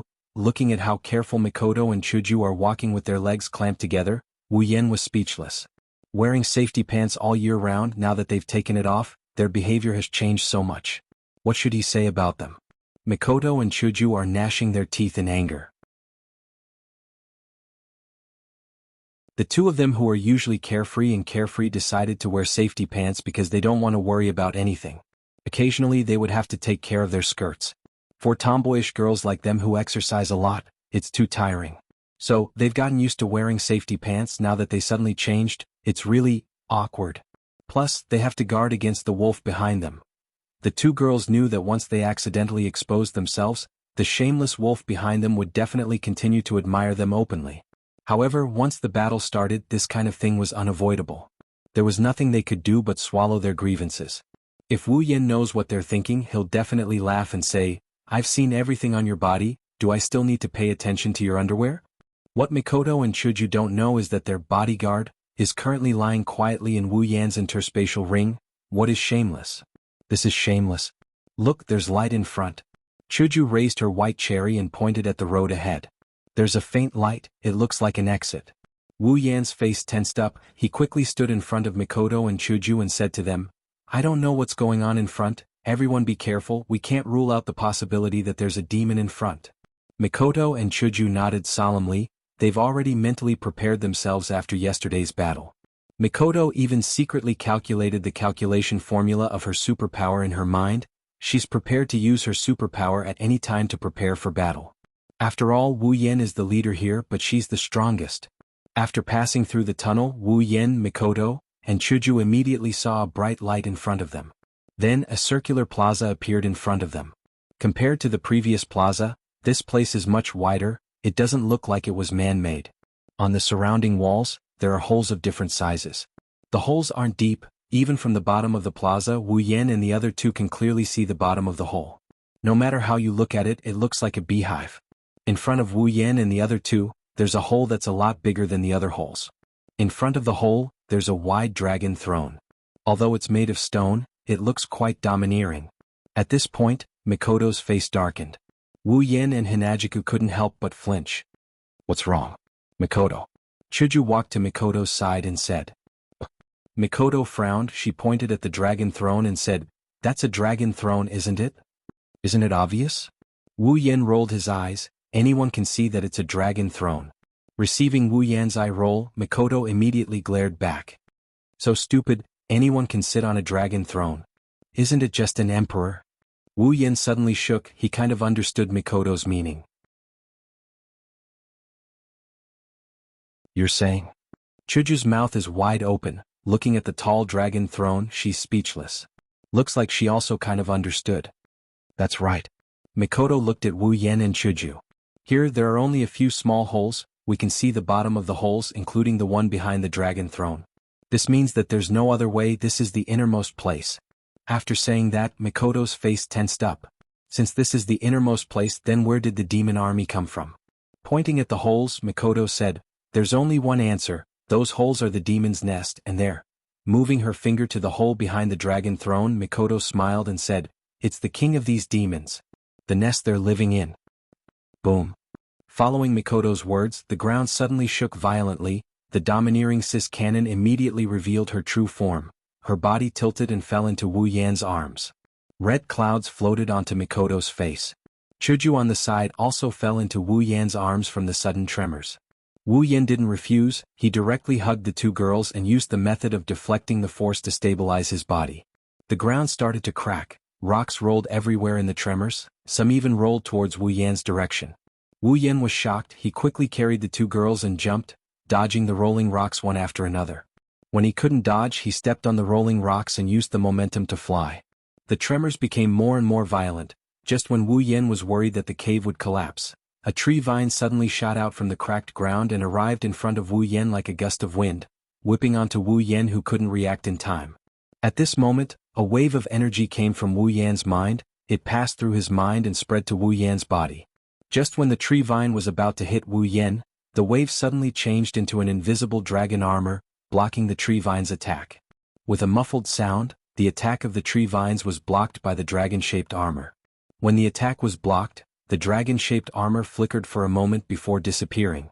Only then did Wu Yan react. He quickly stepped on the tree vine, somersaulted in the air and landed on the ground, a drop of cold sweat dripping down his forehead. If it wasn't for the mental dragon armor, he would have been seriously injured just now. Failing its attack, the tree vine retreated, but more tree vines started to shoot out from the ground. In the blink of an eye, hundreds of tree vines shot out. A giant tree rose from the center of the tree vines. There was a face on the tree trunk. It was gaping at Wu Yan and the girls. This is a tree demon? Or a tentacle monster?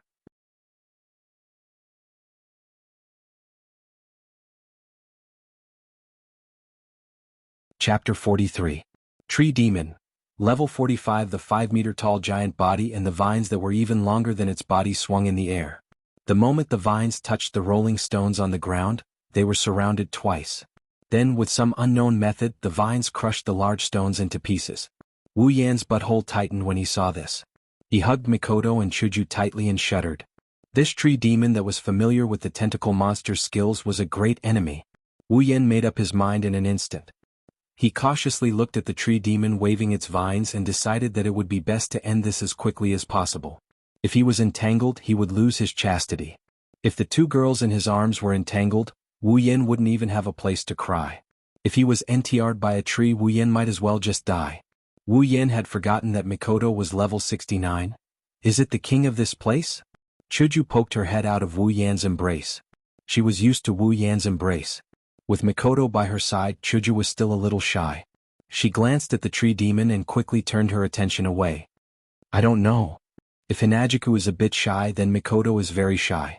This isn't the first time Wu Yan hugged her, but the first time was when her mental state was a bit off after the massacre.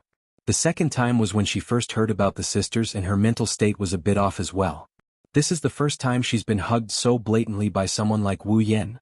Wu Yan didn't think too much about it. Let's not talk about hugging them, he even bathed them. What's there to be concerned about? He only cares about this tentacle treant, he can't wait to kill it. Ignoring the fact that it's a male nemesis, even if it isn't, Wu Yan still remembers the grudge he had with the Tree of Vines. If it wasn't for the mental dragon armor's immunity to all attacks below level 50, that whip would have rendered him impotent. How could Wu Yan not hold a grudge? You girls wait here, I will cut it into pieces first. Putting down the two girls, Wu Yan said this, making the two girls feel a bit weird. Did Yan Imo have a grudge against the tree demon? You don't need me to do it?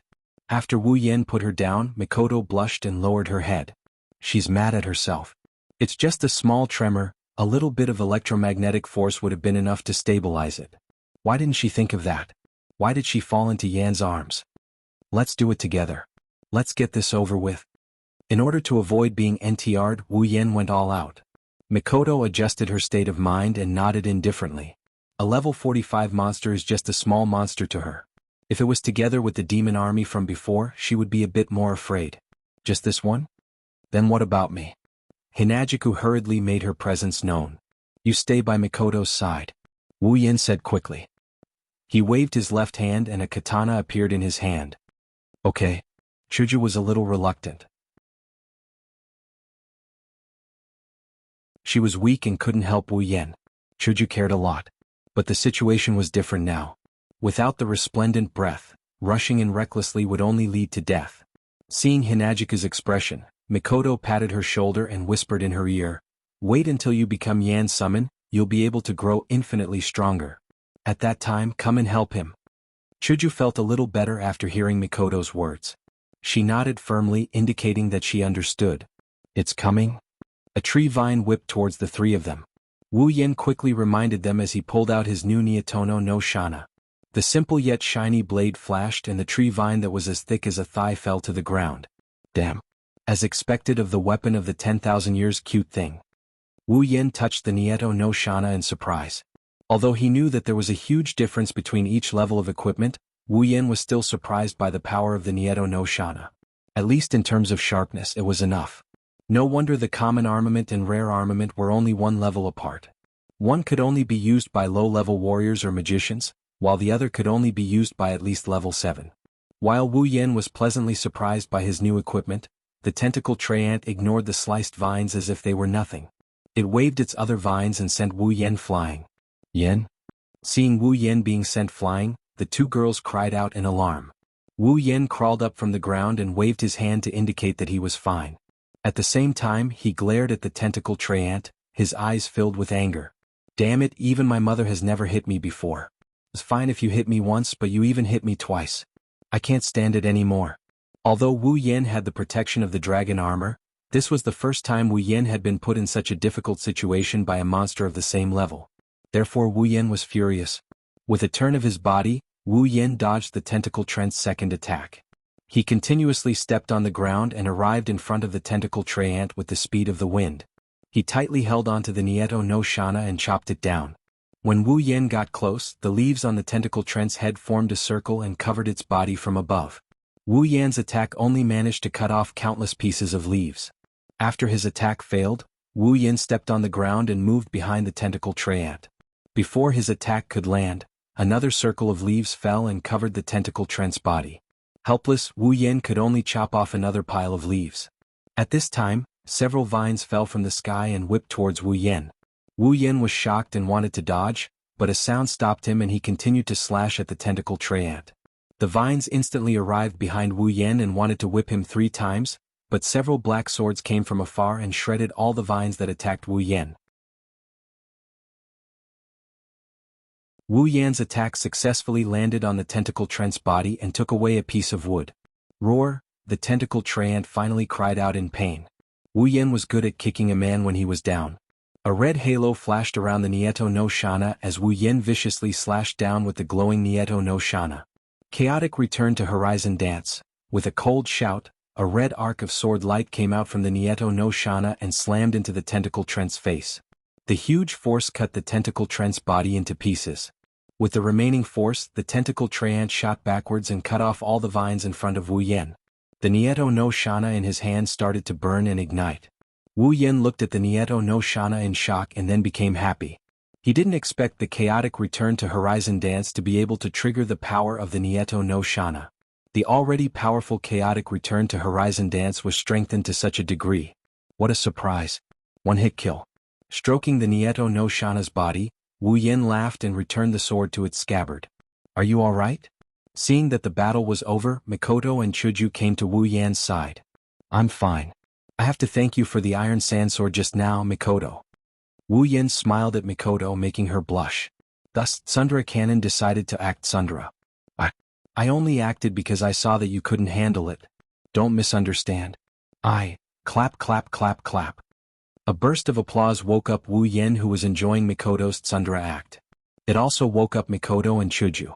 Everyone looked towards the source of the sound and felt their hairs stand on end. A man was sitting on the highest dragon throne. The man had super white skin like a frozen corpse. His long black hair reached his waist and his bangs covered one of his eyes. The other eye that was exposed outside of his hair was a snake's eye. King Orochi, level 50? Wu Yan's serious face fell. Orochimaru? Uncle Snake, don't tell me you also transmigrated? Or did you use the reincarnation technique to transmigrate into Butler Whirlwind? Looking at King Orochi sitting on the dragon throne, Wu Yan felt that he looked more and more like Orochimaru. If Wu Yan didn't ask the system before and knew that there were no transmigrators other than himself, Wu Yan would have thought that he was Orochimaru. Serpent King was still clapping his hands with an evil smile on his face. Interesting, really interesting. I didn't think that you guys would be able to break all my toys. It's a pity that there's nothing in this damned place. Otherwise I would definitely reward you guys. Wu Yan looked at King Orochi in shock. He was speechless. Does he feel like he's going to eat me to death? If I was alone, I might have been eaten to death by you. But here we have a girl who broke through the sky. Yan, look. While Wu Yan was speechless, Chuju suddenly exclaimed. She pointed at King Orochi's neck and shouted, Look, that's the heavenly jade. Wu Yan heard and quickly turned to look at King Orochi's neck. Indeed, there was a jade pendant on King Orochi's neck. It was swaying there. It looked exactly like the illustration handbook that Yi Cheng's mother showed them. Heavenly jade? So that's how it is. You're here for this jade tablet. Great Serpent King said with a look of realization on his face. As he spoke, he began to laugh out of the blue. Are you the king here? Mikoto took 2 steps forward and shouted at him. This level 50 guy was so arrogant that Mikoto was especially annoyed. That's right. King Orochi looked down at Wu Yen and the other 2 arrogantly. He stretched out his arms as if he was hugging something and said, I am the king here. The strongest Dragon King. Dragon King. Dragon. Chuju was shocked. Wu Yan's mouth opened wide. Even Mikoto, who could use the system to detect King Orochi's name, was stunned. She tried her best to hold back her laughter. She covered her mouth with force and looked like she was having a hard time holding it in. After hearing King Orochi's words, Wu Yan no longer treated him as Orochi Maru. This was because he had a strong Chinibyu aura on him. Wu Yan almost laughed out loud. This Chinibyu Orochi actually said that he was a dragon? Although it wasn't that he hadn't heard of dragons and snakes being family, and some fantasy novels and dramas didn't have scenes of snakes transforming into dragons, but for King Orochi to say that he was a dragon, that was a joke. Dragon, the legendary dragon, how could it be so white that it was about to enter the ground? How could a dragon be level 50? Alright, even those lizard-like dragons in the west wouldn't be so weak.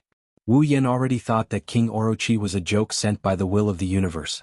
Of course, Wu Yan also spoke his own words honestly. Are you here to be funny? Wu Yan's words made Mikoto burst out laughing. Her hand that was covering her mouth moved to her stomach. She laughed so hard that Mikoto's tears almost came out. No, they already came out. Chuju looked at the laughing Mikoto and Wu Yan in confusion. What was going on? How dare you? King Orochi roared. How dare you look down on me, the great Dragon King? Mikoto laughed even harder after hearing King Orochi's words. Wu Yan couldn't help but burst out laughing. Seeing Wu Yan and Mikoto's reaction, King Orochi couldn't hold back his anger. King Orochi stuck out his tongue and licked his chin. His snake eyes glowed coldly as he looked at Wu Yan and the other 2. I've decided I'll grind your bodies into powder and use it as insect repellent for my dragon cave. I've decided to. Wu Yan announced with a smile as he raised the Neotono Shana in his hand. For the development of comedians, I've decided to send you to hell to show off your talents.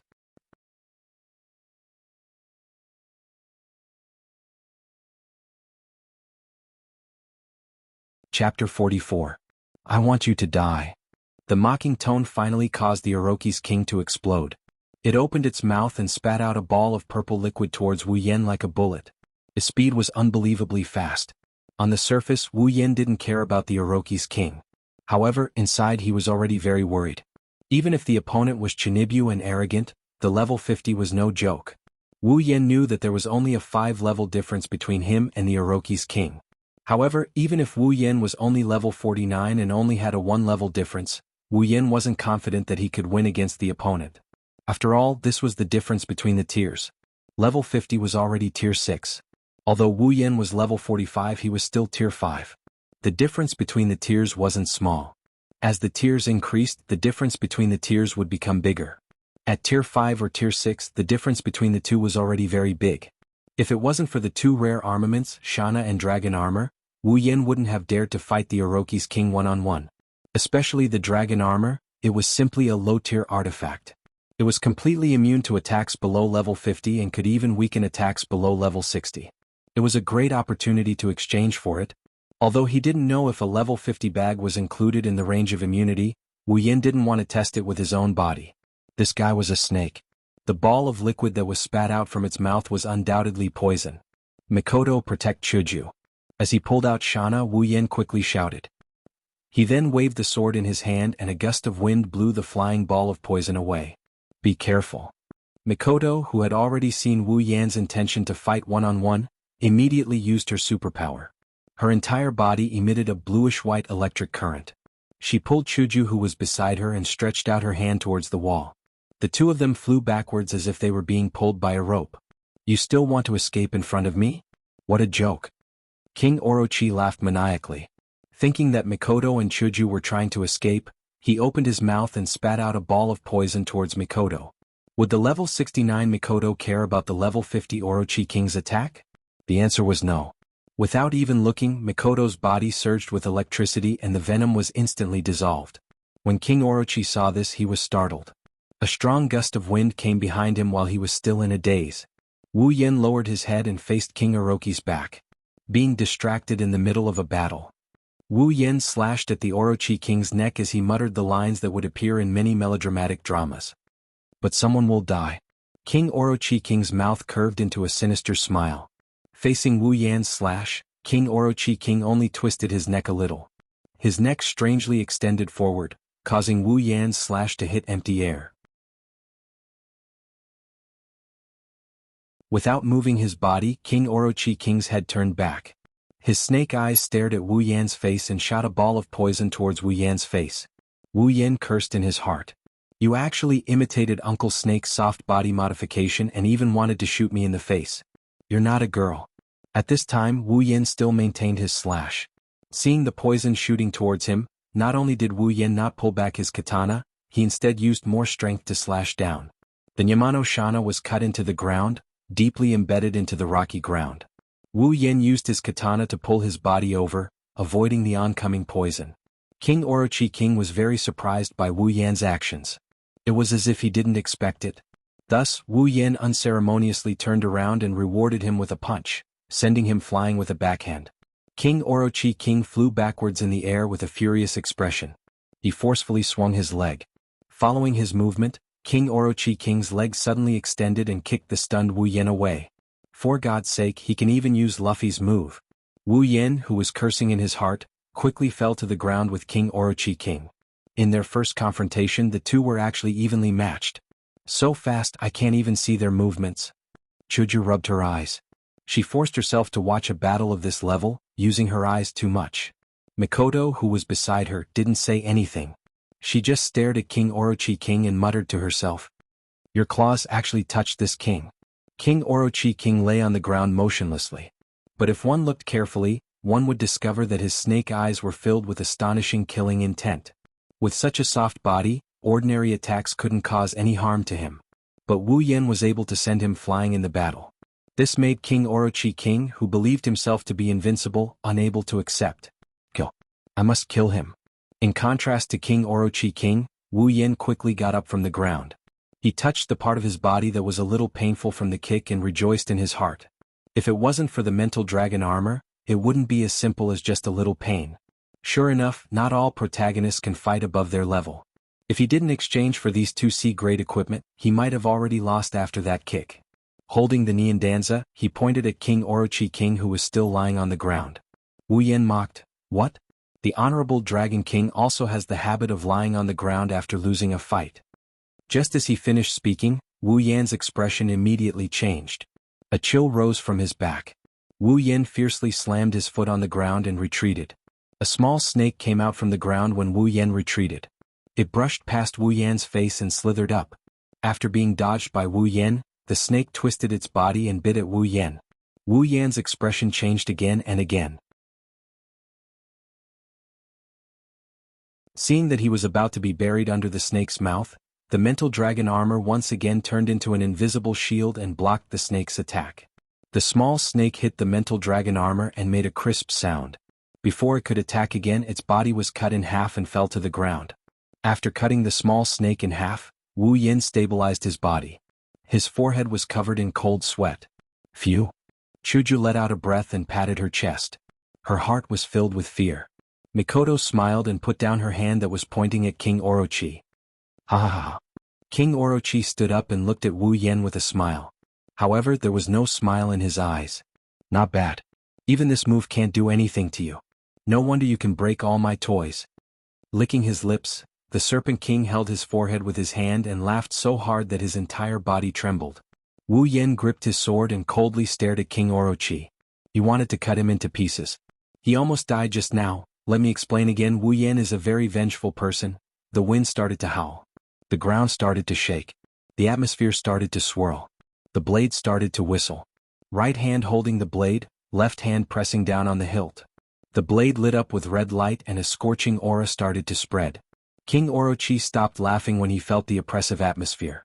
His face darkened and his body started to tense up. It's funny, isn't it? Wu Yan said faintly and then chuckled. Well then, let's see if you can still laugh after this. Wu Yan's body turned into a blur and he appeared in front of King Orochi. Chaotic return. His cold eyes stared at King Orochi. King Orochi narrowed his snake eyes and the blade flashed in front of him. Horizon dance, bang, with a loud explosion. A red light shrouded the area where Wu Yen and Orochi King are standing. Dust and pebbles were blown into the air by the explosion. The ground around them cracked and turned into a barren wasteland. Ah! Chuju and Mikoto were shocked. They quickly covered their faces with their hands to block the wind and dust. They tried to open their eyes to see what was going on. A corner of the dust cloud protruded out of the cloud of dust. Not long after, Naruto King flew out of the cloud of dust. Wu Yen followed closely behind as he arrived in front of Naruto King. He raised his knee and rammed it into Naruto King's abdomen. Wah! King Orochi's eyes popped out. He opened his mouth wide and spat out a mouthful of saliva. Then he was pushed to the ground by Wu Yen. He slammed into the wall and a human figure was blasted out. After getting his revenge, Wu Yen felt a wave of satisfaction wash over him. After the buff from Horizon Dance, the power of chaotic return to Horizon Dance had reached a new level. Wu Yen was very satisfied with its power and momentum. If Wu Yen could use the art of freedom, it might be even stronger. After all, Horizon Dance was a noble artifact of the Flame Mist Warriors. If Wu Yen wasn't fighting against someone of a higher rank, he would have killed King Orochi with one move. You damned ant. King Orochi was furious. Ever since he became the king of this place, he had never suffered such a loss before. In his rage, King Orochi opened his mouth wide. Venom shot out like a machine gun towards Wu Yen. The overwhelming amount of venom blocked Wu Yan's path. Wu Yan's eyes focused. He gently twisted his body and rushed towards King Orochi. He waved the long sword in his hand and scattered the venom. Wu Yen, who had the sword mastery, had calculated every move carefully. Not only did he block King Orochi's venom attack, but he also opened a path for himself. After Horizon Dance knocked away the venom, the blade was still silver. It was not affected by the venom that could melt human bones. Wu Yen immediately approached King Orochi. Die. His hands turned into two huge Orochi's mouth. King Orochi grinned as he attacked Wu Yen. The mental dragon armor appeared and blocked the two huge snake mouths. Wu Yen already knew that he could not be completely immune to a level 50 attack. However, he could still weaken it. Therefore, Wu Yen ignored the residual force of King Orochi's attack and allowed it to hit him. His body shook slightly. Wu Yan's footsteps paused for a moment. He then continued to attack King Orochi as if nothing had happened. He arrived in front of him at 0 distance. What? King Orochi looked at Wu Yen in shock. In an instant, Wu Yen waved the long sword in his hand. The red sword light descended once again. Chaotic returned to Horizon Dance. After King Orochi was completely smashed into the wall, Wu Yen laughed. Just as he was about to withdraw his sword and retreat, a fist suddenly reached out from the wall and sent Wu Yen flying. With his other hand, King Orochi slowly walked out from the wall. Many years ago he was only a slightly stronger snake demon. After being sealed in this place, he was humiliated and bullied by countless older demons. They were stronger than him, so the Great Serpent King could only endure with all his might, all so that one day, he could stand at the top and kill all the creatures that dared to offend him. Gradually as time passed, the Great Serpent King grew stronger and stronger. In this place filled with powerful yaos, the Great Serpent King kept on fighting until he killed all the yaos that had bullied him in the past. Then he became invincible and became the king. I am invincible. Kill. Kill. Kill. King Orochi twisted his body and a low voice filled with killing intent spread out. Kill. Kill. Kill. Kill. Kill. Kill. Kill. Kill. The low voice turned into a violent roar. The powerful sound waves shook the stone walls. A powerful aura rose from King Orochi's body, causing Wu Yen to be shocked. Bang! King Orochi's body suddenly exploded into pieces. A green light flew out from the broken body and into the air. The light grew brighter. Wu Yen, Chuju, and Mikoto couldn't help but close their eyes. A huge snake head peeked out from the light and looked at the shocked Wu Yen on the ground. The snake opened its mouth and let out a loud roar, sound, shaking the earth.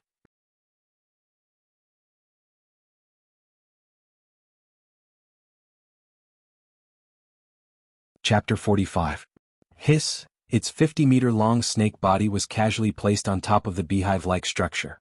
Its 2-meter-thick snake head that looked like the head of a dinosaur swayed lightly.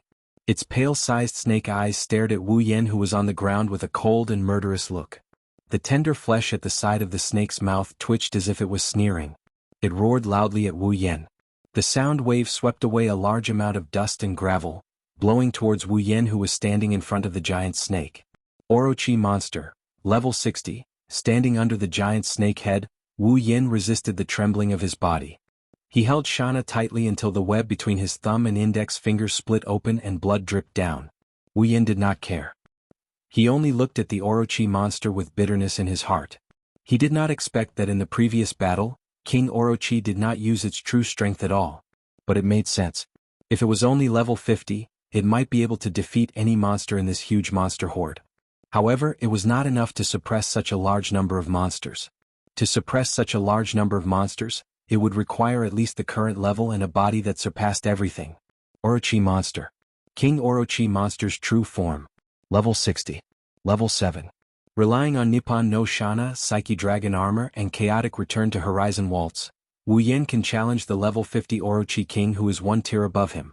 Furthermore, with Psyche Dragon Armor and Chaotic Return to Horizon Waltz and Nippon no Shana's attack power, Wu Yan can slay the Orochi King.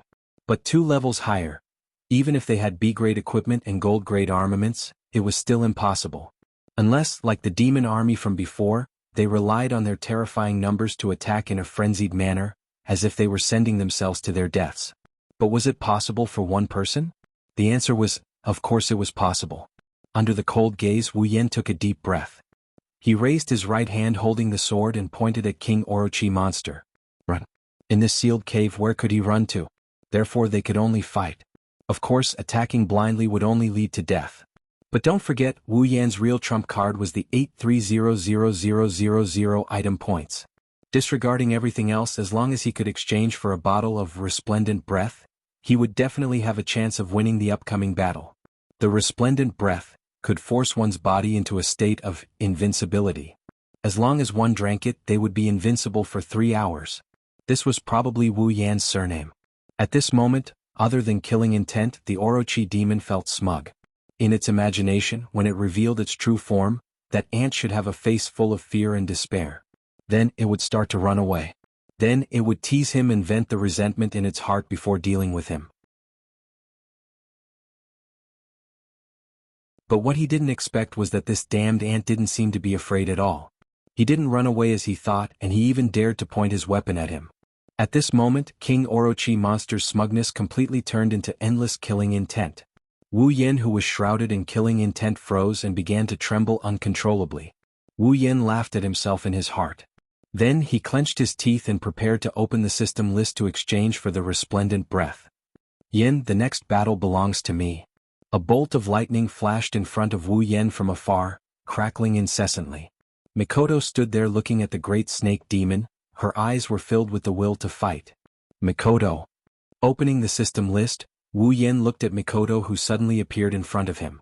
His heart was filled with joy. Yes, there's still Mikoto. I'm not alone. But, can you kill it? Wu Yan hesitantly took a few steps forward and asked in a low voice. Mikoto closed her eyes. She knew that Wu Yan wasn't asking if she could kill Orochi monster, but if she dared to kill Orochi monster. But Mikoto immediately opened her eyes again. It's not a human. It's just a monster that harms people. I will kill it. Wu Yan muttered in his heart and looked at Mikoto. Can you do it?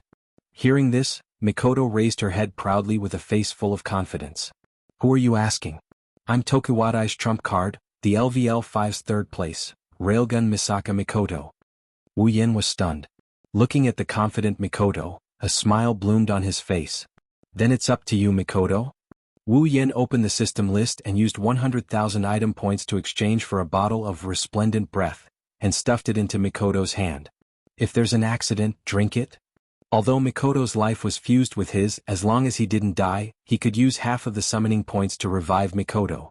But Wu Yan had subconsciously forgotten that in his heart, Mikoto was just a girl who needed to be doted on. Mikoto wanted to use this excuse to reject Wu Yan, but when she saw the serious look in Wu Yan's eyes, her heart skipped a beat. She quickly turned her head and touched the potion bottle in her hand. She drank it once, so she naturally knew what it was. She put it in her pocket and nodded. Be careful. Waving her hand, Mikoto looked at the snake demon that was getting more and more irritable. Blue and white electric sparks flashed again. The electric current covered her body, and the ends of her brown hair fluttered. Cool. Free and easy. Wu Yen couldn't help but glance at her. Then he kicked off the ground and moved to Chuju's side.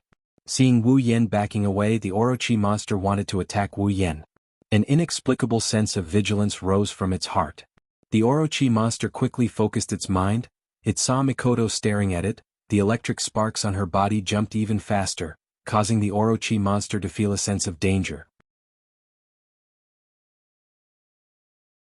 Seeing this, the Orochi monster understood that the most threatening thing here wasn't Wu Yen, but the girl in front of it. "Yen, how are you?" Chuju moved closer to Wu Yen and asked silently. Wu Yen shook his head. "I'm fine, but it's up to Mikoto now." Hinajiku nodded solemnly. She couldn't see Mikoto's and the Great Snake Demon's level, so she didn't know how Mikoto would win against such a monstrous monster. However, since Wu Yen chose to believe in Mikoto, then she would also choose to believe in her comrades. As the electric sparks flashed on Mikoto's body, the Orochi monster's sense of danger intensified. The Orochi monster believed that this little girl was definitely in existence that could kill it. The sense of danger had completely overtaken its self-esteem. Normally, if a little girl dared to stand in front of it and provoke it like this, the Orochi monster would have killed her without a word. But although it was a little arrogant, it wasn't an idiot. The sense of danger in its heart told it that if it underestimated the girl in front of it, it would definitely die. Thus, the Orochi monster retracted its killing intent and focused its thoughts. The gloomy aura on its body began to fluctuate.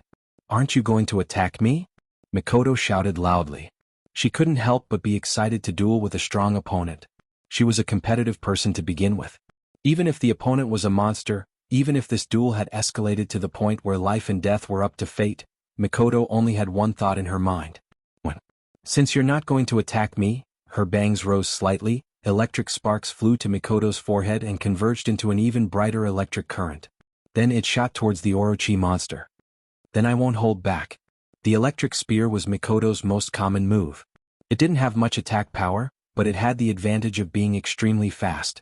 Under Mikoto's command, the electric spear caused a series of sonic booms wherever it passed. Before the monster could react, the electric spear had already hit the Orochi monster's snake head. The Orochi monster only saw a flash of blue and white light, and then a sharp pain came from its head. In front of its huge body, the electric spear's attack power could only cause it a little pain, but it was enough to numb it.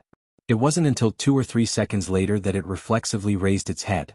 However, at the same time the Orochi monster raised its head, another electric current just happened to pass through its head. The Orochi monster raised its head just in time to deliver its own head. The electric spear hit the Orochi monster's eye. This wasn't just a momentary numbness. The eyes were the weakest part of the human body, even for monsters. Therefore, when the electric spear pierced the Orochi monster's eye, the pain was transmitted to the Orochi monster's brain, and a mournful snake hiss sounded. One of the snake's eyes was already closed and blood was flowing down. The Orochi monster shook its head in pain, but it exposed more of its weakness to Mikoto. Mikoto smiled lightly and slowly raised her hands. In the midst of the electric current explosion, a wave of black sand flowed out from the ground, forming a black wave. Iron sand. A derivative of Mikoto's superpower, using electricity to generate electromagnetic force to control the iron sand, and then using it to attack. Seeing that the Orochi monster had stepped into her trap, Mikoto pulled her hand, and the iron sand wave suddenly surged, forming iron sand swords above Mikoto. Only when there were over 100 iron sand swords, all the iron sand was formed. Over 100 iron sand swords were pointed at the Orochi monster, and each of them was violently vibrating like a chainsaw. Mikoto activated her superpower, and the iron sand swords shot out, piercing through the Orochi monster's scales, and piercing its huge body. Hiss! The iron sand swords pierced through the Orochi monster's body like black needles, and Orochi monster howled in pain. Blood flowed out from its wounds and covered the iron sand swords, dyeing them red. So strong. Chuju covered her mouth to stop herself from screaming. She knew that Mikoto was strong, and she could tell from the previous battle between humans and monsters. However, Chuju still underestimated Mikoto's strength. After becoming Yan Summon, can I also be this strong? Chuju looked at Mikoto in a daze, and then looked at Wu Yen who was watching Mikoto fight with a smile. Chuju's eyes became resolute. I must be this strong. I must. Wu Yen, on the other hand, had another thought in his mind. He didn't expect the difference between Mikoto and Orochi monster to be so huge. Of course, Mikoto was level 69, and Orochi monster was level 60. There was a gap of 9 levels between the two. Although it wasn't as big as the difference in tiers, it was still a big gap. If Mikoto was a peak Type 7 powerhouse on the verge of breaking through to the Type 8 realm, then the Serpent Demon was a newly ascended Type 7 powerhouse that had just broken through to the Type 6 realm. One was a peak Tier 7, the other a newly ascended Tier 7. It was clear who was stronger and who was weaker. What's more, Mikoto didn't hold back at all. This kind-hearted girl would usually restrain her superpower in order to prevent it from harming others. In the original work, Mikoto only used her full power against Fantasy Beast and Accelerator. Other times her superpower was at most LV4. If it wasn't for this, the original main character Kamijutoma wouldn't have been able to nullify all of Mikoto's attacks. That was lightning. Kamijutoma had the ability to nullify anything that didn't belong to the human world, and also had omen perception. But to put it bluntly, he was only LVL0. It was normal for him to block 1 or 2 attacks. Blocking 5 or 6 attacks could be considered putting his life on the line. But to block all of them, that was too unrealistic. The difference between LVL5 and LV4, Wu Yan conservatively estimated it to be the difference between Tier 7 and Tier 6. The difference in tiers isn't that easy to overcome. Right now the opponent was a monster, not a human. After experiencing a massacre, Mikoto had seen through things a lot. So, with her full power, killing an Orochi monster was more than enough. Wu Yan firmly believes in this point. Mikoto is just as confident.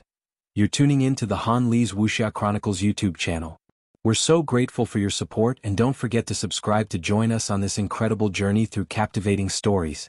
Your generosity through donations truly makes a world of difference, as it's the primary source of revenue that allows me to expand and enhance this channel for you. Thank you from the bottom of my heart for being a part of this adventure.